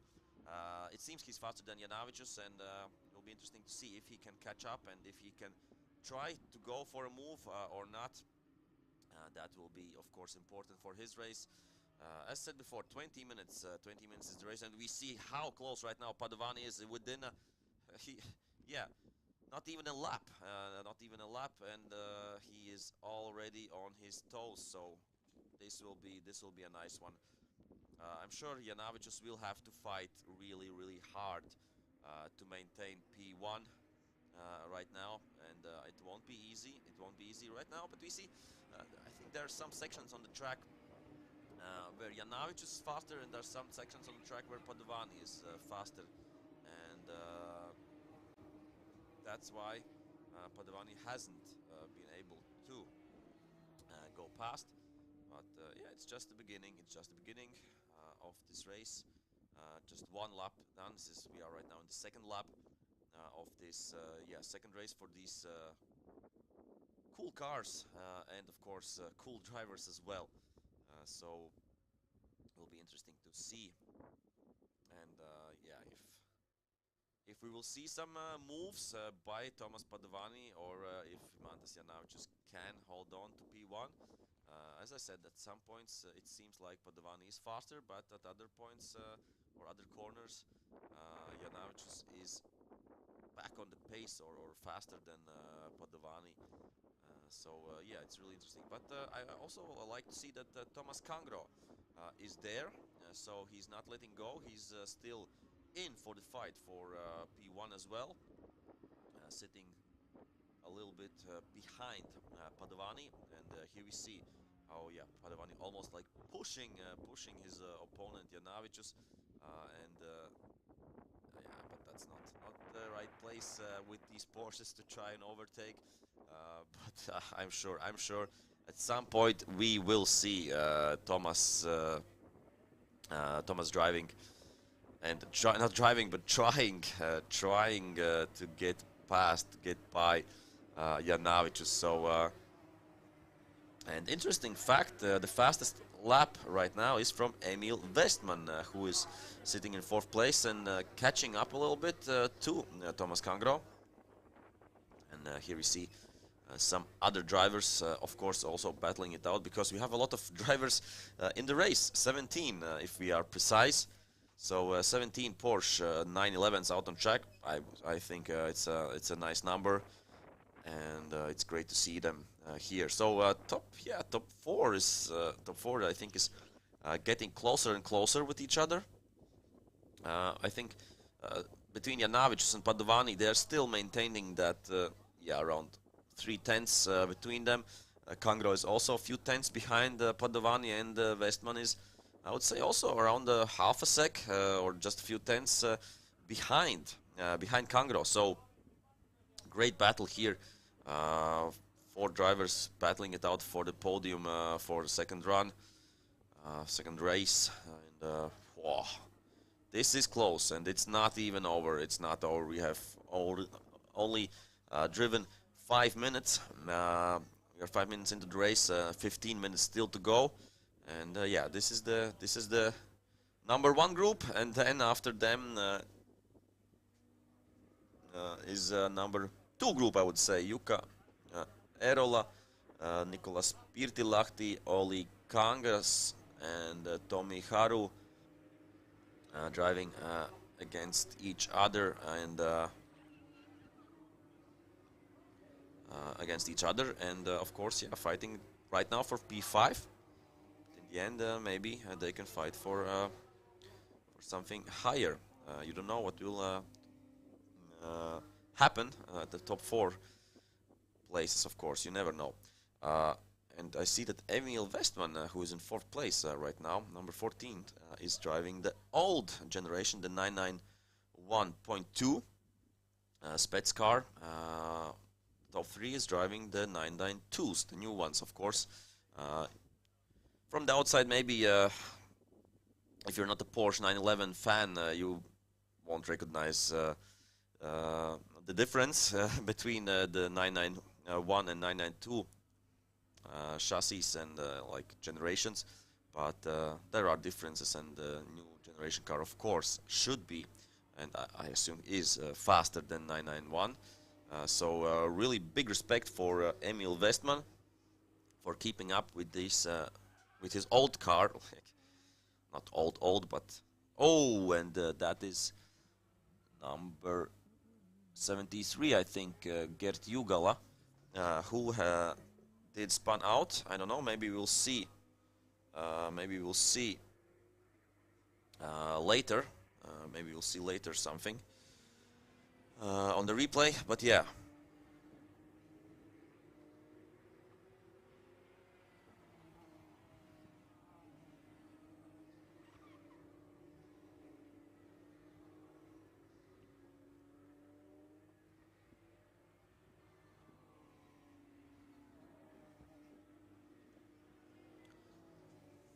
So still nice fight going on there in these top 4 places right now. Nobody is doing a move, but I'm sure that Padovani is thinking. Oh, big lockup from the leader, very big lockup from the leader, Mantas Janavicius, and this is the chance. This is the chance for Tomas Padovani, and it seems like he's taking it. It seems like he's taking it, and we have a new winner. Wow, not a winner, but we have a new race leader right now. So yeah, big mistake from the Janavicius, and after that, Padovani got past him.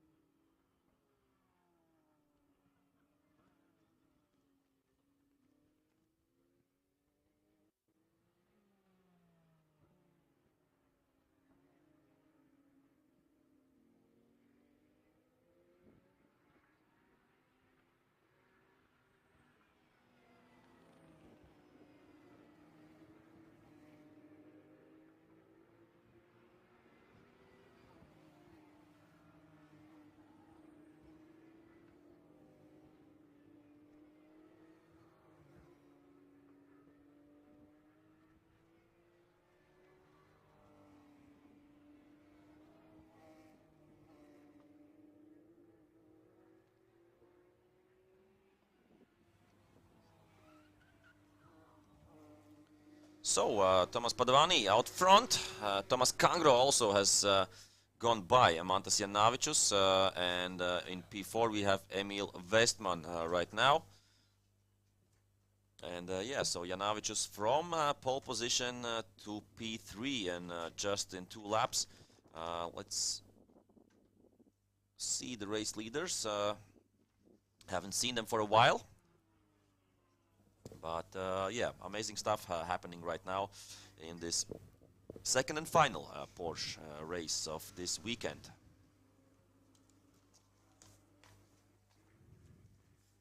So where are the leaders? I want to see the leaders. We'll see them in a second, obviously. But yeah, fantastic job by Tomas Padovani. Now he's in front again. Yeah, here we see. That's the place where you want to be. And for sure.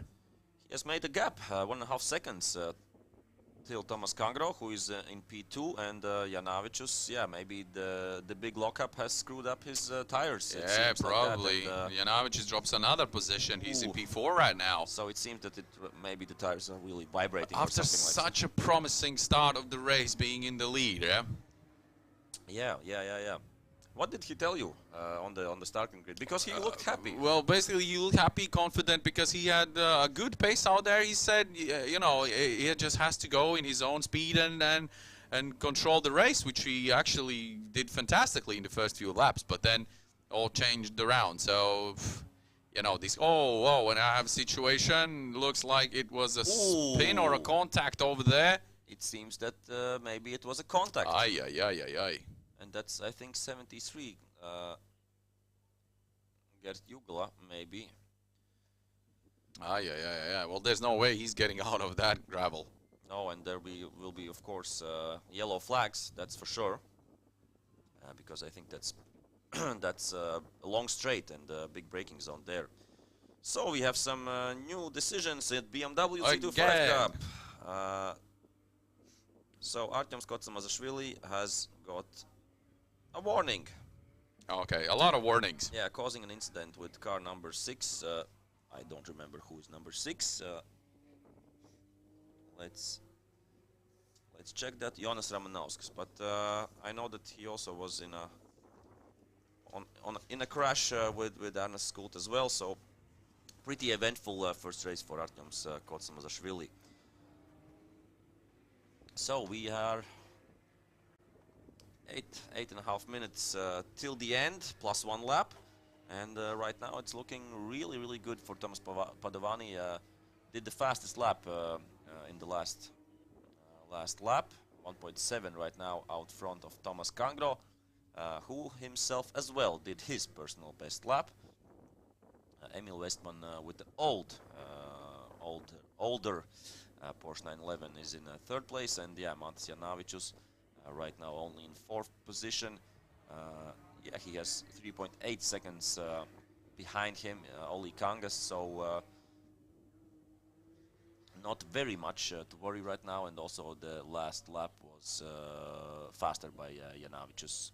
Oh no, he was slower, 0.7 slower than Kangas, so maybe it's not the last place Mantas Janavicius will lose if, yeah, it seems he's having some kind of car problems, maybe tire problems. But here we have the one and only leader right now, Thomas Padovani, doing a really great job, and here we see in 2nd place right now is Thomas Kangro. And 3rd is Emil Westman. The gaps between the front 4 cars are quite even, so it looks like they're spreading out and just going at their pace. Yeah, at the beginning it looked really nice. 4 cars were within 1.5 seconds or something like that, and yeah, then the mistake by Janavicius, and that's how Thomas Padovani could go by and.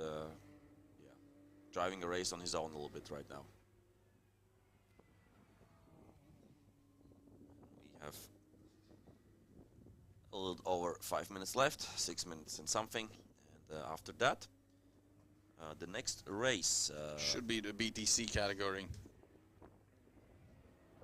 Yeah, BTC 1, 2, 3.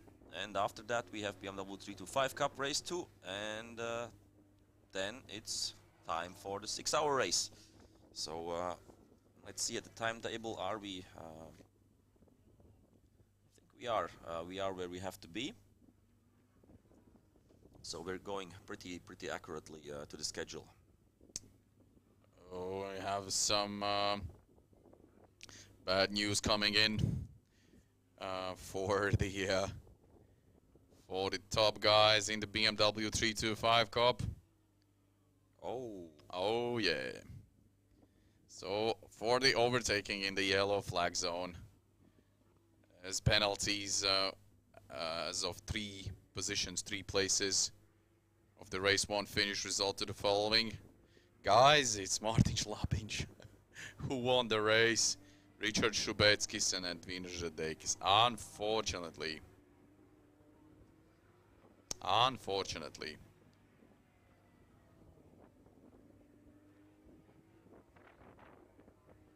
So yeah, that's the first steward decision, and yeah, that was Leo was saying that's why he lost the positions, because he was braking under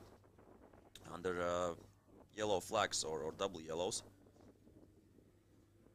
Yeah, and they were overtaken in a yellow flag zone, Lapin, Shubetskis and Zhedekis, Yeah. so that's how Leo's lost. So the winner of race 1 is Leo Messenger. Exactly. Yeah, well, obviously sometimes you just really need to investigate these kind of things up until the end and see all the video footages, everything you can to make this decision. And obviously it played in hands for Leo Messenger. And did you see decision number 2? Oh, no, not yet.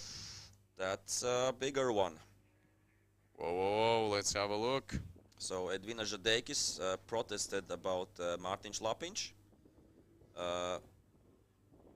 about dangerous driving, and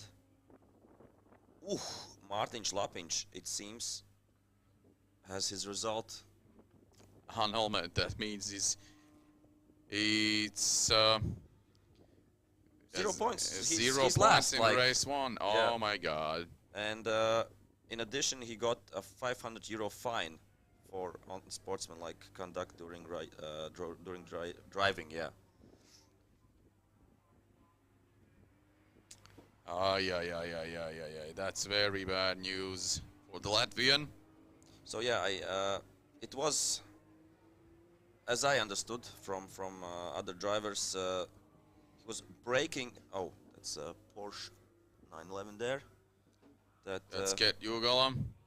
Okay, this is Gert Jugala. Having difficulties in the track. Tries to get the car going again.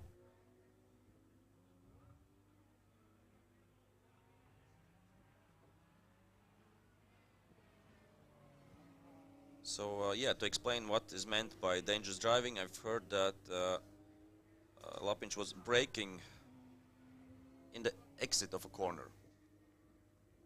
Oh, wow, that's a harsh one. So that's how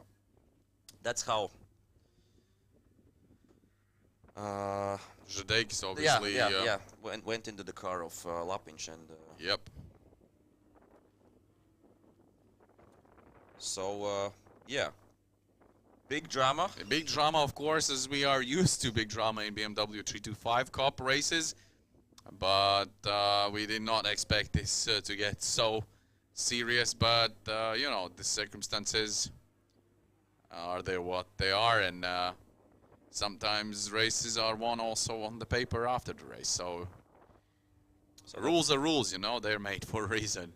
Of course. And it's every competitor can protest if he's not happy with something. And this time we saw that the two protesters were given. So the stewards had a busy last hour, I would say, checking this all and speaking with the drivers, and yeah. So that's really interesting. So P1 so for Leo Messenger, P2 for Richard Shubetskis, and I'm thinking who was... I'm not sure if you're right about Shubetskis also got a penalty. Shubetskis also got three positions down. So it's really interesting who's going to be the second and third position. Okay, I'm trying to wrap my mind around that. Okay, then that means that Alex Ivanov is second.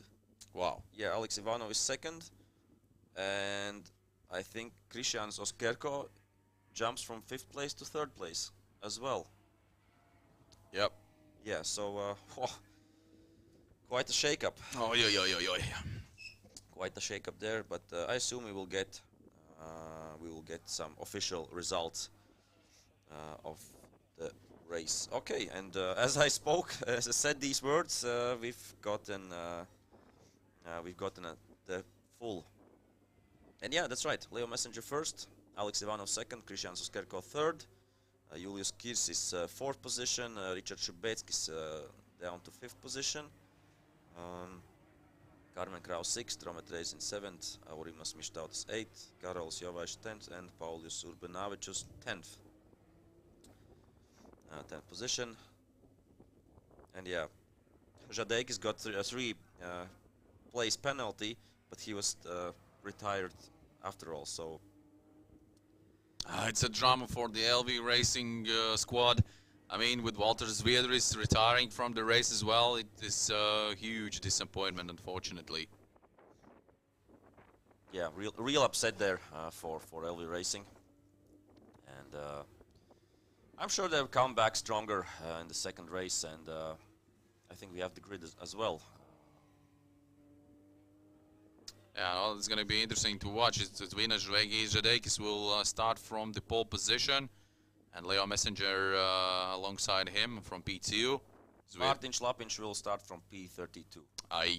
Because of course. His result was annulled, so...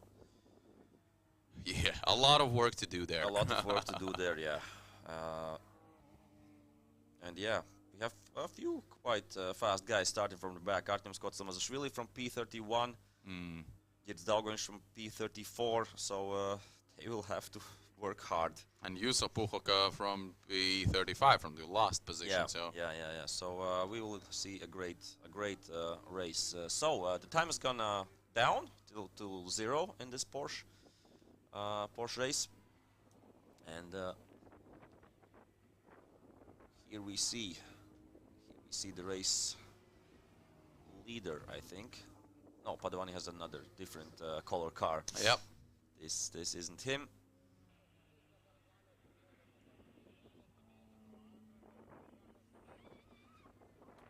But yeah, I'm sure that the second race of 325 Cup will be as exciting as it was the first one, and we will have Žadeikis from P1, Messenger from P2, Walters Zviedris from P3, and Šubeckis from P4. So there will be a good battle, that's for sure.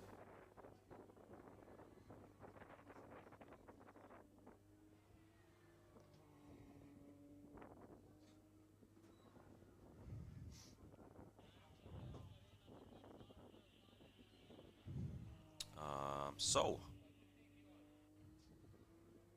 where's the Finnish flag? And where's the leader? Two questions from my side. 2 questions only. So obviously, yeah, we should be seeing Thomas Padovani now in the finish line. Oh, still some battling going on there between car number 39, Jani Kakala and Jukka Eerola. Jukka almost made a move, but didn't quite manage it. That was a fight for P6. I'm pretty much sure it is already finish of the race. If I'm not mistaken, Thomas Padovani should be already over the finish line. So another great ride and another great race by Thomas. Ooh, that was... Did you see? He was stepping out the back. Wow. Yep. But somehow he managed to save it. So that's it from the Porsche. Yep. Sprint Challenge Race 2 done and dusted. So congrats to Thomas Padovani, Emil Westman second, and Mantas Janavičius in the end came back to 3rd position. So that's at least some happy moment for him. Thomas Kangro in the end P4 and Oli Kangas P5. So that's that, and we'll be ready for the next race. So thank you, NEZ Porsche Sprint Challenge drivers. The next one, as I said before, is BTC 123. And I think we have only BTC 1 and BTC 2. So will be interesting. Will be interesting to see how that will play out.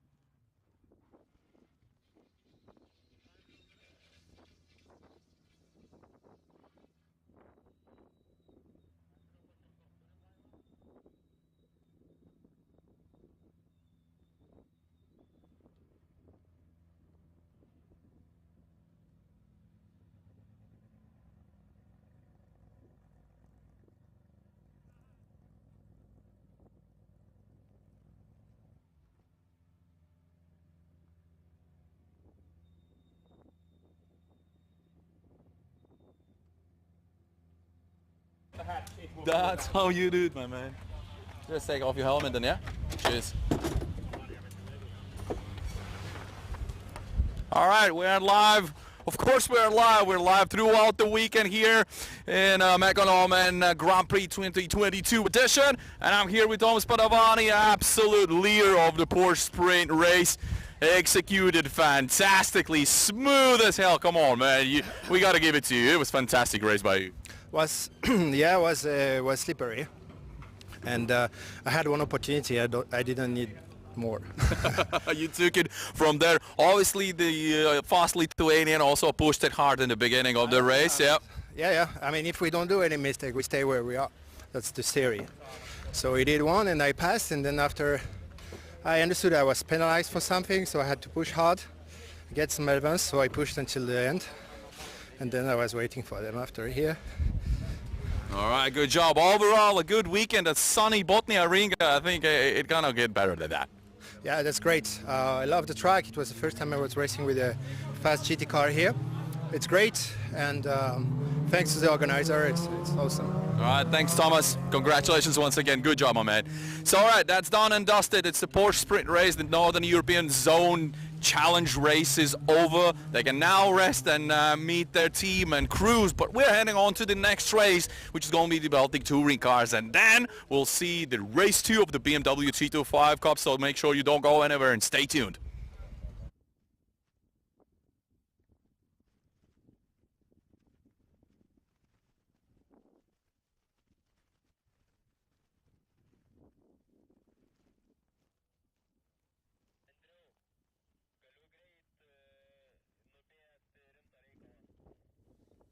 So we are slowly getting ready for BTC 1 and 2 race 2. Pit opens right now. Pit closes in 5 minutes, so we'll be back with the action in, I would say, approximately 5 minutes when the cars will be out on the grid. And we see that, I think there we see that the cars are already there, so they were quite quick to get out of the pits, and we will have 5 cars hopefully driving. Right now we see 1, 2, 4, 5 cars. Yeah, the question is if Thomas Jatkevicius has fixed his Volkswagen Golf, because he retired with some technical issues. So that was unfortunate. And yeah, so Simo Lind, the white and yellow Honda Civic, will be starting from P1. Andrius Keblis from P2. So Thomas Jatkevicius, it seems like, isn't on the grid. Kasper Skirels from P4, or basically from P3 then. Then we see Atis Weisman is from P5, and Aurimas Kucinskis yeah, is right now, I think, the only BTC1 driver left. Unfortunately, and BTC 2 class has 5 drivers. No, 4 drivers. Lind, Keblis, Skirelis, and Weismanis. So that's that. Here we see okay, a Porsche who was in the ditch is out and comes back to the pits. So yep, we will have the start in just a few minutes, and we have also our safety car back in the right position where it should be. So yeah, BTC 1 and 2 classes together in their second race, and after that we will have time for BMW 325 Cup, the big race, 35 cars, mega battles in the first race. of course, and a lot of drama going on, protests, penalties, and stuff like that. Because there were a lot of incidents. We didn't see we didn't see every incident, but after that, I was there at the Parc Fermé and was listening to the people talking, and yeah, there was a lot of drama on and off the track at 325 Cup, and yeah, let's hope that we have good drama for the second race, so in a good way. But yeah, we will get to that a little bit later. Right now, we will have BTC 1 and 2, and they will be driving 8 laps.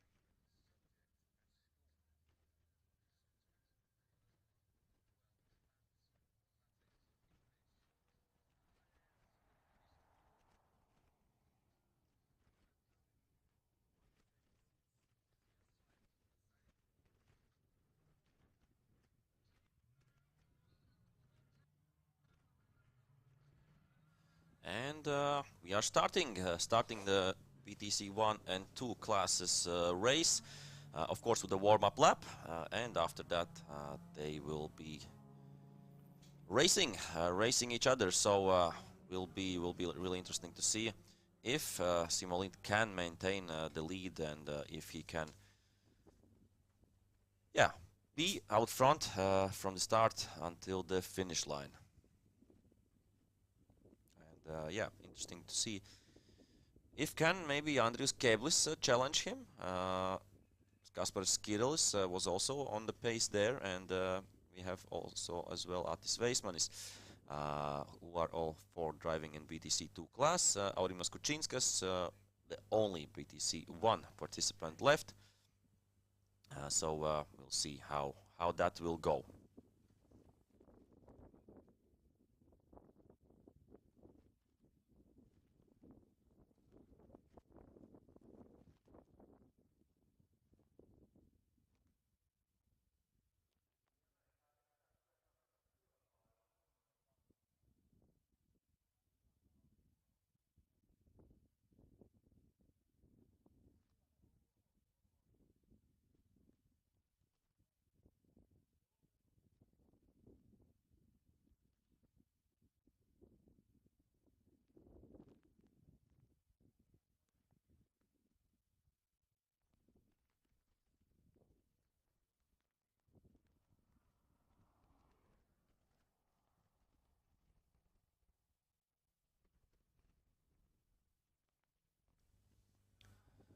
So we are ready.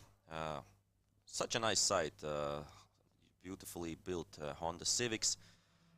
Simo Lind from Estonia against Andrius Keblis and Kasparas Skirelis from Lithuania, and of course we have Attis Veismanis from Latvia. These are the BTC2 drivers, and BTC1 driver we have only one left, Aurimas Kučinskas, unfortunately Tomas Jatkevičius.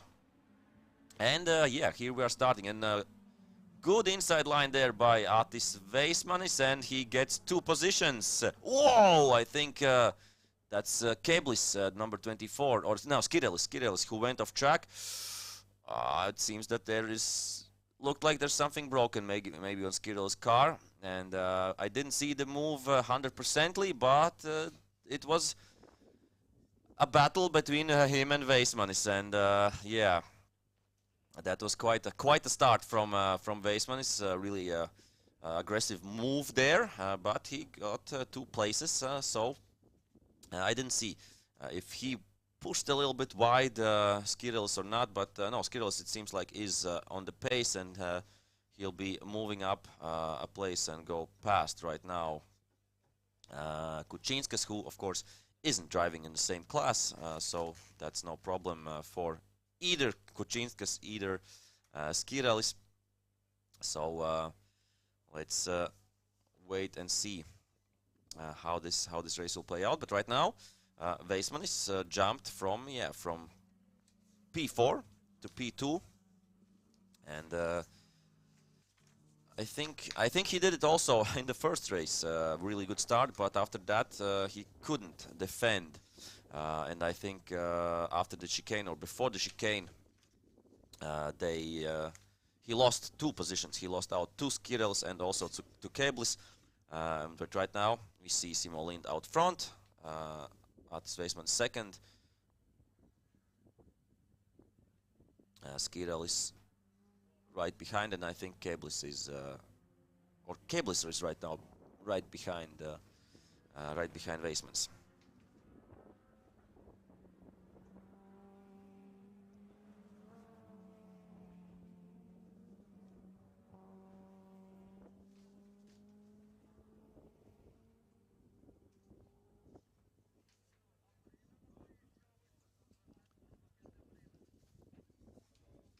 So yeah, that's number 10, Andrius Keblis, who is pushing right now, tries to get by Veismanis and does it. Really a clean move there.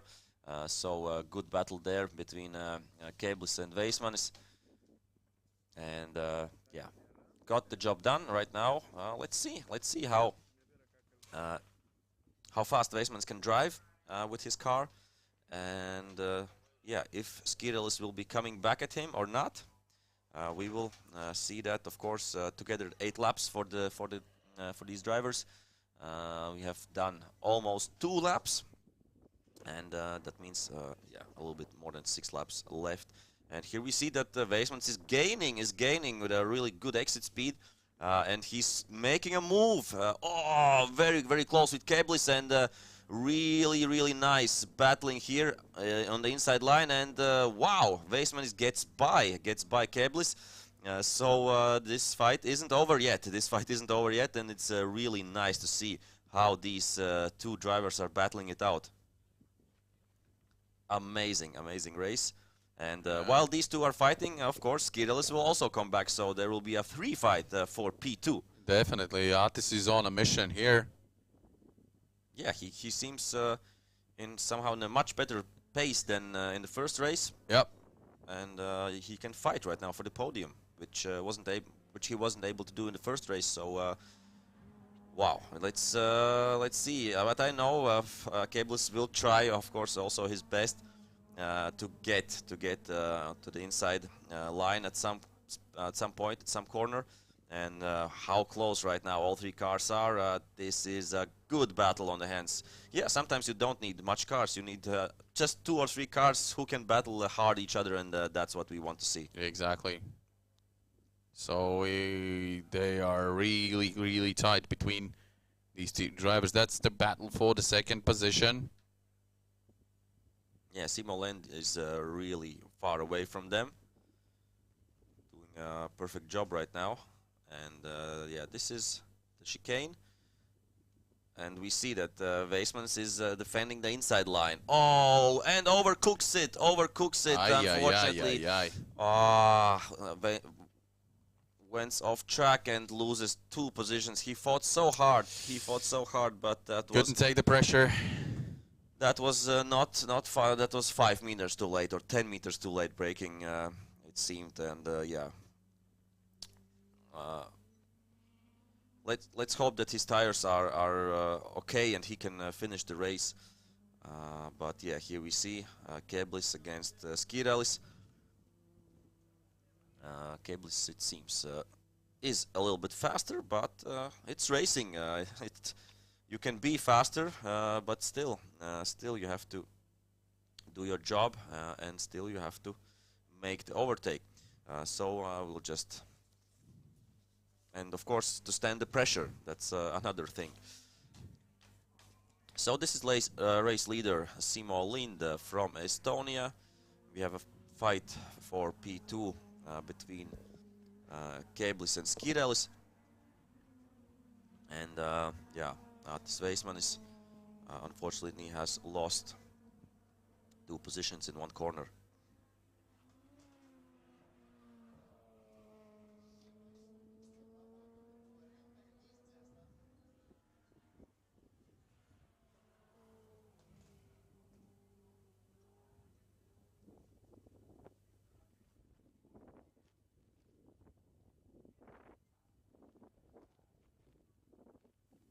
Yeah, almost 10 seconds did Atis Weismans lose on this 1 mistake.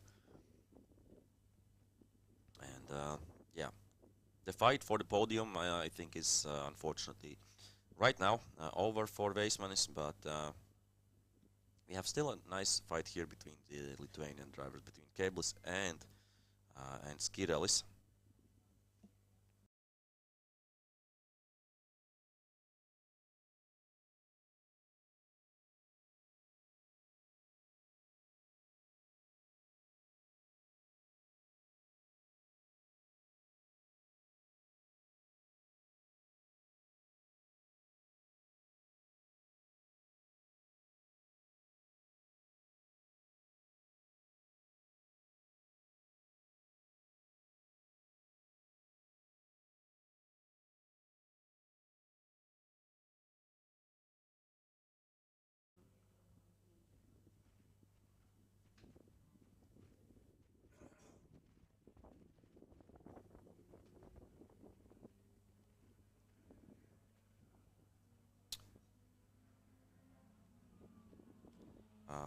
Okay, we're back. Back with the picture, and Atis Weismans just got a 5-second penalty for the incident with Skirelis. So that means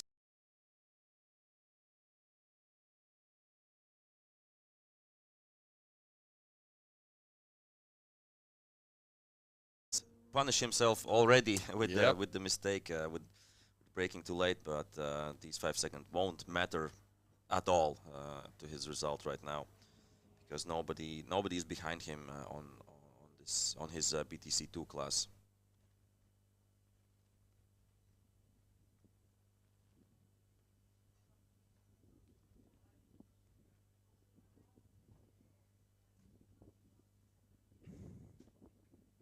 And we have a fight here.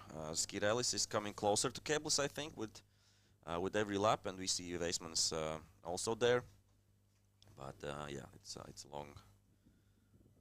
long distance between these two and Weismans. So outside line there from Skirelis, brave move, but not enough.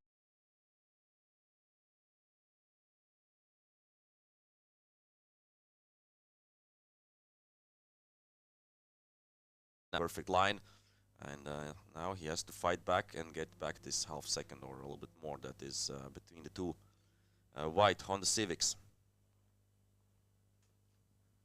And we are in the middle of the distance. 4 laps done, almost 5 laps done, and 4 to go. This was the race leader, Simo Lind.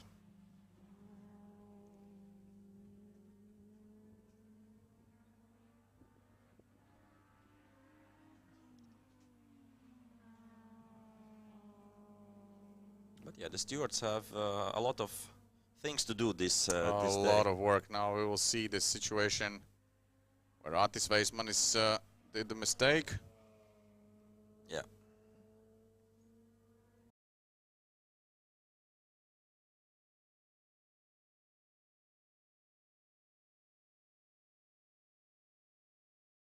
BMW 325 Cup. But it's good that they're making some decisions, because after the first race in Riga, there were some discussions between drivers that there should be more penalties for driving Recklessly. Yeah. Oh, that Yeah, is definitely true, of course. The rules are rules, and we can see, oh, the battle is on. So, fighting for the second position. Looks like Skirelis found the speed on the exit of the corner and now climbs up to P2.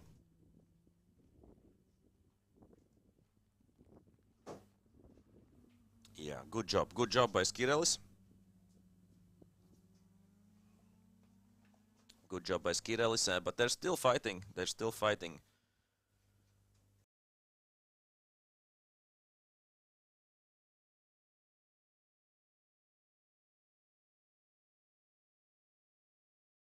Drive fast and maybe faster than Skirelis, but right now he lost the place in this second race right now.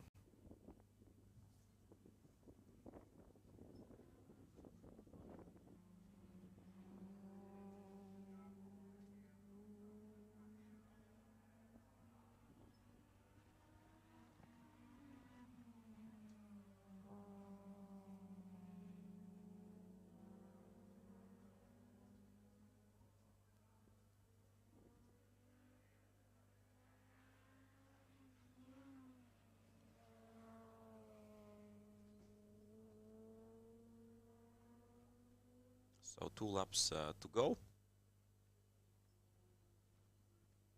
And it seems that Skirelis has found a little bit more space than Keblis, which means that there is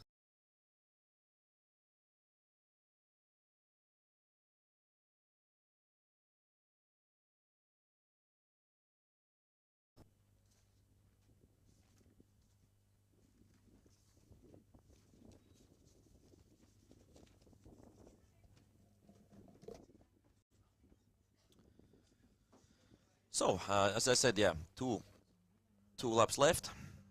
2 laps left, and Simolind, the race leader of BTC 2. Second place is Kasparas Skirelis, third is Andrius Keblis, and then comes Atis Veismanis. And then we have Aurimas Kučinskas, who's driving alone in BTC 1 category. About the starting grid for BMW 325 Cup, which will be the next race, the next sprint race. So Edvinas Žadeikis, if the car is fixed, will start from pole position. He did the fastest lap. Leo Messenger starts the winner of first race, starts from second place. He finished, I think, second, yeah, Leo Messenger, but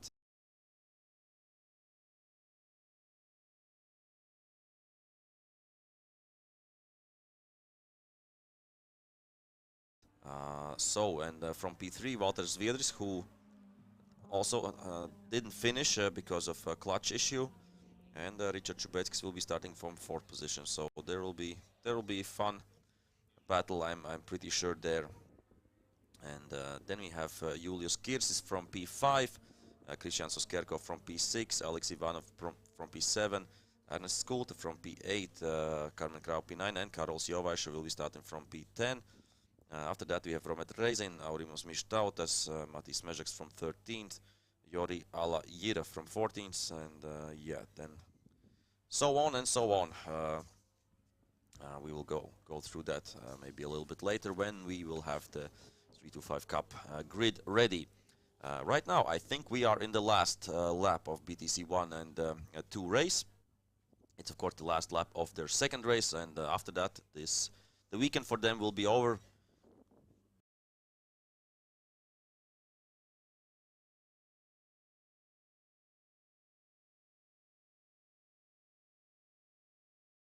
Then the weekend will be over for BTC1 and BTC2.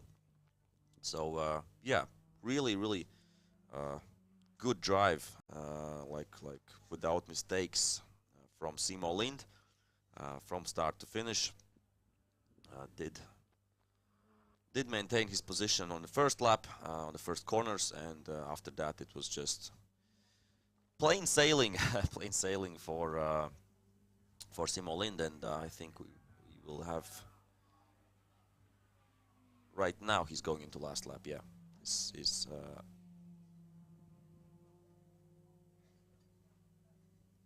Now something tells me it's finished. Yeah, it's a finish. Yeah, it's finished. Yep.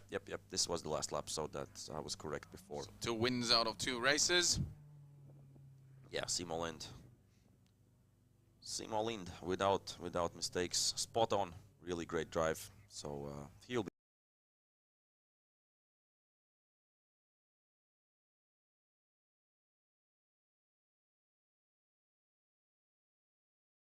Aurimas Kučinskis, who's driving in BTC1 class, and so that's of course P1 for him, but he was unfortunately the only driver in the class because Tomas Jetkevicius had a technical issue in the first one, didn't finish, and so it seemed that the car wasn't able to be repaired and wasn't able to start in the second race. So right now we are getting ready for BMW 325 Cup, and I think the start for them is planned on 16:00, so at 4 o'clock. That means in about 15 minutes we will have the start of BMW 325 Cup. So a small pause from us, a small break from us, and we'll see you in, I would say, around 10 minutes. We'll be back with the action, with the last sprint race of today, BMW 325 Cup. You won't want to miss this.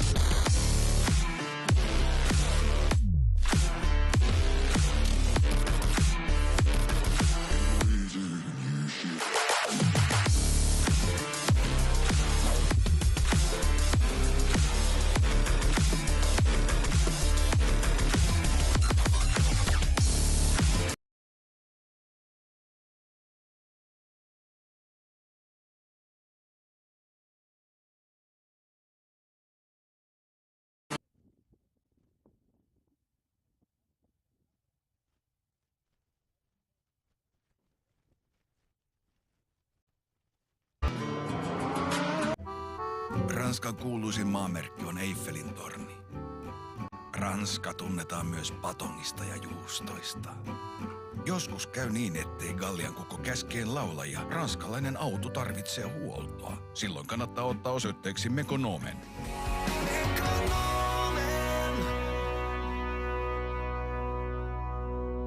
Mekonomen.fi.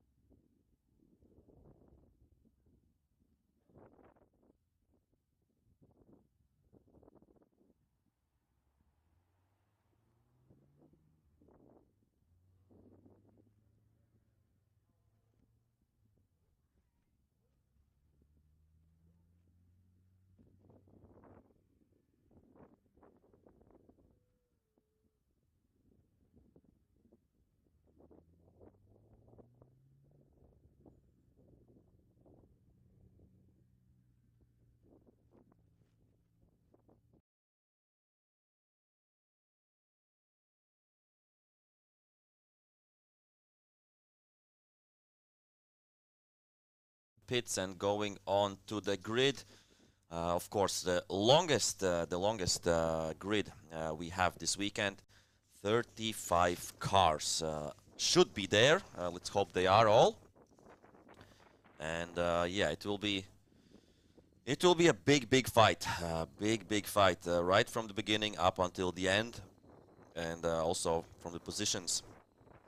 So, pole position for Edvina Žadeikis, who unfortunately did not finish on the first race. Had a clash with Martin Šlapiņš, and but still made a good lap, so that's why he's starting from P1. Leo Messenger did finish second from Road Racing, but got promoted to first when Martin Šlapiņš was disqualified from the first race. And yeah, Valtteri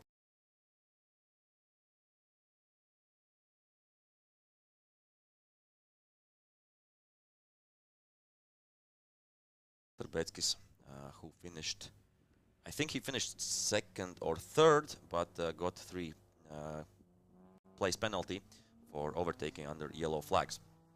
So that's that. And then we have Julius Kirsis from P5, Kristiansos Kerkov from P6, Alex Ivanov, who I think in the end, after all the penalties and stuff like that, got second place in the first race. He'll be starting from P7. And Skulte had a clash, I think, with Artyom Skotslamazashvili and broke some wheels, but went out. It's start of the race 2 for BMW 325 Cup, and it has been a dramatic event for these drivers and the team so far. After race 1, a lot of penalties there, and it has played in the hands of many drivers, including this guy here, Leo Messenger.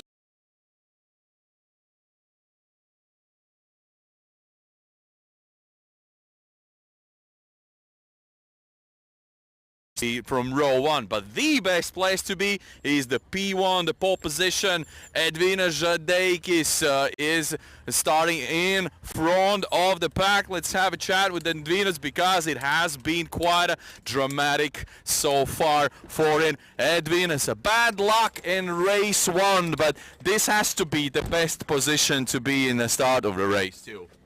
Yeah, of course, that was very bad luck. I don't know.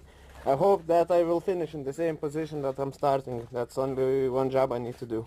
Well, obviously you have the pace and the speed out here. How do you like the Botniaring so far? I like it very much because this track is very technical, you know, it's not like our other tracks. This amazing track, very good. Alright, and with such a competition behind your back, you have to work hard to keep the position. Wish you best of luck and see you out there. Alright, thank you. Cheers. Alright, that was Edvinas Žadeikis before the start of race.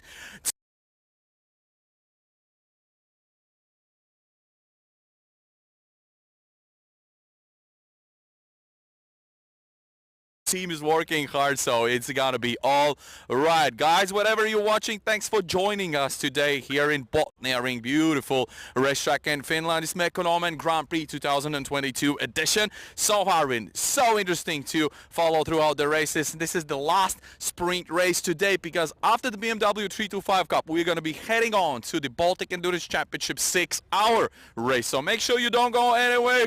Take some snacks and join us in the live coverage from racing action here from Finland.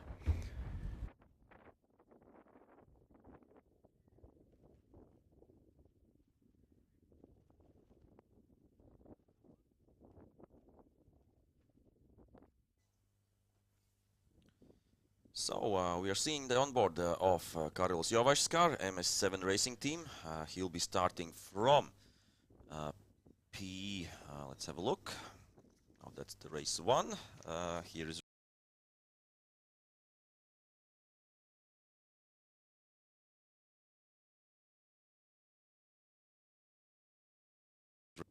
so the ex-BTC3 driver. Then Matis Mežaks from P13, Jori Al-Jirev from 14. Then we have Paulius Urbanovicius and Kristo Krintpus on 15 and 16. Starting position 17, Ernest Weisman is the son of Atis Weisman, who was driving the red Honda Civic. Pavel Beskrovnoy from P18, Jans Hans from 19th place, Petri Sepala from P20. Then we have Edvardas Grabliauskas from 21, Jonas Ramanauskas from 22, Karl Lang from 23rd position. Then you have Dimitris Gornios from P24. And here we see how much people are leaving the grid, the mechanics, the team members, and wow, what a nice sight there. So much cars, so much people. Great weekend here at Botniaring at Mekonomen Grand Prix 2022.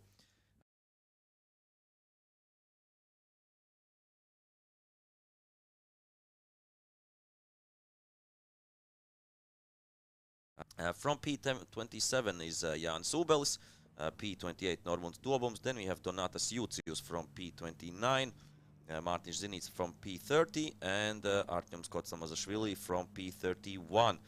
And then we have Martin Šlapinš from P32, because his result from race 1 was annullated because of dangerous driving. That's what the steward's decision said. Algirdas Gelžinis from P33, then we have Girds Daugonš from P34, and Juso Puhak from P35. So it will be really interesting to see how far Artyoms, Martinš, Girds Daugovič and Juso Puhaka, how far they will go up the grid. because they're of course faster than their positions show right now. So this is cool. This is BMW 325.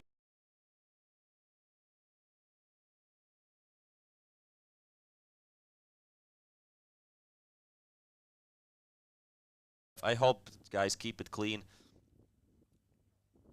Keep it clean and yeah, show us nice fights, but without like unnecessary incidents and stuff like that. So let's hope for a good one. And I'm really excited, and there will be a lot of fighting, and I'm sure that it will be a really interesting fight also for P1, P2, P3, P4. We see really four really fast drivers on a level, and they were really great in the first run.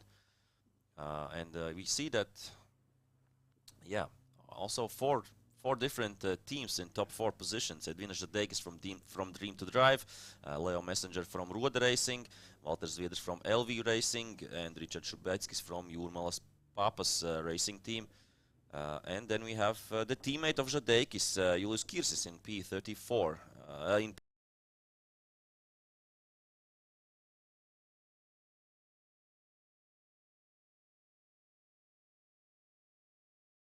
In the top 6 we have 4 different teams. And yeah, that's how we could say it and name it. So it will be really interesting to watch. This is great, and also it will be interesting to watch how far Karols Jovaiš can step it up. The champion of last year, he had really problematic quali session yesterday. That's why he had to start from almost the back in the race 1, and then he came, I think, up to 10th place or somewhere like that in the race, and but right now he has to start from P10, and his main opponents aren't that far away, so it will be really interesting to watch. And as well, as I said, the guys coming from behind, we have a lot of fast drivers there. Artem Skotsamazashvili, Martin Šlapinš, Dietz Daugoviņš, and also Juso Puhaka. It will be interesting. Interesting to see.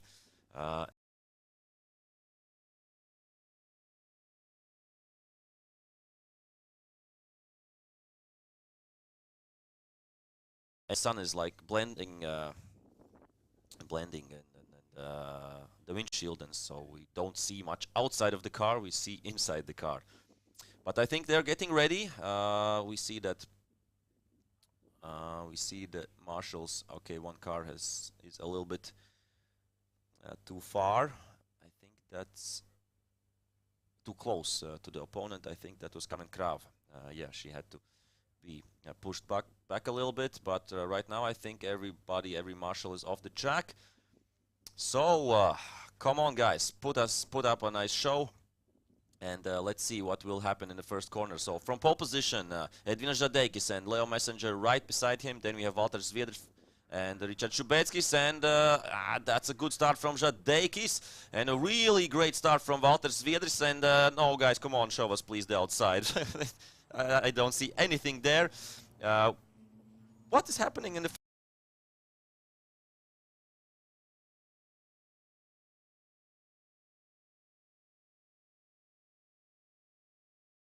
thought for a moment that Messenger was being overtaken by Zviedrs, but somehow he managed to hang on to P2, and I think he's right now trying to get by, and he has gotten by. We have a new leader, so it took Leo Messenger just a few corners to get by Edvinas Žadeikis, and we see how close the fighting there is. We have Zviedrs Šubeckis, then it's Krišjāns Kerko, and then Alex Ivanov. Here we see Jovaiš together with Kirsis, and that's a bold move, going side by side through the chicane. So a few places already for Karols Jovaiš up, and right now the guys are keeping it clean. We see that Martin Šlapinš, of course, has also gained a few positions already. And yeah, what an amazing first lap right now here at Botniaring, the second race of 325 Cup. And we see that Alex Ivanov is really pushing on.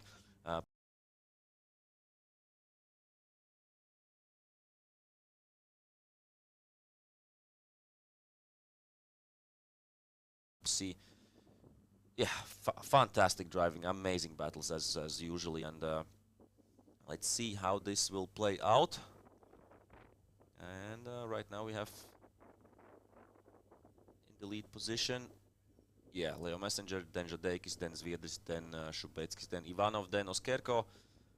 And Kirsis has lost quite a few positions. Oh, and they're going 3-4 wide in that corner. Amazing stuff, amazing stuff. Ooh. So far so good. Looks like Leo Messenger is on a mission right there. Yeah, almost a second away from Žadeikis right now. And Žadeikis is driving with his headlights on. Yeah, that's interesting. So, okay, it's not much, but you're still, I think, losing a little bit of power if you're like driving with the lights on. But, okay, that's his decision. What's happening in the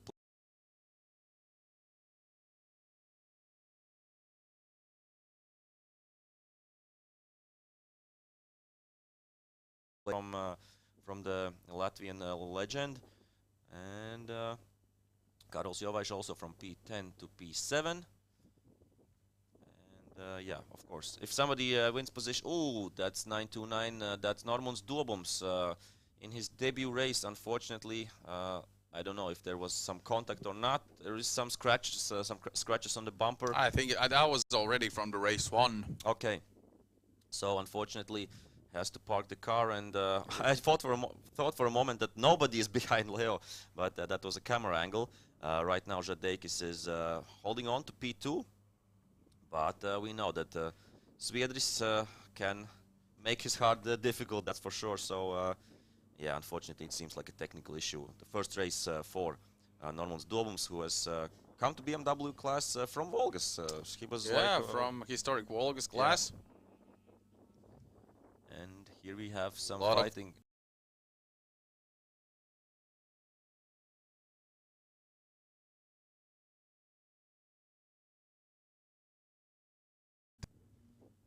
Yeah, P26, something like that. I think there was also Ramanauskas, and yeah.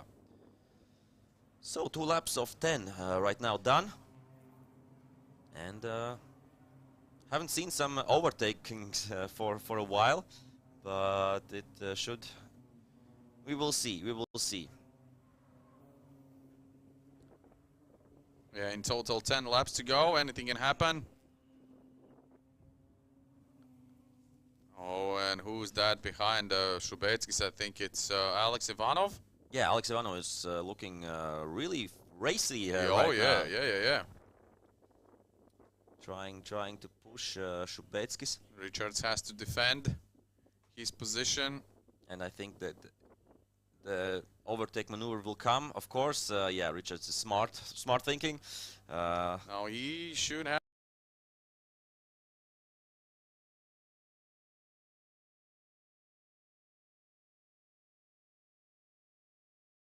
Has gained a little bit and getting into this fight for P4.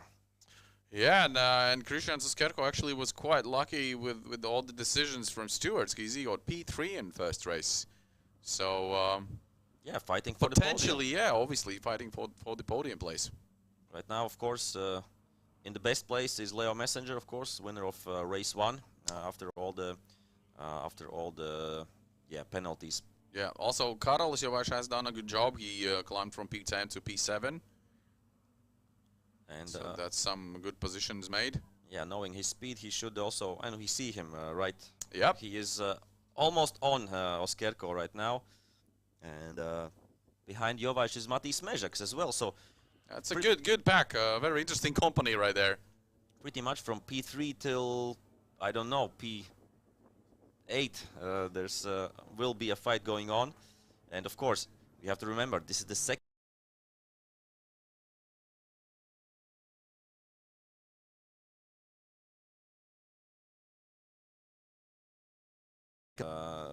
Aren't so harsh on the tires, so shouldn't be so much sliding around maybe than we are used at Botniaring or at Pärnu at some point. So yeah, we see really a good job right now by Leo Messenger.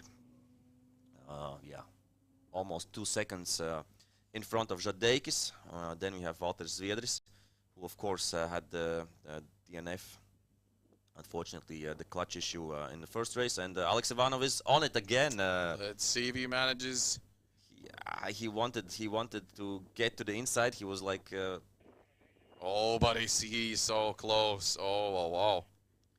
But yeah, Richard Trubetskis didn't make this mistake. He knew what will happen if he lets Alex Ivanov in on the inside. Inside, yeah. And right now we see that, yeah, better exit speed there by Trubetskis. So a little bit of an advantage right now against Ivanov.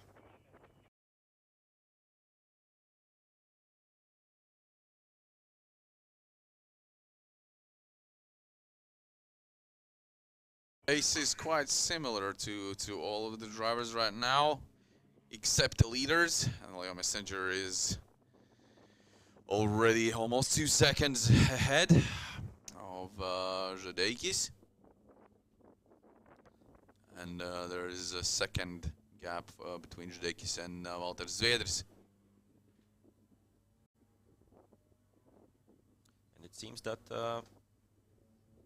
Richard Trubetskis is getting a little bit closer right now to Zviedris. Yep. Of course, there can be different tire strategies, like to get tires switched on already on the first laps, or they're just getting faster with every lap. So that's a thing that the teams can play with, and yeah. But if you have like a higher pressure from the start, then of course at the end of the race you will have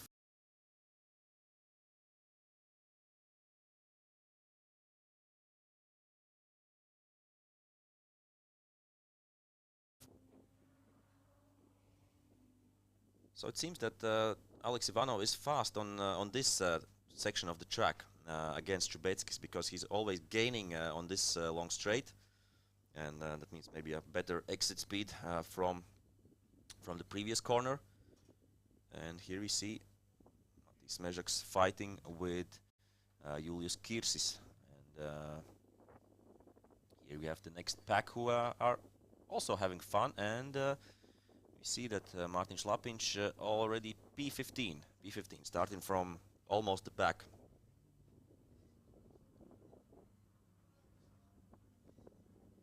Completely different line from Alex Ivanov yep. compared to Trubetskis, and also compared to Skertko, who was behind him.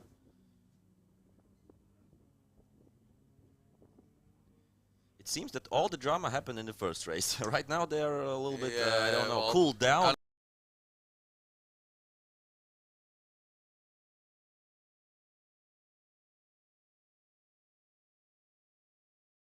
Yeah, no, like no stupid mistakes and crazy maneuvers. So maybe we have to switch to the midfield. Maybe not maybe, but there's a lot of happening when we compare to the front, who are, because these guys like are driving on one level with each other, and that's why we don't see more overtakes right now. So I think. Where's the action? Let's check. Rometrez in school to Urbanovic seems like a good battle there. Number 32, 91, and number 7. Carmen Krav is also as well there. So that's the higher midfield, and then afterwards we saw also a lot of fights there.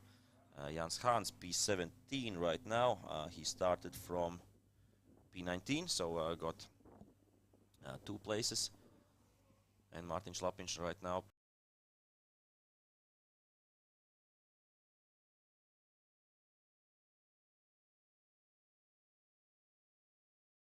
suspension, more like broken suspension for one of the cars. Yeah, unfortunately, yeah, Juuso Puhaka didn't start this second race, and I don't know who this was, but I think it was a Finnish driver. See in the results. And look what this is what I want to see. Daugaviņš against Kotsla Mazashvili, yes. Fighting it out for, I don't know, P26.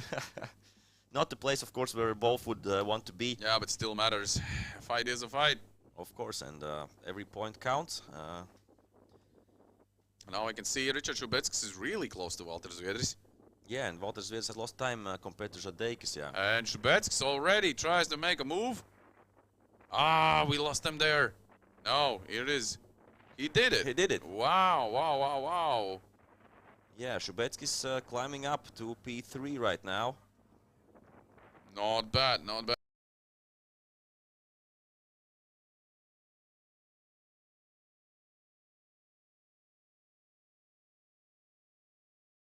A step on the podium. So yeah, Šubeckis getting the move done. And of course, let's remember, Valtteri Zviedris was, if I'm correct, yeah, the winner of first race. Yeah, first race, the World Grand Prix. Yeah, he was very successful in a home track in Riga. And yeah, he has big experience also on this track, and we see that Alex Ivanov is also has gotten by. This has to be technical. I mean, after changing the clutch, you know, there could be some. I don't want to speculate on that, but I mean, there could be some issues still going on. So yeah, could be. We see that much better exit for Valtteri Zviedris out of that corner, because Alex Ivanov was again trying to get by Richard Šubeckis, and yeah, Šubeckis doing the smart move.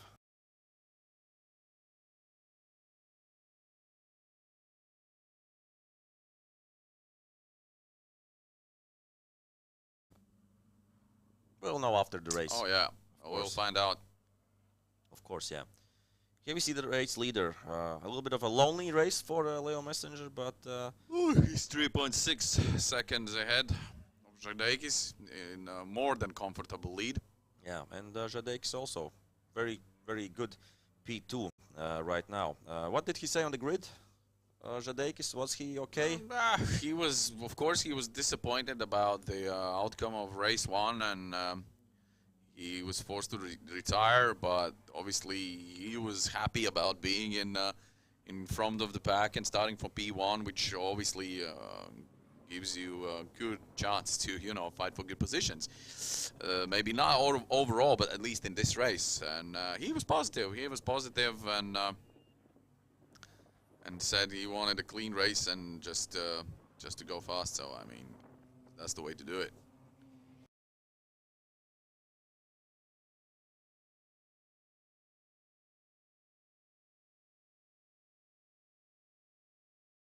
Is holding a little bit up this pack right now. Yeah. And but the strange thing is that Karol's Jovaš isn't faster than this group, and usually he is one of the leaders, last year's champion. And look what's here happening again. Alex Ivanov trying the outside line, and makes a mistake, going too wide. That yeah, gives an opportunity for Valtteri Zviedris to gain back his position. But he's going to be on the outside right now, so that's not the best place to be. and it seems that Ivanov's car was faster. Yeah. And here we see that Christian Soskerko will be looking for a move on Zviedris right now. So this is a nice fighting group right now for, of course, for P3 in this second race. So what is happening a little bit further down?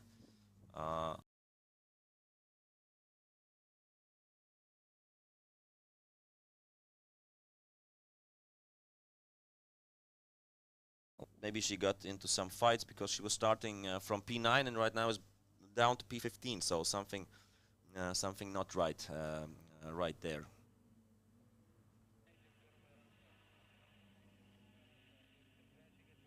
So we have already 8 laps completed.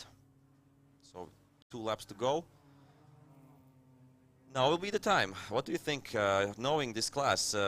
Will the group of these 4 guys finish in this order, or will there be some changes? Again, it's so hard to tell, but I mean, from the looks of it, I would say that Ivanov will definitely try to make a move on Šubeckis for sure.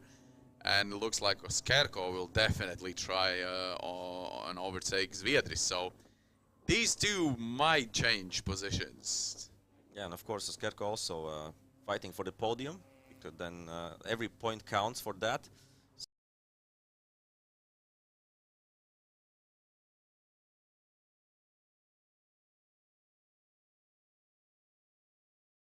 Yeah, Shubetskis and Ivanov. And this time, I think Shubetskis wasn't so much more on the inside than usually previously on the previous laps, but still maintaining his position P3 right now.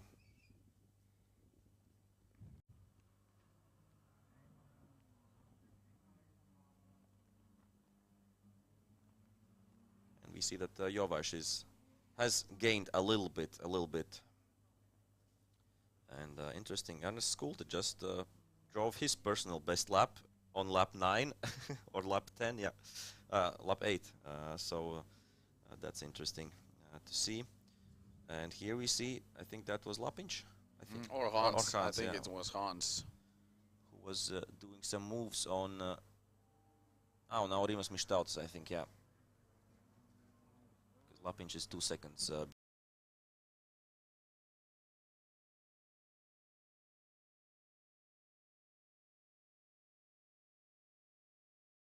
Between himself and Ivanov, and we see that Walter Sviets is really close, and Oskerko is also really close. So I think we're in the last lap as well. yeah, 9 laps completed. This is the last lap. It's like, yeah, now or never for the drivers right now. But of course they're really smart and intelligent drivers, and they won't make Any stupid mistakes, yeah, obviously. Yeah. Yeah. So I think there won't be any. You can't say that it won't be any drama. But remember what happened when we said that on race 1? Yeah. Yeah. Everything changed. Everything changed Exactly. at that point, and I think this was one of the last places where to try to overtake, and I think this group will be in the places that they have been for the past few laps, and of course,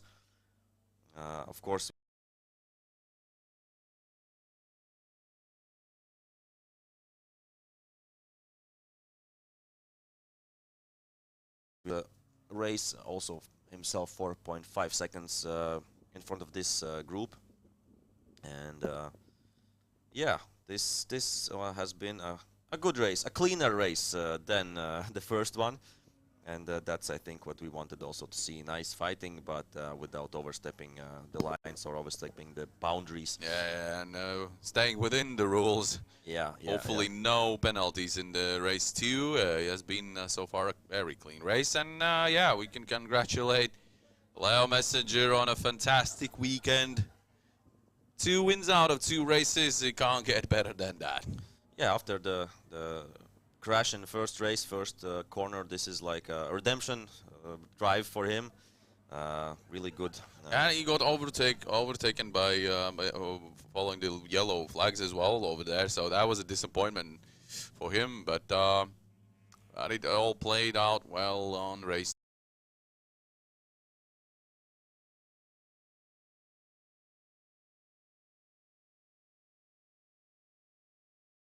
Three in this race, I think P5 or P6 in the first one, and I think the podium will be Leo Messenger, and then it's Shubetskis or Oskerko or Ivanov also, or yeah. So we will see that a little bit later when we get all the points correctly. But yeah, that's a wrap for BMW 325 Cup race 2, and for some of the teams, some of the drivers will compete also tomorrow at Nankang Endurance Academy 2-hour race. But for today, it's their job is done, and right now we will have, of course, we will try to get some interviews after the race, and then we will be moving on to Baltic Endurance 6-hour race, and Baltic Endurance 6-hour race starts at 5 o'clock, so in 35 minutes, and we'll be there on the grid, of course, as well. So right now we will leave you a little bit with the picture, and maybe we get some interviews. But yeah, a little bit of break right now after after these sprint sessions and sprint races, and we'll be back for the Baltic Endurance Championship 6-hour race.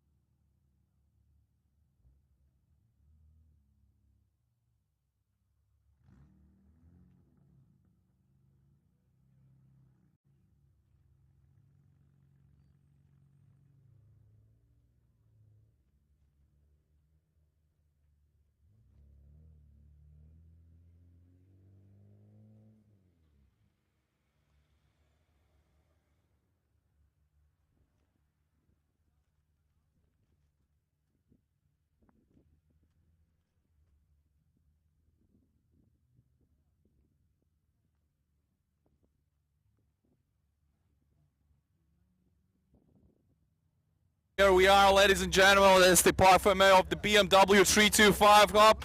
We have our winner here. Congratulations. What a fantastic race by you. You dominated from the start to the finish line. Yeah, it's a pleasure. I tried to be as clean as possible, and I guess it paid off. It's very good result compared to what happened to us. So it's a pleasure. And the team was really great. We had a few mechanical issues thanks to bad parts, and they were changed, and they did a great job.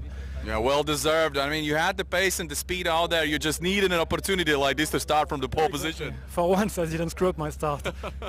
Yeah, good job once again. Thank you. Congratulations. All right, Leo Messenger, the winner of the BMW 325 Cup here in Botniaring racetrack in Mekonomen Grand Prix 2022 edition. That is done and dusted. Let's round up the BMW Cup and obviously now head on to the main event of the evening, of the afternoon, which is obviously going to be the Baltic Endurance Championship 6-hour race. It's going to be a long race, ladies and gentlemen. We have, I think, 10 or 11 teams on the start grid. We are going to see them shortly, so we're going to the grid walk and meet you over there. Stay tuned.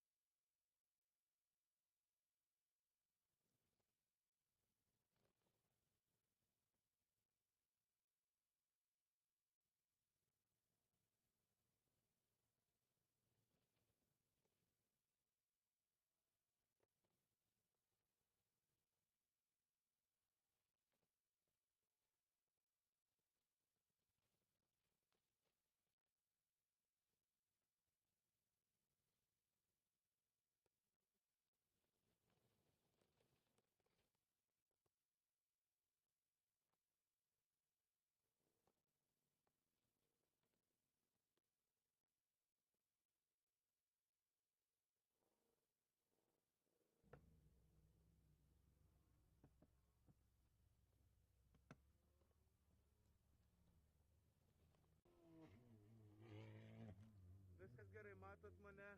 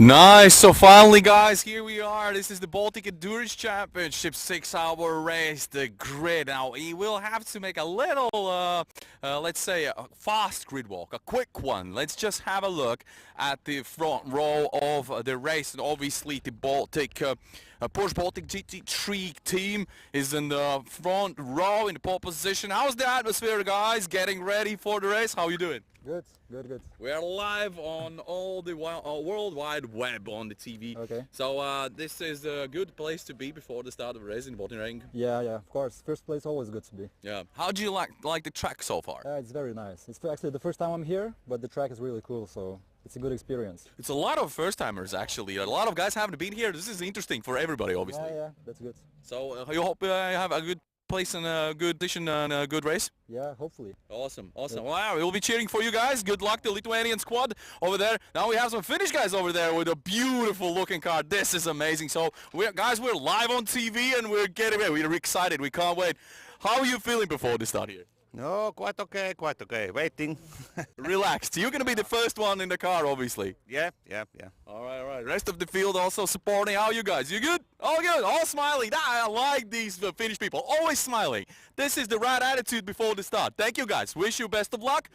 Obviously, we have 3 TCR category cars. This is interesting. The ALM, the Estonian squad, with the car number 34. Pay attention there. Obviously, in front of the back of the TCR category cars, and the guys obviously are getting ready. Let's have a chat with the guys. Tere tulemast. How is it going, mate? It's pretty good. Really good. Ready for the race? Of course. Well, you have 3 very fast TCR cars out here, and what do you think? What are your chances? We have the best chances. All right, that's it. That was short, but very, very confident. I like that. So we have Knocker Racing Team, the Black Rose Racing Team. All of the guys are just getting ready for the competition, as are we. And it's going to be a long run, 6 hours to cover, ladies and gentlemen. There's going to be quite a lot of action going on here in the beautiful Botniaring racing track here in Finland. This is the day 1 obviously of the racing weekend, Mekonomen Grand Prix 2022, and so far it's been very exciting to watch, and we promise you there's going to be loads more action to come, so stay tuned wherever you're watching. Thanks for joining us, and let's get this thing rolling.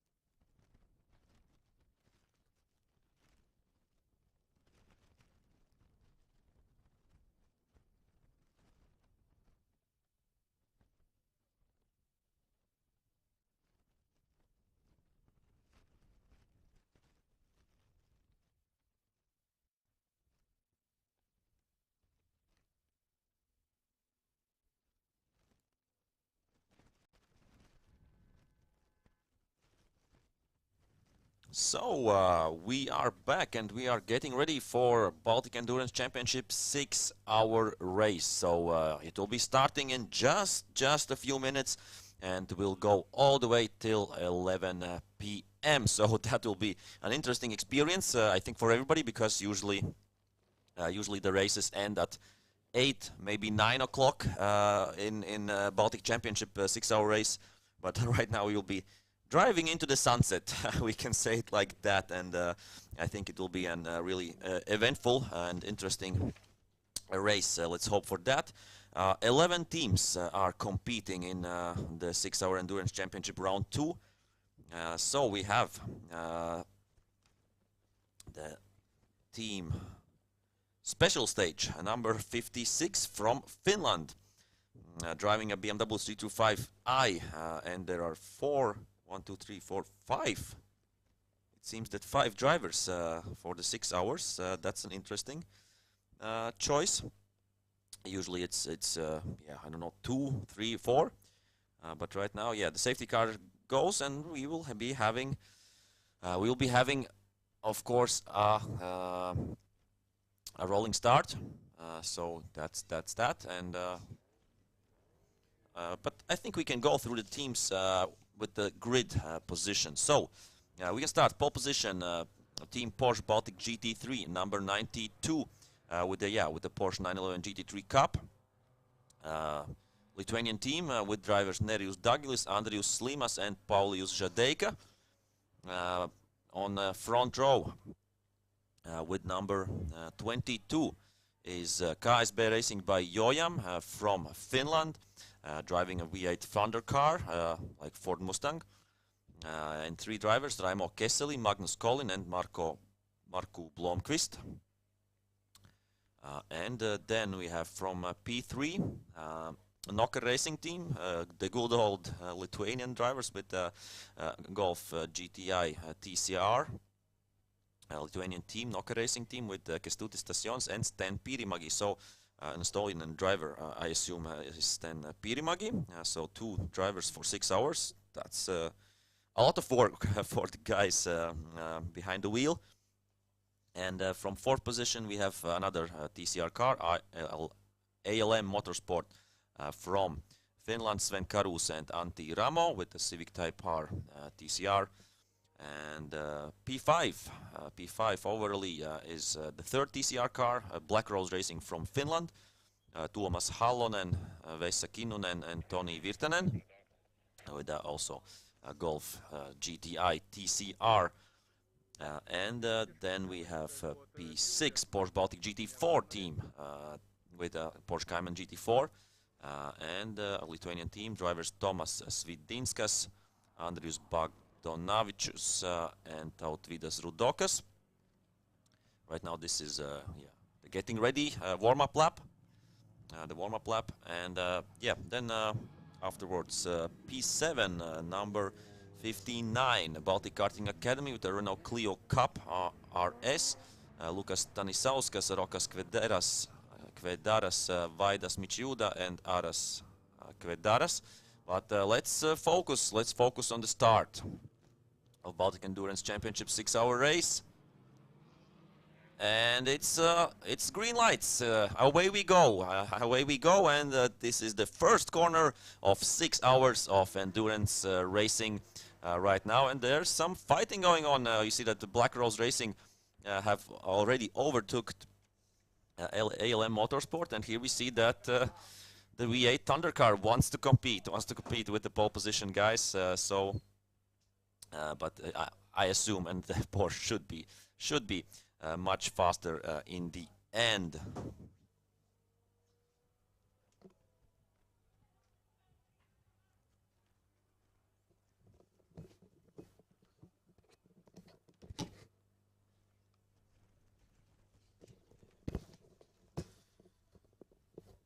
And hello and welcome once again, Baltic Endurance Championship 6-hour race.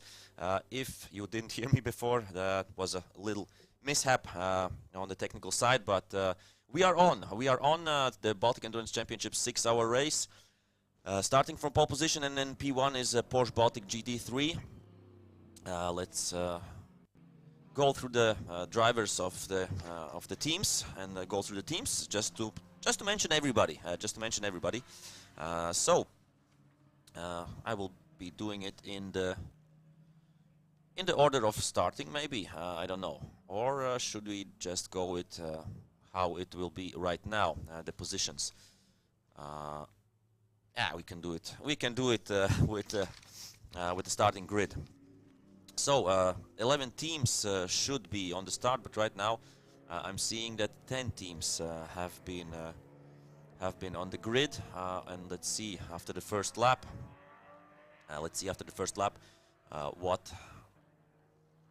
What positions and how many cars will have finished the first lap. Of course, that's a small step into the race. Of course, 6-hour race is long, and it will be going on until 11 p.m. So 6 hours, give or take, from now. We are already in the first 5 minutes now. Porsche Baltic GT3 team from Estonia, team from Lithuania. I'm sorry, our neighbors. Nerijus Dagilis, Andrius Slimas, and Paulius Žadeika driving the Porsche 911 GT3 Cup car. So they're of course the favorites for the win. From second position, and right now they are also in second place. Is a really interesting car, interesting team. It's KSB Racing by Jojam from Finland. Raimo Kesseli, Magnus Collin, and Marko Blomqvist with the Thunder car. It says there Ford Mustang. But yeah, that's a fast car, and we will see and check how it will cope against the Porsche 911. Then we have in third place a Nokia Racing team from Lithuania. Kestutis Stasionis and Sten Pirimägi. Sten Pirimägi, of course, I think is an Estonian driver. They're driving with the Golf GTI TCR. We see the car right now in our screens. And they will be, of course, fighting for the overall podium. That's one thing for sure. And, of course, fighting for the win in TCR class, because we have 3 TCR cars this weekend here for the 6-hour race. One is the mentioned Nokia Racing team. Then we have, of course, Black Rose Racing from Finland, Tuomas Halonen, Vesa Kinnunen, and Toni Virtanen. Yeah, with the black Golf GTI TCR. And then we have ALM Motorsport, also one more TCR car from Estonia, Sven Karus and Antti Ramo.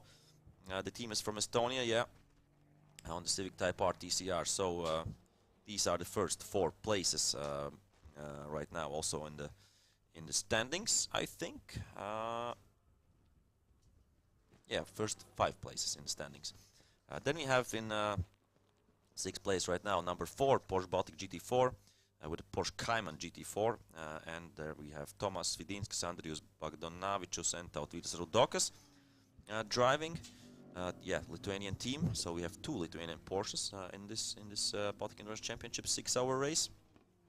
After that, we have number 59, Baltic Karting Academy, with also one more team from Lithuania with a Renault Clio Cup RS. Lukas Stanisauskas, Rokas Kvedaras, Vaidas Mičiuida, and Aras Kvedaras. These are the drivers for number 59. And then we have the next team with number 46, Special Stage Motorsport, also a team from Finland, BMW 335 diesel E90, and the drivers are Jukka Soimetsä, Petri Seppälä, Heikki Valros, and Juuso Puhaka. So this is also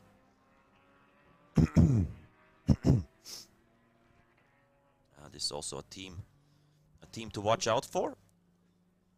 And then we have yeah, it's a diesel team, and then we have 3 diesel teams competing this 6-hour race. Then we have with number 11 Ante Racing team, BMW 135 diesel. Rimas Tesiulis and Vidas Gedutis is driving there. And the 3rd diesel team right now sitting in last position at this moment is number 12, Team R2M from Finland as well, and 335 diesel. So Jarkko Makinen, Christian Ron, Samsa Rintala, that's 3 drivers there. And theoretically we have another team, number 56, special stage from Finland, and we have there 5 drivers listed. So that's interesting, and it's a BMW 325i, but unfortunately they haven't got out yet. Maybe they're fixing the car, maybe something's wrong, and maybe we will see them a little bit later on the track. Ari Perkiomaki, Antti Suttarinen, Kai Frisk, Joni Jauhiainen, and Sebastian Back. So these are all the teams today for Baltic Endurance Championship 6-hour race, and yeah, this is number 22. KSB Racing by Joyam. We have done our first 10 minutes right now, and yeah, out front number 92 Porsche GT3 Cup car, and behind the wheel right now it should be just checking Paulius Žadeika, it seems is right now there. So yeah, we will be tuning in. I don't know, not maybe all the 6 hours because it will get really long. Had to talk for 6 hours, and we have talked for I don't know how many hours already today. So yeah, we'll be tuning in to check what's happening with the results. We'll be tuning in, of course, when the pit stops, first pit stops will be happening, and so for the interesting stuff we will be ready. Right now we see that the cars are pretty much spread out, and at this moment no real fight is going on. It will be of course interesting. The TCR guys,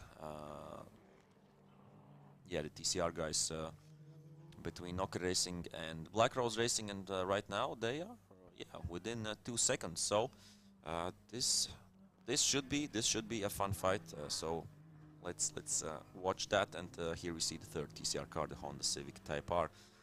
So yeah, I'll be coming back within a few minutes. I'll be back, and we will have, of course, I think at some point also guests.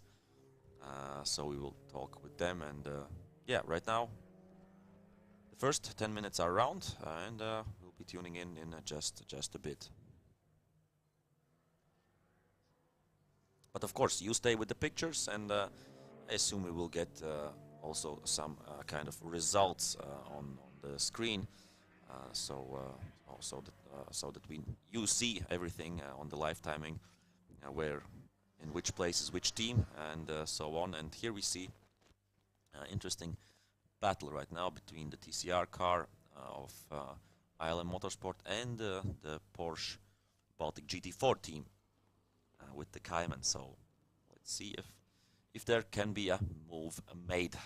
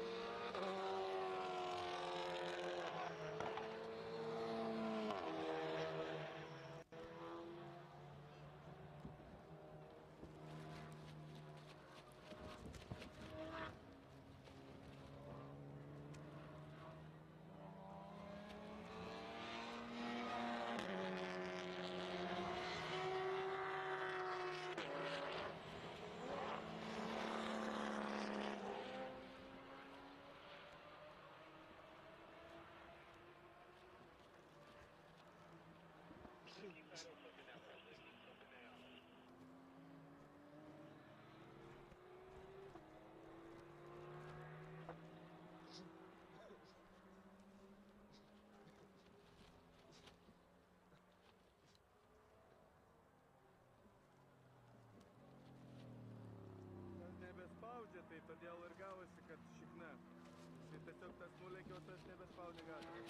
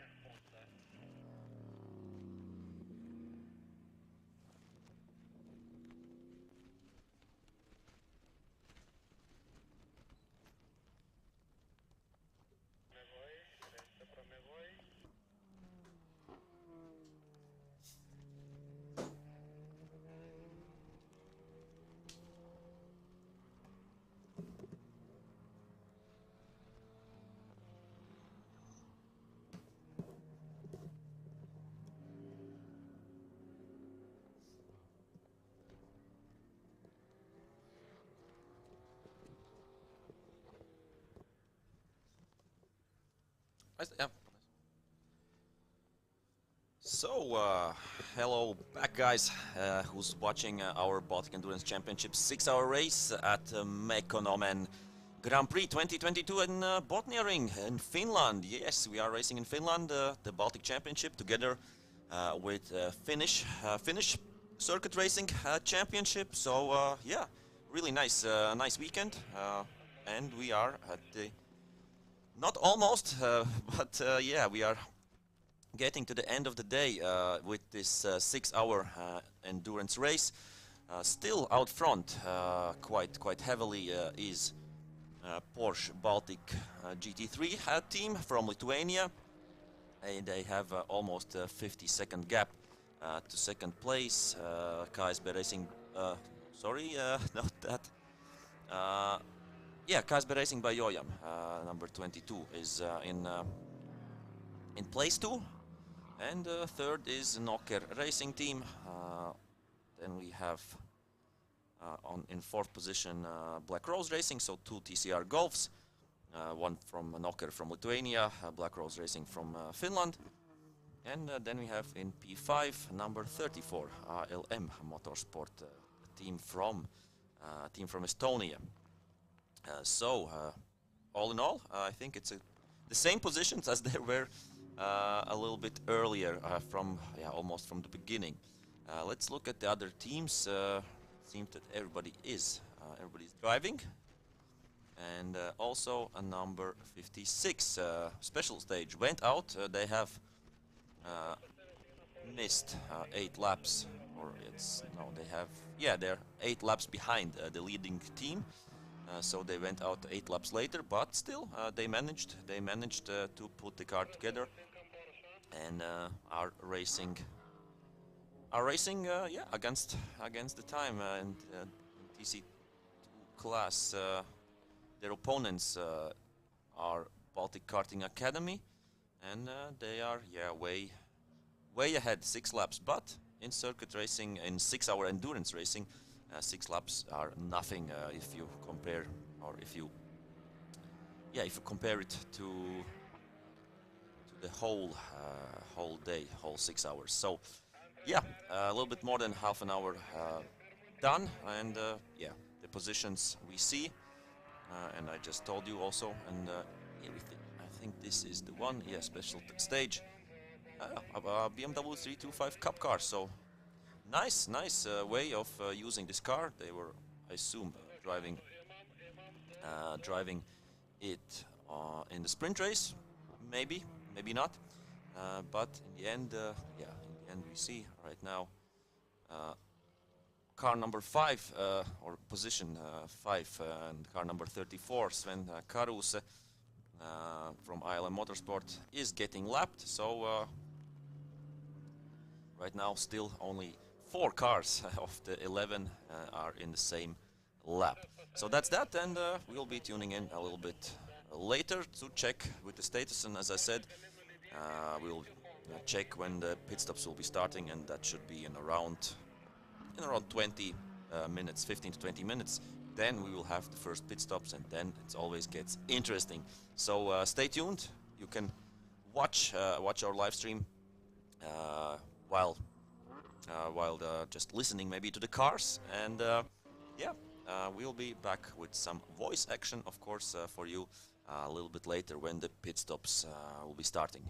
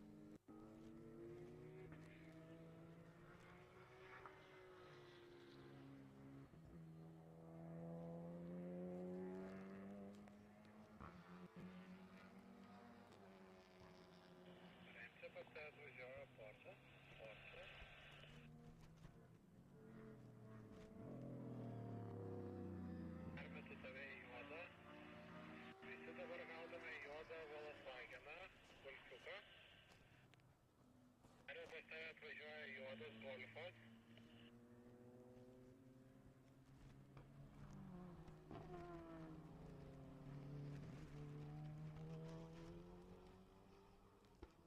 Ariau pas tave atvažiuoja juodas golfas. Juodas golfas atvažiuoja pas tave. Juodas golfas.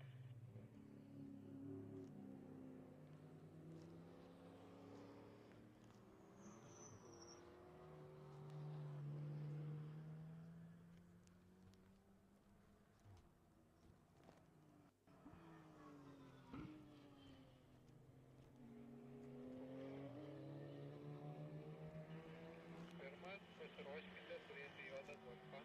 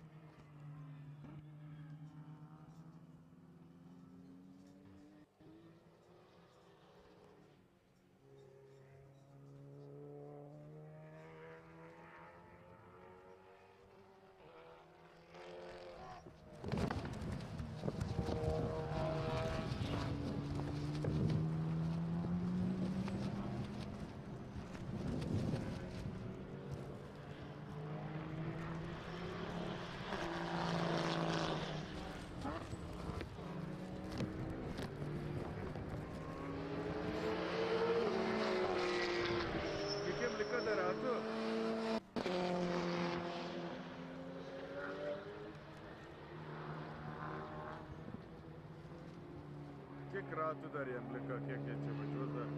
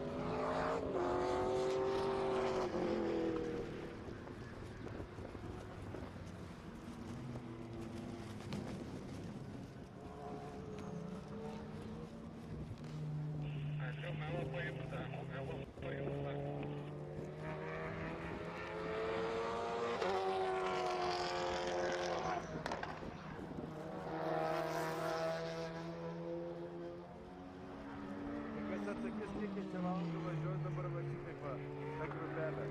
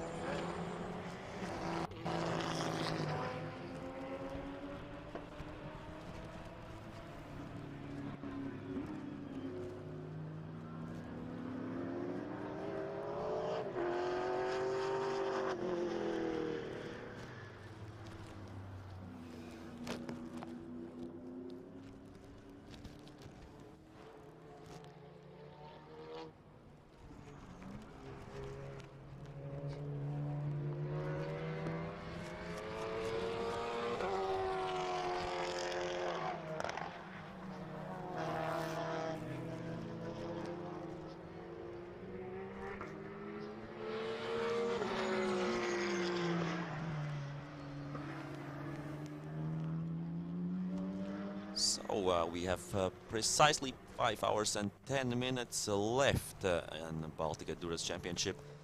6-hour race, endurance race.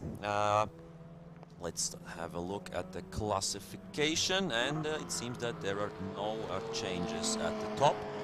Still Porsche Baltic GT3 team is in the lead, 1 lap in front of KSB Racing by Jojan, the Finnish team. And in 3rd place we have NEZ Racing team from Lithuania, the fastest TCR out there. So that's the top 3.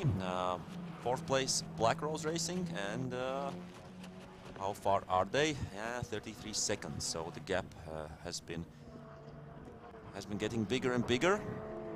And we have then in P5 Sven Karuse, who's just 17 seconds behind. So ALM Motorsport and Sven Karuse and Wheel are just 17 seconds behind Black Rose Racing, where behind the wheel right now is Toni Virtanen. And in NEZ Racing we have Sten Piedmoni right now, the first driver in the car. In the 2nd place, overly, we have this KSB Racing by Jojan, and who's there? It's Raimo Kesseli behind the wheel of the orange Ford Mustang. And yeah, the leaders there, the wheel is turning by Paulus Žadeika. So, but yeah, these are the first drivers who are out. But of course, the driver changes will start, I assume soon, because I think 15 minutes is when the change window starts to appear. And yeah, between now and the next 20 minutes we will have the first driver changes, so maybe we'll try to get into the pits and have a look there how that is done, because it's really interesting, like the whole process, the teamwork there. So yeah, keep the live stream on and have a fun evening, and yeah, the emotions are a little bit calming down also here in the paddock. Some happy faces, some not so happy faces, but yeah, that's racing and that's motorsport. So I'll be, as I said, I'll be back, and I will be tuning in and checking in with you guys, yeah, at least once in half an hour. So just to be sure that you are still here and listening, and just to be sure to see what position changes have. So yeah, a little bit 5 hours to go. Baltic Endurance Championship 6-hour race.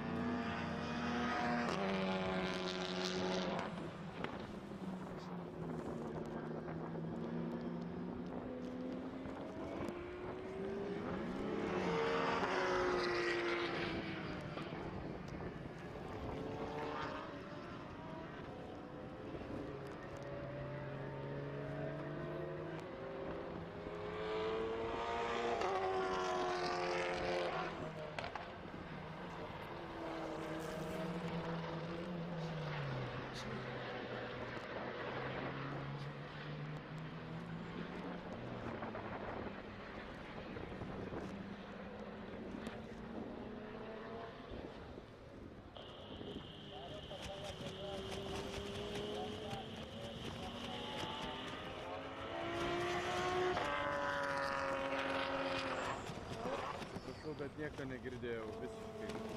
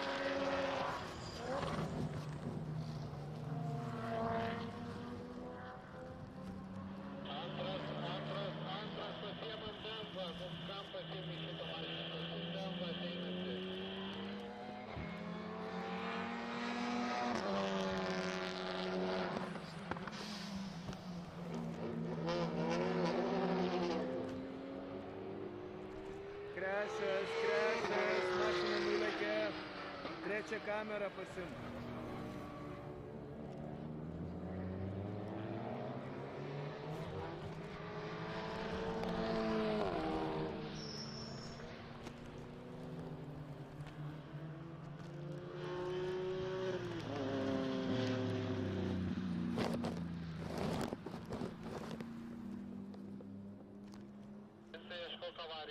Ieškok avarijos.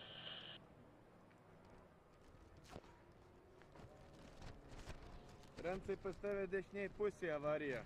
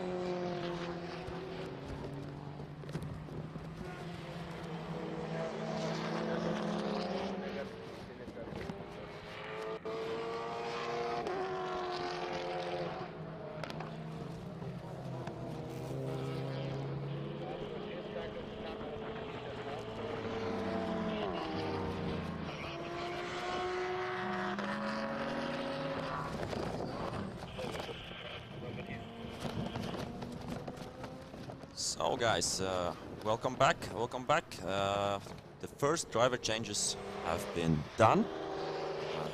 So let's check up what's with the positions, with the standings. And right now we have Porsche GT3 Cup car, or Porsche Baltic GT3.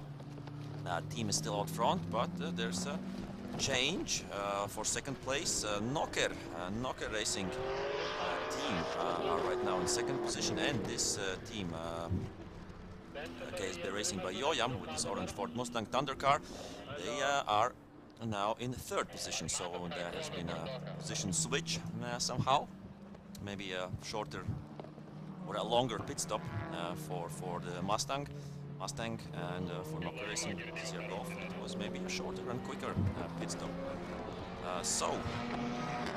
In P4 we have number 34. So there's also has been a position switch. Let's check. Maybe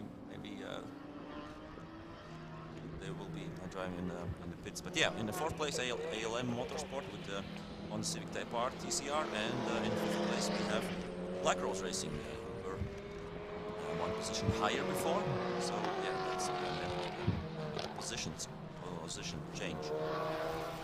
In sixth place we have number 4, Porsche Baltic GT14. In seventh, number 59, which is Baltic Karting Academy. Then we have an 8th position, number 11, anti-racing team, and in 9th position, number 12, Team R2M. Then we have, looks like not a retirement, but number 46, Special Stage Motorsport, unfortunately, are losing a lot of laps, so it seems that they are or were long in the pits. So yeah, that's unfortunate for them.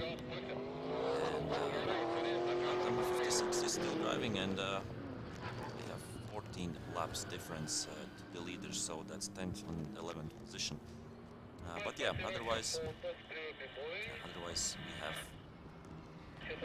4 hours and around 40 minutes left. We have the countdown on the screen, so that's how you easily can check how much time is still left. So and it will be getting a little bit darker, but yeah, here at Botniaring, it's during summer really bright when you compare. It's not getting dark. It's not like in the day, but still it's not night feeling here at Botniaring. But you will see that on the screen, so you can see for yourself. That's how we can tell. And here are the race leaders. Number 92, Porsche Baltic GT3. From Romania. So I'll be tuning in a little bit later, as I said to you before. So keep looking and keep having fun with us. And of course, we will be back tomorrow. Tomorrow the first race starts at 10:20. Tomorrow first race 10:20. That's the time when you should tune in. And we will have a lot of sprint races tomorrow, and of course as well in the end Nakan Endurance Academy. So that's that for tomorrow. But as I said, I'll be tuning in, I would say, in about half an hour, or maybe an hour mark. So we'll see then what's happening. And here we also have the timings. Right now, I think these are the best lap times. Okay, that's also an interesting thing. So yeah, keep up with us. And this is Mekonomen Grand Prix 2022 from Botniaring, Finland. And these are the 600 Endurance Championship race. And this is Hockey Racing Team, who are right now in 2nd position overall. And that was not Black Rose Racing, who are in 5th position right now. So yeah, so I will be speaking with you a little bit later. So enjoy the engine sounds.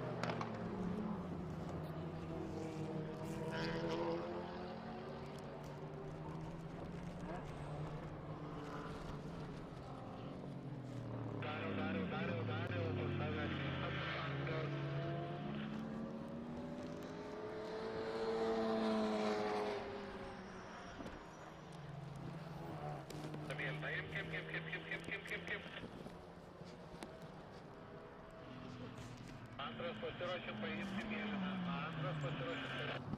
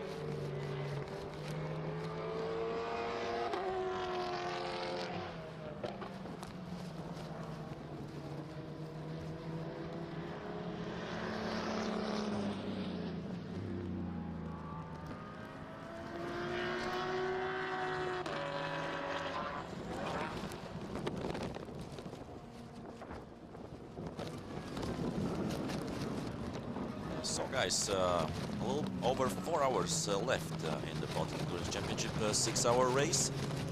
And let's check the results. What is happening? Porsche Baltic GT3 still in the lead, 1 lap before Nokia Racing team. And I think more than 1 lap, 1.5 lap it seems. We'll just check when Porsche Baltic GT3 will go over the line. And I think the gap will be 2 laps and come back to 1 lap when Nokia Racing team will so 1.5 laps between Porsche Baltic GT3 and the Nokia Racing team as well. Then in the 3rd position, also 48 seconds behind the Nokia Racing team, is driving KSB Racing by Jojan with the Ford Mustang. And what's their best lap times? 1:41.8. So should be a second, or they are a second faster than Nokia Racing team's best lap. But right now they're driving a few tenths per lap faster. So that could be an interesting fight up until the end. Of course, KSB Racing by Jojan, the Ford Mustang, eats a little bit more fuel than the TCR Golf of Nokia Racing. But yeah, it will be interesting to see how that will play out.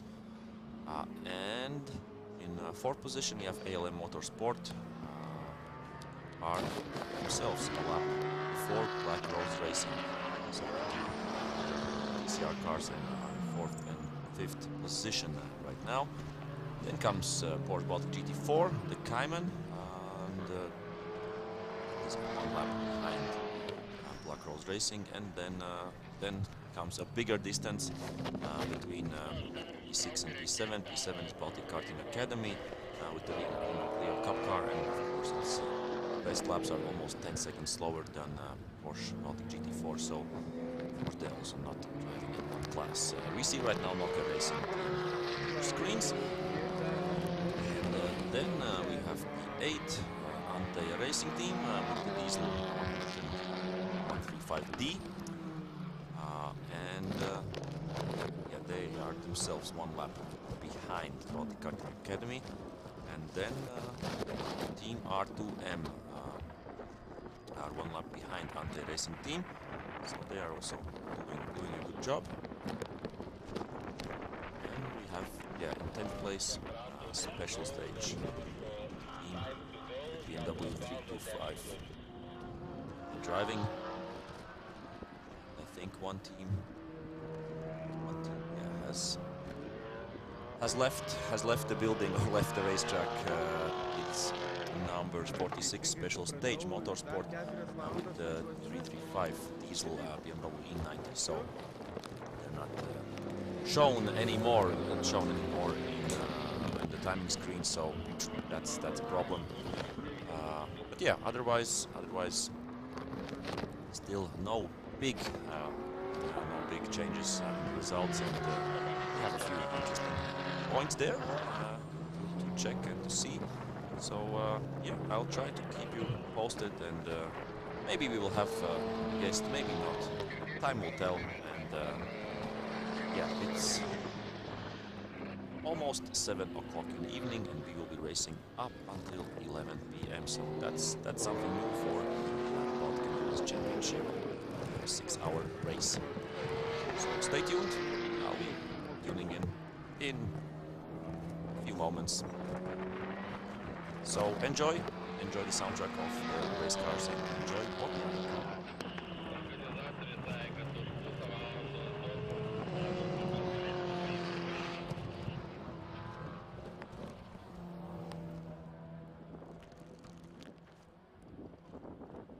Nu, dabar jau aiškiau, ačiū už viską.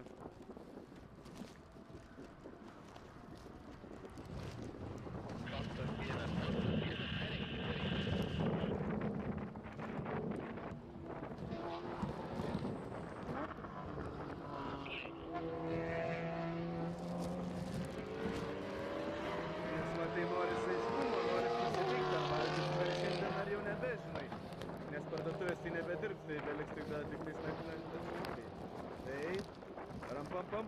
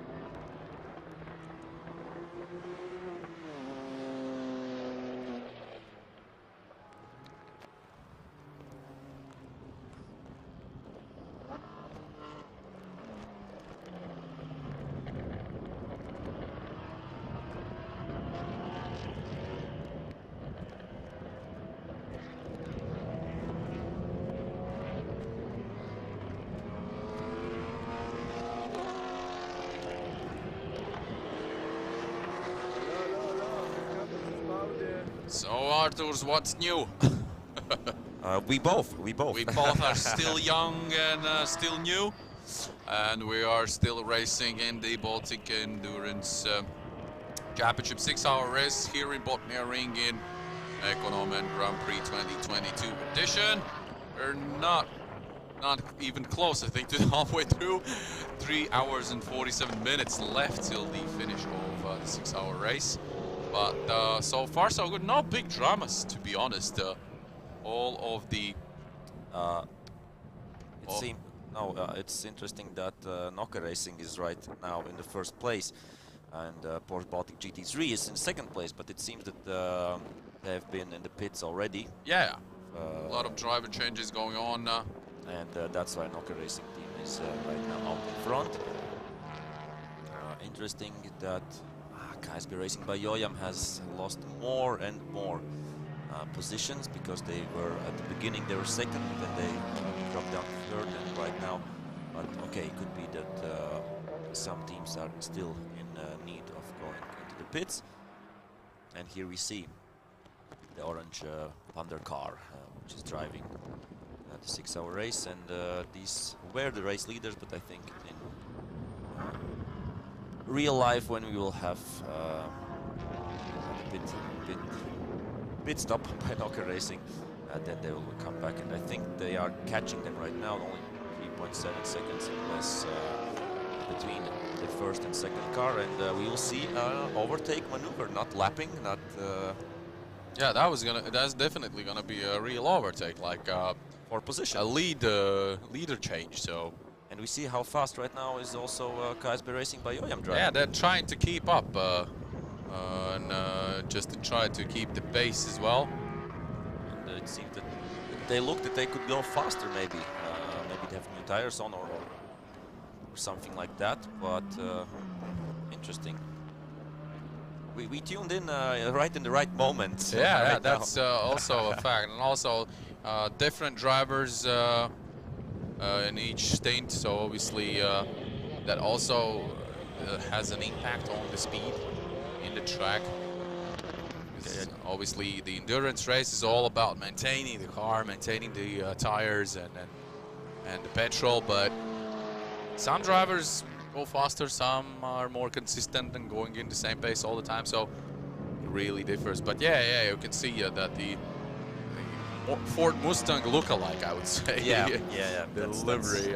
They are actually keeping up the pace with the leaders. Well, Porsche Baltic GT3 teams Porsche. Yeah, right now they are driving faster. KSB Racing by Joyam. We see that the lap time is 1:43.6 for Baltic GT3, and the driver is Nerijus Dagilis. Yeah, it's interesting that. And Nokia Racing, Stasians is going into the pit lane, which means they're having a pit stop right now. Your guessing was right. Yeah, and then we will get back for Baltic GT3 in first place. They are now already in first place, and this isn't a fight for position. Yeah, but this is an interesting situation, obviously. Yeah, somehow KSB Racing by Joyam is right now faster. We see it from the lap times as well. But the Porsche won't let it through. So they don't have to. They don't have to, of course. Yeah, right now the plan is to get a lap back. KSB Racing by Joyam. So it will be interesting to see if he will succeed or not. But, that's a little bit of later.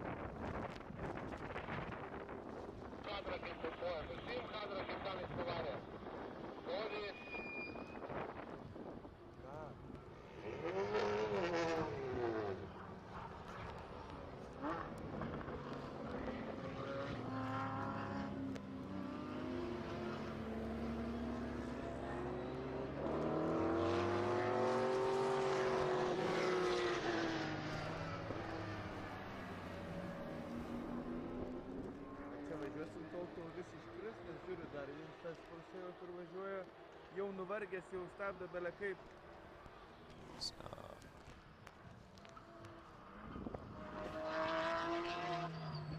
Okay, we see that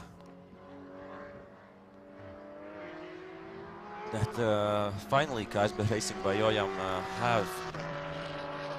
have made the overtake and is in front of the Porsche on the track right now, but of course in the standings they are around 3 laps behind Porsche, but right now they are driving faster, so yeah, that's why. And here we see that Kaisberg Racing by Joyam is overtaking Noka Racing as well. Noka Racing in second place and around a lap behind Porsche Baltic GT3 team. So first 2 places are Lithuanian teams, is Estonian, and in that's ILM Motorsport. And in 4th place right now, and 5th place we have Finnish teams, Black Rose Racing and Kaisberg Racing by Joyam. So it'll be interesting to see what will be going on with Kaisberg Racing orange Ford Mustang. I don't know where they lost the time or why they lost the time, but as I said before, maybe there is a problem that the car is consuming more fuel and it has to be refueled more often than the TCR cars. Of course, that's of course logical, and I'm thinking that maybe also the Porsche Baltic GT3 cars are having less fuel. So that's one theory, of course.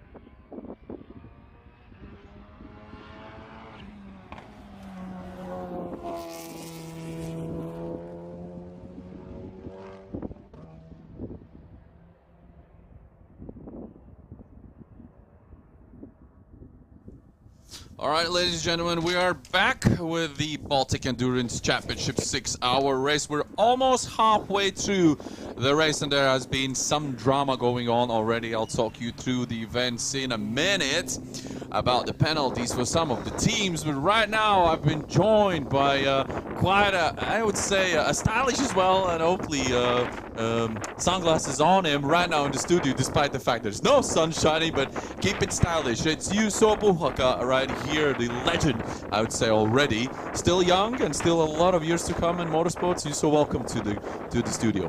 Thank you for having me. Thank you. Obviously, such a pleasure having you. And first things first, how has it been so far in the Mekonomen Grand Prix 2022 edition? There's been ups and downs for you this weekend. Talk us through the day. Yeah, definitely. We had a few ups and downs.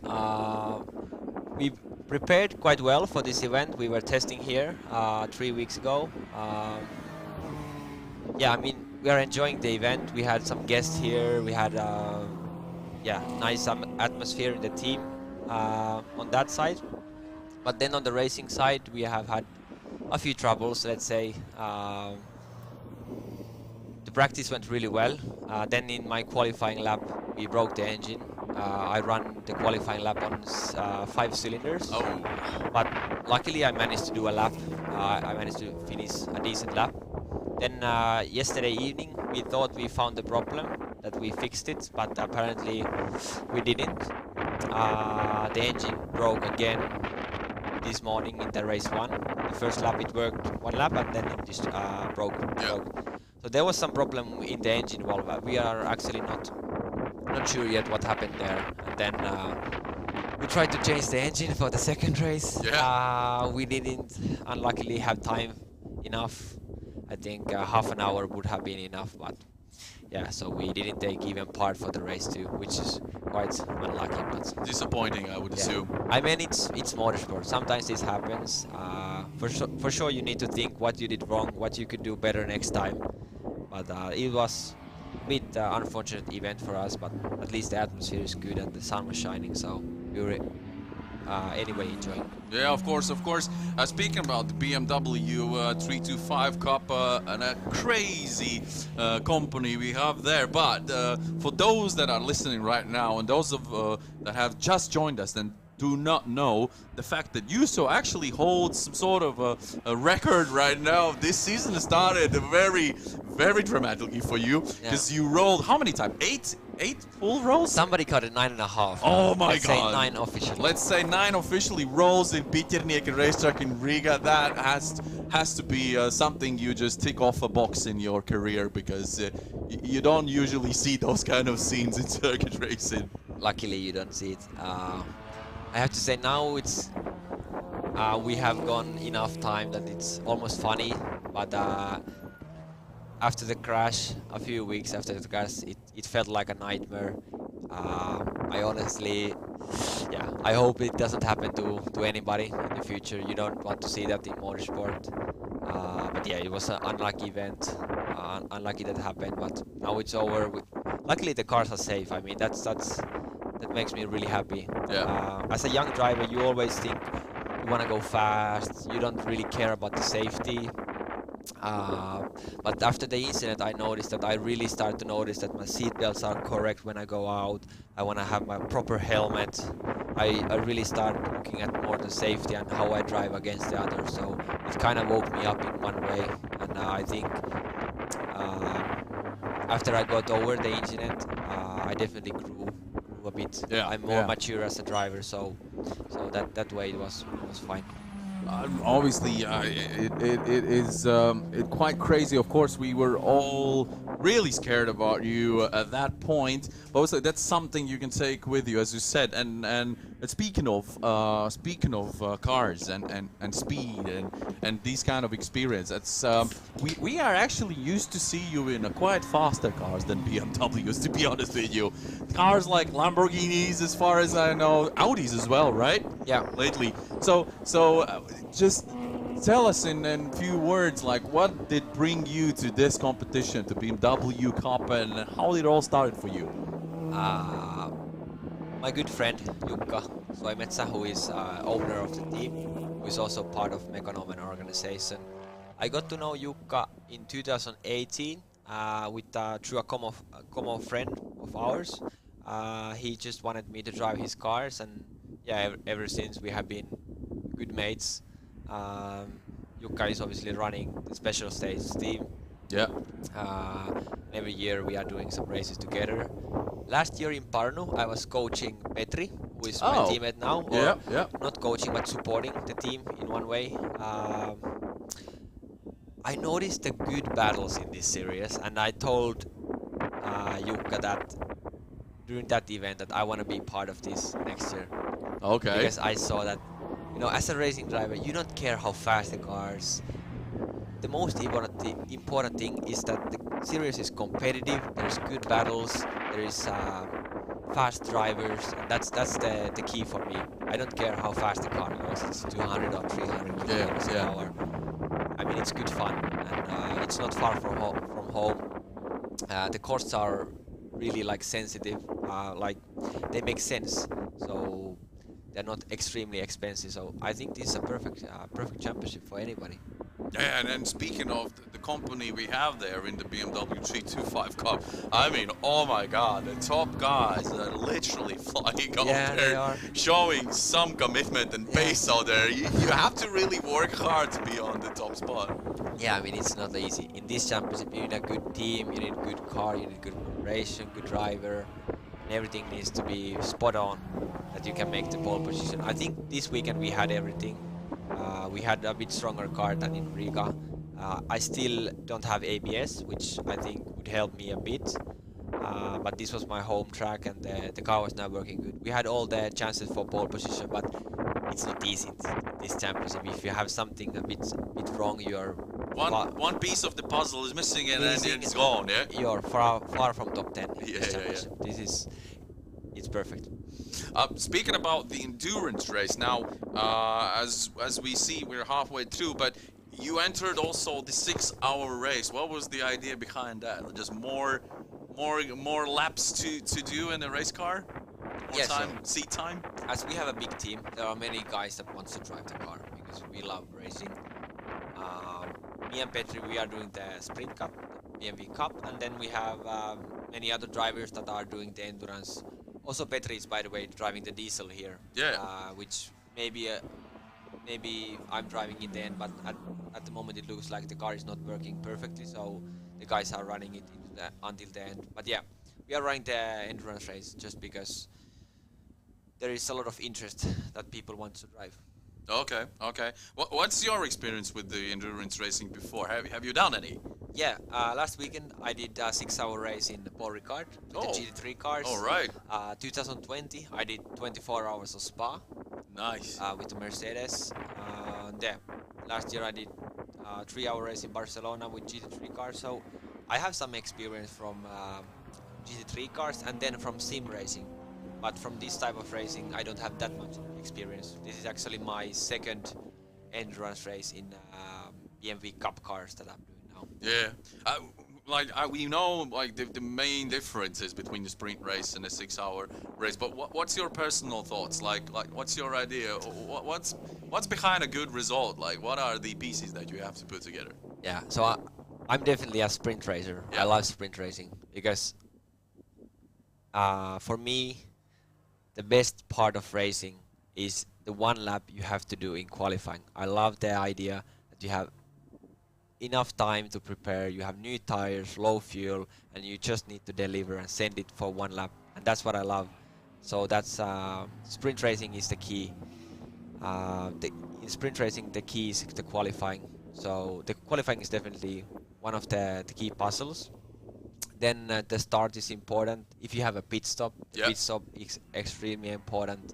And obviously in endurance racing especially, you don't want to crash, you don't have to, you cannot have any technical failures, that's important. But yeah, in sprint racing I would say it's 70% about the qualifying and the rest is about strategies and start. Yeah. Exactly, and team also. The team working very precisely and neat. Like I mentioned before we started this interview, I mentioned some of the penalties that some of the teams got, and you wouldn't imagine how far it gets. Like for one example, I can tell you there is one team where they did refueling, and the guy that did refueling didn't have any shoes on. Can you imagine that? No, I cannot imagine. How I mean, and it costs the team you know, maybe a place on the podium because of that reason. So it even gets to this silly kind of things that you just can't imagine that would happen then. Yeah. Maybe the guy forgot to fuel the car, I don't know. How is that possible? Unlucky for them. Yeah, things like that happen. Overall, this weekend, the Mekonomen Grand Prix 2022 edition so far, fantastic weekend, good racing action, a lot of different categories, cars, and a lot of fast drivers. How have you been enjoying the overall atmosphere here? It's fantastic. I had some friends, my family were here, we had a few sponsors, guests, VIP guests as well. So, I mean, this event it has been really well, really good. We have been enjoying it.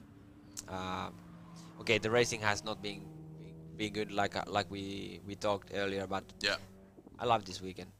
Sun is shining, and there was a lot of series, a lot of race cars. So of course we enjoy.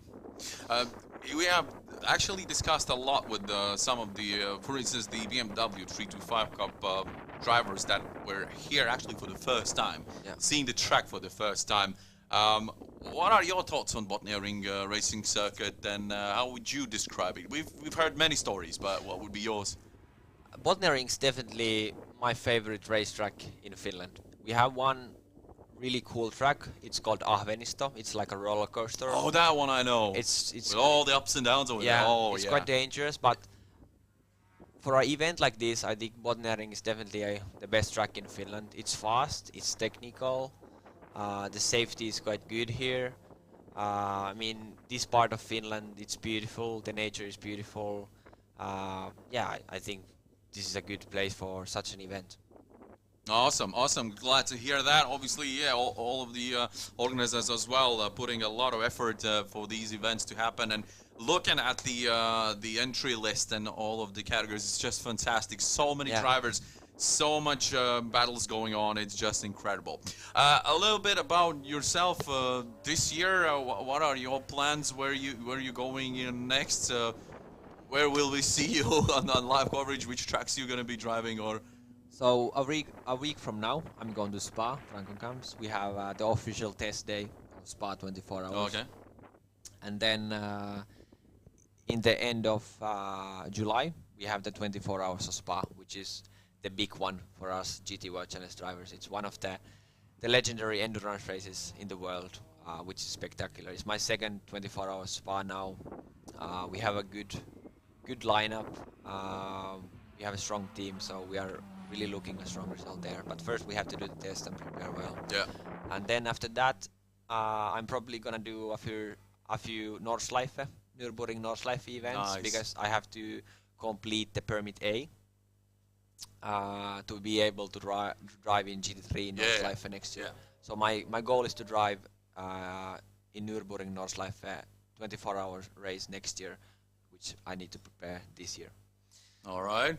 And about the BMW Cup, it has been quite tricky for us in the crash in Riga and now the engine problems. I'm not yet 100% sure if I'm gonna do the next race, which is in Pärnu. Yeah, right? exactly. We have one driver in the team, Heikki, who is now driving the diesel car. Okay. He's really, really fast.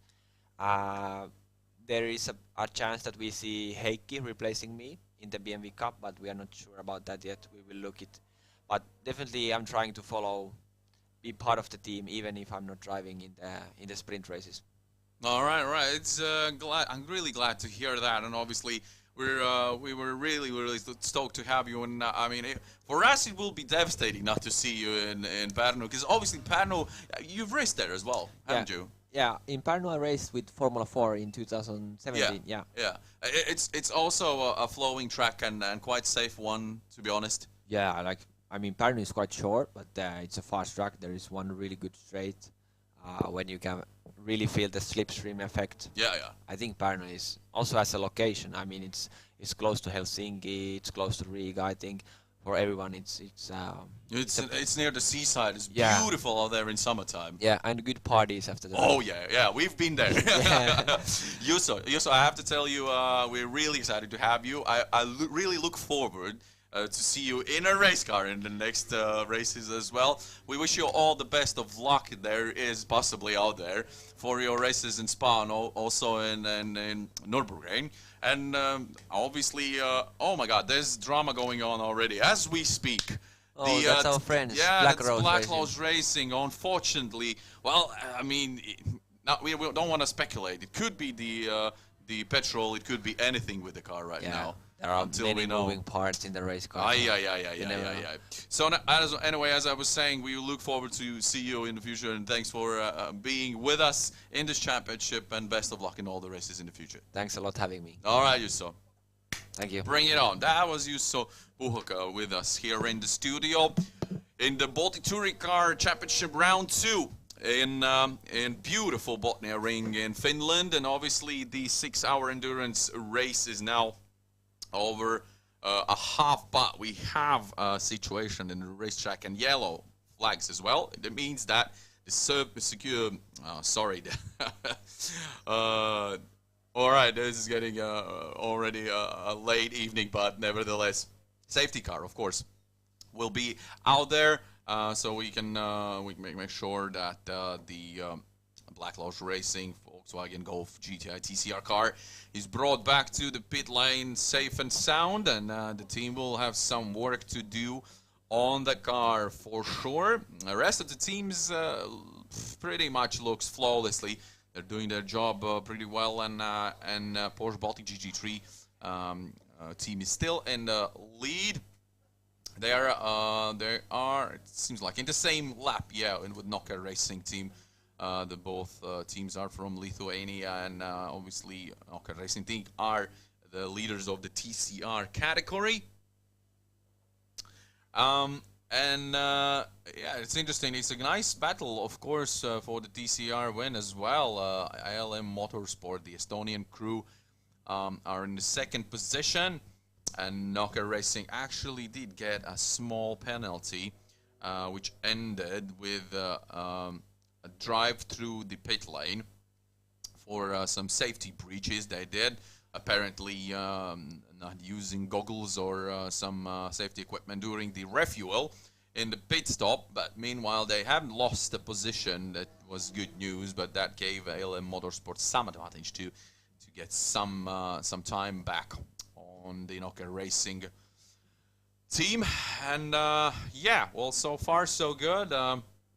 Had a good chat with you, but obviously we'll definitely see what other interesting drivers we can deliver here in the studio during next 3 hours, and then obviously have a chat and see what's the atmosphere out there, how everyone is doing and how they are feeling. For now, we are taking a little short break while they're rescuing the Black Rose Racing TCR car.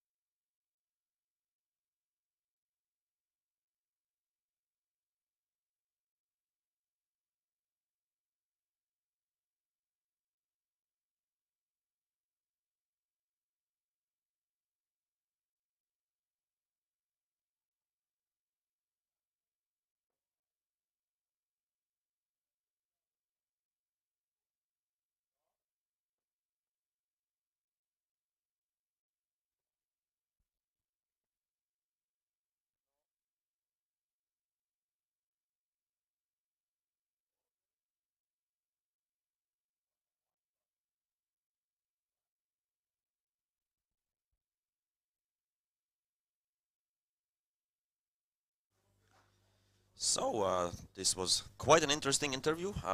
Oskars was talking, and yeah, we had the yellow, or we have a safety car, yeah, out on the track, but the race will resume right now in this lap. And we had also some interesting decisions made. So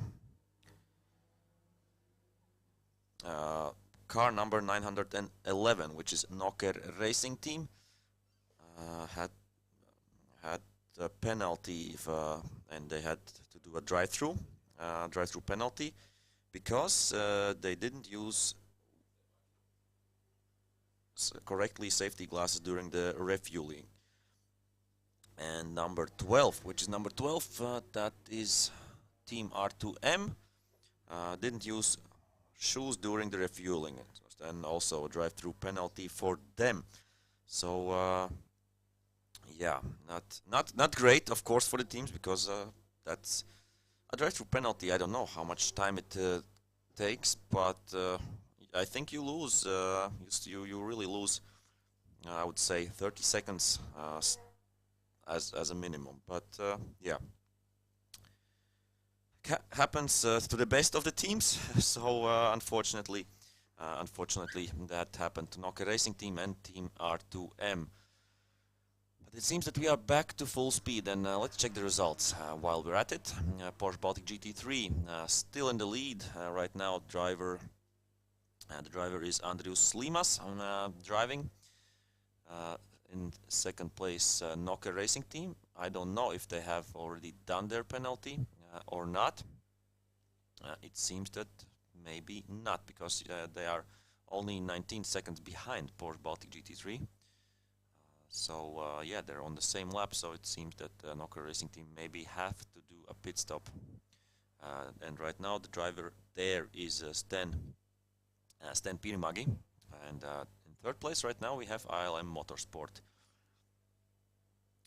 And the driver there is Sven Karuse. And here we see that a lot of action going on. That's 115 Black Rose Racing are right now in the pits. They were in 5th place right now, and the driver, I don't know if already changed, but it will be, or it was, Tuomas Halonen. Let's check that a little bit later. And here we see that the race has fully resumed. Last lap 142.2 by number 92 Andrius Slimas. And so that's the top 5. In 4th place we have KSB Racing by Jojam with the Ford Mustang. Right now, yeah, missing 2 laps from 3rd place, so right now not in top 3 overly. But of course they are in P1 in their specific class GT Pro, and it will be interesting to see if there will be some fighting going on and some overtake maneuvers and stuff like that between either top cars or maybe within the class. We will see that, of course. Still, yeah, a little bit under 3 hours to go, so we're past the halftime. And right now the leaders, Porsche GT3 Cup, have done 106 laps, and it's quite warm still outside, and it's local weather 22 degrees, but a little bit windy, so we can see it here on the screen as well, that the wind is blowing, and then it's a little bit colder, but if you're in the paddock, it's quite nice. Here we see the race leaders, number 92, Porsche Baltic GT3 team, and this is one of the BMWs. Didn't quite get the number. It seems like it's R2M. Yeah, it's R2M, team R2M, and yeah, they are right now 23 laps behind the leaders, and they're back racing, so that's quite good. That's quite well. And yeah, 9 laps till the next opponents. That's Renault Clio Cup. Baltic Karting Academy, and yeah, they have, it seems like, lost a little bit of time and lost a few places there. So this is number 56, team special stage from Finland. And yeah, I think this was the team that was starting the race a little bit later. And we see that one car unfortunately is already retired because they have two cars, because one team is one team's name is Special Stage, the other is Special Stage Motorsport, and Special Stage Motorsport unfortunately is already out. I think the car we can see there, that's a BMW 335 diesel. So Mekonomen Grand Prix 2022 and Botniaring in Finland is still underway. The 6-hour Baltic Endurance Championship race is on, and we see that still 2 hours and 45 minutes left. So if you're watching this, I think, yeah, it's of course not as excited racing, of course, or exciting racing, of course, when we compare to sprint races, but still a lot of thinking going into the driving, not to overcook the car and to preserve the tires, and we have spoken about that a lot during the previous long races, previous 6-hour races. So I think if you have tuned in, you should know a lot, of course, about racing.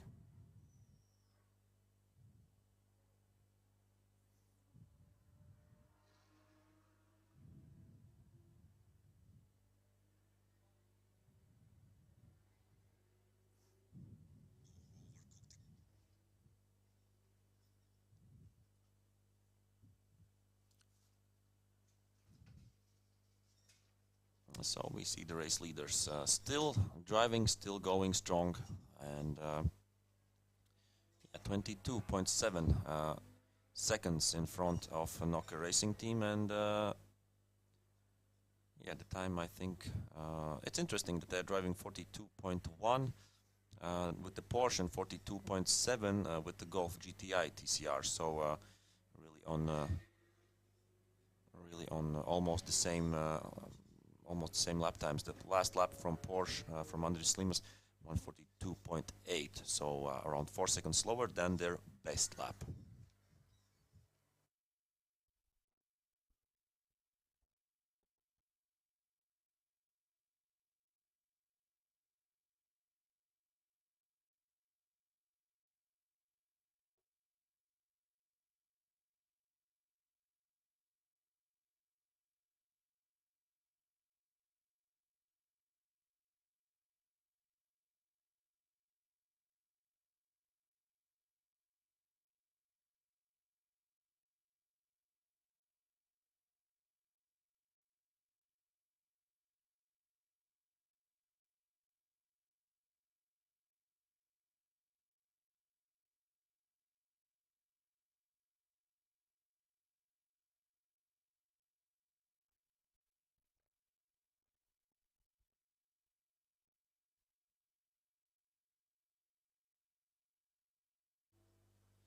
And here we are seeing the full results right now. That's also a nice touch to see how much each team is from each other, like 22.3 seconds right now between the two leaders. Whereas, yeah, we have one more kind of close gap, half a minute between Black Rose Racing and Porsche Baltic GT4.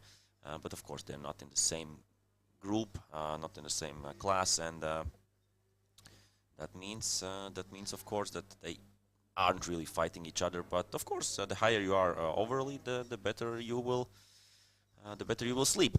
We can put it like that. And so, but right now, out front, Porsche Baltic GT3, I think, is doing everything that is needed, not pushing too much, and yeah, trying to preserve the car and trying to bring it home.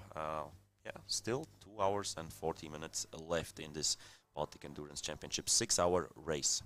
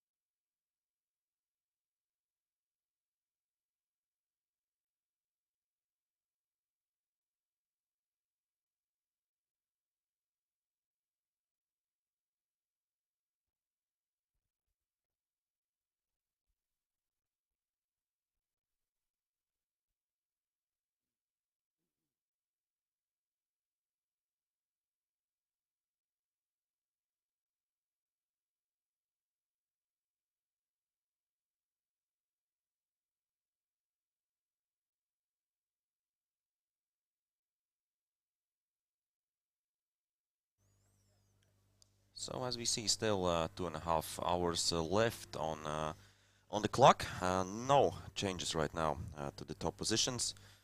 Still out front Porsche Baltic GT3, Nokia Racing Team second, ILM Motorsport third, and KSB Racing by Yoyam in fourth place.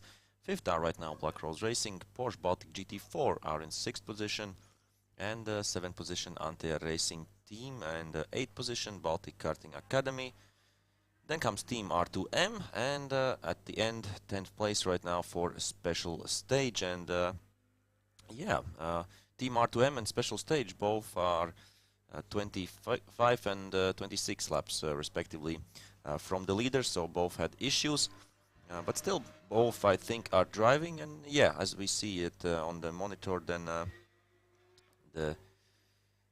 on not the monitor, but yeah, on the live timing, both cars are moving, so that's a nice sight. And still 10 cars competing for overall positions, and of course for positions in their classes.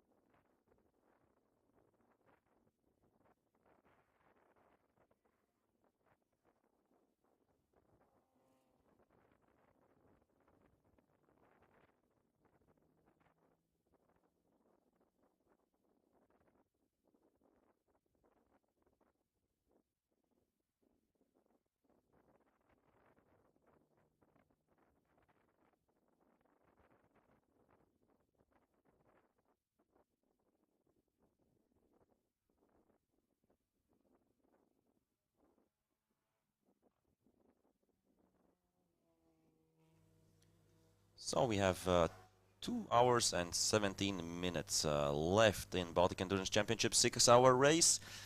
And we still have the same positions, I think. Yeah, Porsche Baltic GT3 in first place, Nokia Racing Team around a lap behind. Then 1 lap to ALM Motorsport, then 1 lap to KSB Racing by Joyam.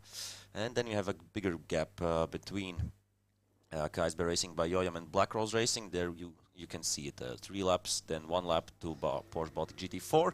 And then, 8 laps till Anteja Racing Team, and then we have Baltic Karting Academy in the same lap as Anteja Racing Team. So maybe there's a chance. There's a chance maybe that we can see some fighting a little bit later, because Baltic Karting Academy has better lap times. The best lap time is around 3 seconds faster, and right now they are also driving like a little bit more than 2 seconds per lap faster. And then we have, of course, a much bigger gap, 12 laps till Team R2M, and then 1 lap till special stage. So 10 cars still running, and here we see Nokia Racing Team, who are something like 1.5 lap behind Porsche Baltic GT3. So they're doing quite a good job right now, and I think that's a really reasonable gap between Porsche Baltic GT3, which is Porsche 911 GT3 Cup car, and Nokia Racing has a TCR car, of course, which, if we compare the best lap times, then almost 4 seconds faster is Porsche Baltic GT3. And right now, the previous lap also around 2.5 seconds faster Porsche Baltic GT3, and the wheel there is Andrius Slimas. Kestutis Stasionis is at the wheel of Nokia Racing Team, and ALM Motorsport right now driven by Antti Ramo. So that's top 3. And KSB Racing by Ojam has number 20, so number 22, the team, and the driver right now is the one and only Raimo Kesseli.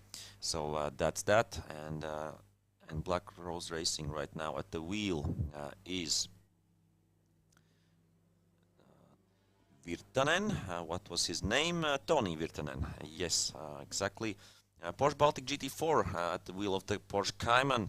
And the number 4 team, Tautvidas Rudokas there, and we see that number 56, unfortunately, right now in the box. So some problems for special stage, seems like that, and we see a lot of smoke coming here, but that's normal. That's a diesel car. That's Team R2M, and diesel cars usually are smoking a little bit for performance gains. We can say it like that. The last lap for special stage 2:46, so something is broken there. Let's hope that maybe they can try to fix it and get back out onto the racetrack. We have to just wait and see, and we will know that. At the wheel of Anteja Racing right now, the team number 11 is Rimas Cesiulis. Baltic Karting Academy right now, the number 59, Rokas Kvedaras is at the wheel of the Renault Clio, and Team R2M, which we were seeing a few moments back, is the team number 12, and Jarkko Makinen is turning the wheel there. Unfortunately, number 56, as I said before, Antti Suuterinen right now is back in the box, back in the garage, and right now it seems that they are back on the track. Somehow the timing is showing that, or maybe the timing screen it was maybe false alarm, because no change in the lap time. So it seems that Suutiran and special stage are still in the pits. So no update there. And the places otherwise pretty stable, and no big changes, or I would say no changes at all at this point. Of course, right now these are This is lapping. This is not a fight for position, and we see that ILM Motorsport. Let's quickly have a look at the last time, 42.6. It looked like they are catching KSB Racing by Ojan, but I think it's the other way around.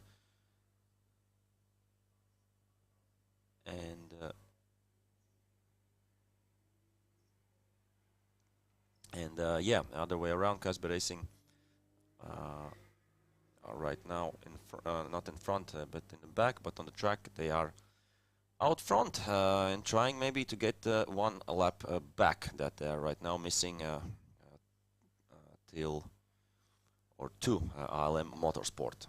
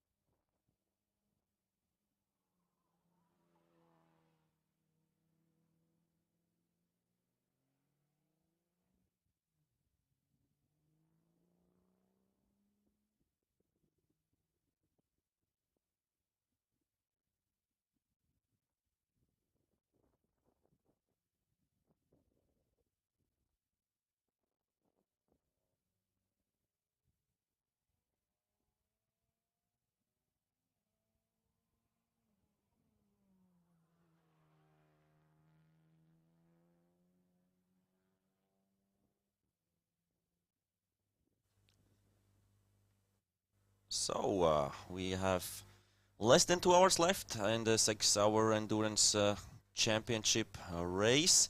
Here we see right now KSB Racing by Joja are in the pits, of course, refueling the car. I don't know if there will be a driver's change. Right now it seems that just refueling, and here we see the problem why they are losing time and losing positions. They have to come to refuel on yeah, I think not while changing the drivers, because we have teams that are fueling the cars while changing the drivers, but I think you can't do it in the same pit stop or at the same time. We have to check that. We have to check that in the rule book, but yeah, right now still out front Porsche Baltic GT3. Here we see the leaders are also right now in the pits, and here is a driver change right now, and also changing off seems like the rear tires, because of course Porsche 911 is a rear wheel drive car, and of course it the tires on the rear get more abused than, of course, the front ones. And yeah, still second place Nokia Racing Team, still third place ALM Motorsport from Estonia, and yeah, KSB Racing by Joja in the fourth position, Porsche Baltic GT4 right now fifth position. So they have won a position compared to Black Rose Racing, but I assume that Black Rose Racing maybe already have done their pit stop, and I think, yeah, they have, because Tautvydas Rudokas is still in the car of the Porsche Baltic GT4 team, but Black Rose Racing has changed his driver, and it's right now Vesa Kinnunen. So yeah, I think Black Rose Racing will come back to fifth place after the pit stop of Porsche Baltic GT4, because they're only, yeah, almost a lap just behind. So so that's that. And yeah, between the two leaders is a 2-lap gap. Then it's 49 seconds between Nokia Racing and ALM Motorsport. But I think here we see Nokia Racing Team, of course, in our screen, and we see, of course, also the results and the gaps between teams. And right now, it seemed like a good pit stop done by Porsche Baltic GT3 Lithuanian team, and they're on. Yeah, still it seems that only still one pit stop left, because we have less than 2 hours left, and that means that, yeah, in around an hour will be the last driver changes. Yeah, around that time. So right now I assume that some teams will be coming in for their second to last driver change, and then, of course, the last driver change later. Here we see, I think it's number 56 special stage, unfortunately with some issues, and right now not driving, but they're trying to fix the car, trying to get back out, and let's hope that they do it. Black Rose Racing, here we see them, the black Golf GTI, and here is ALM Motorsport, the Honda Civic of the Estonian team.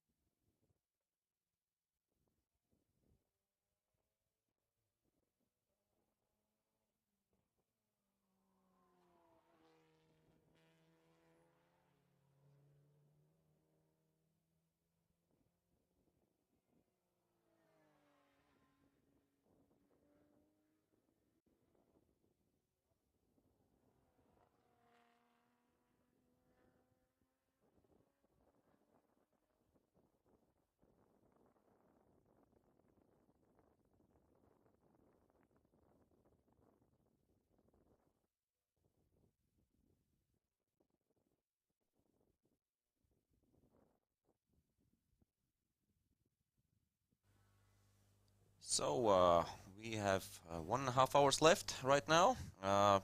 No changes at the positions. Porsche 911 GT3 Cup car is still out front. So the Porsche Baltic GT3 team from Lithuania. One lap behind them, around 1 lap behind them is Nokia Racing Team with the TCR Golf. And then we have ALM Motorsport with the Honda Civic Type R in 3rd place overally, 2nd place in TCR class, and then we have KSB Racing by Yoyam in 4th place, the orange Ford Mustang one, and top 5 or P5 so is Black Rose Racing right now, Volkswagen Golf TCR.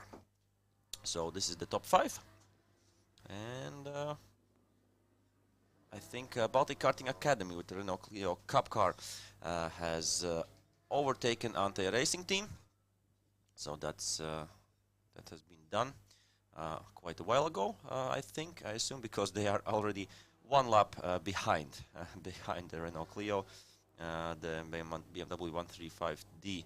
So that's that, and it seems that special stage, unfortunately, aren't still back on the track, and we see as well that both special stage cars unfortunately are out right now. I think maybe special stage will come back because they were working on the car in the pits.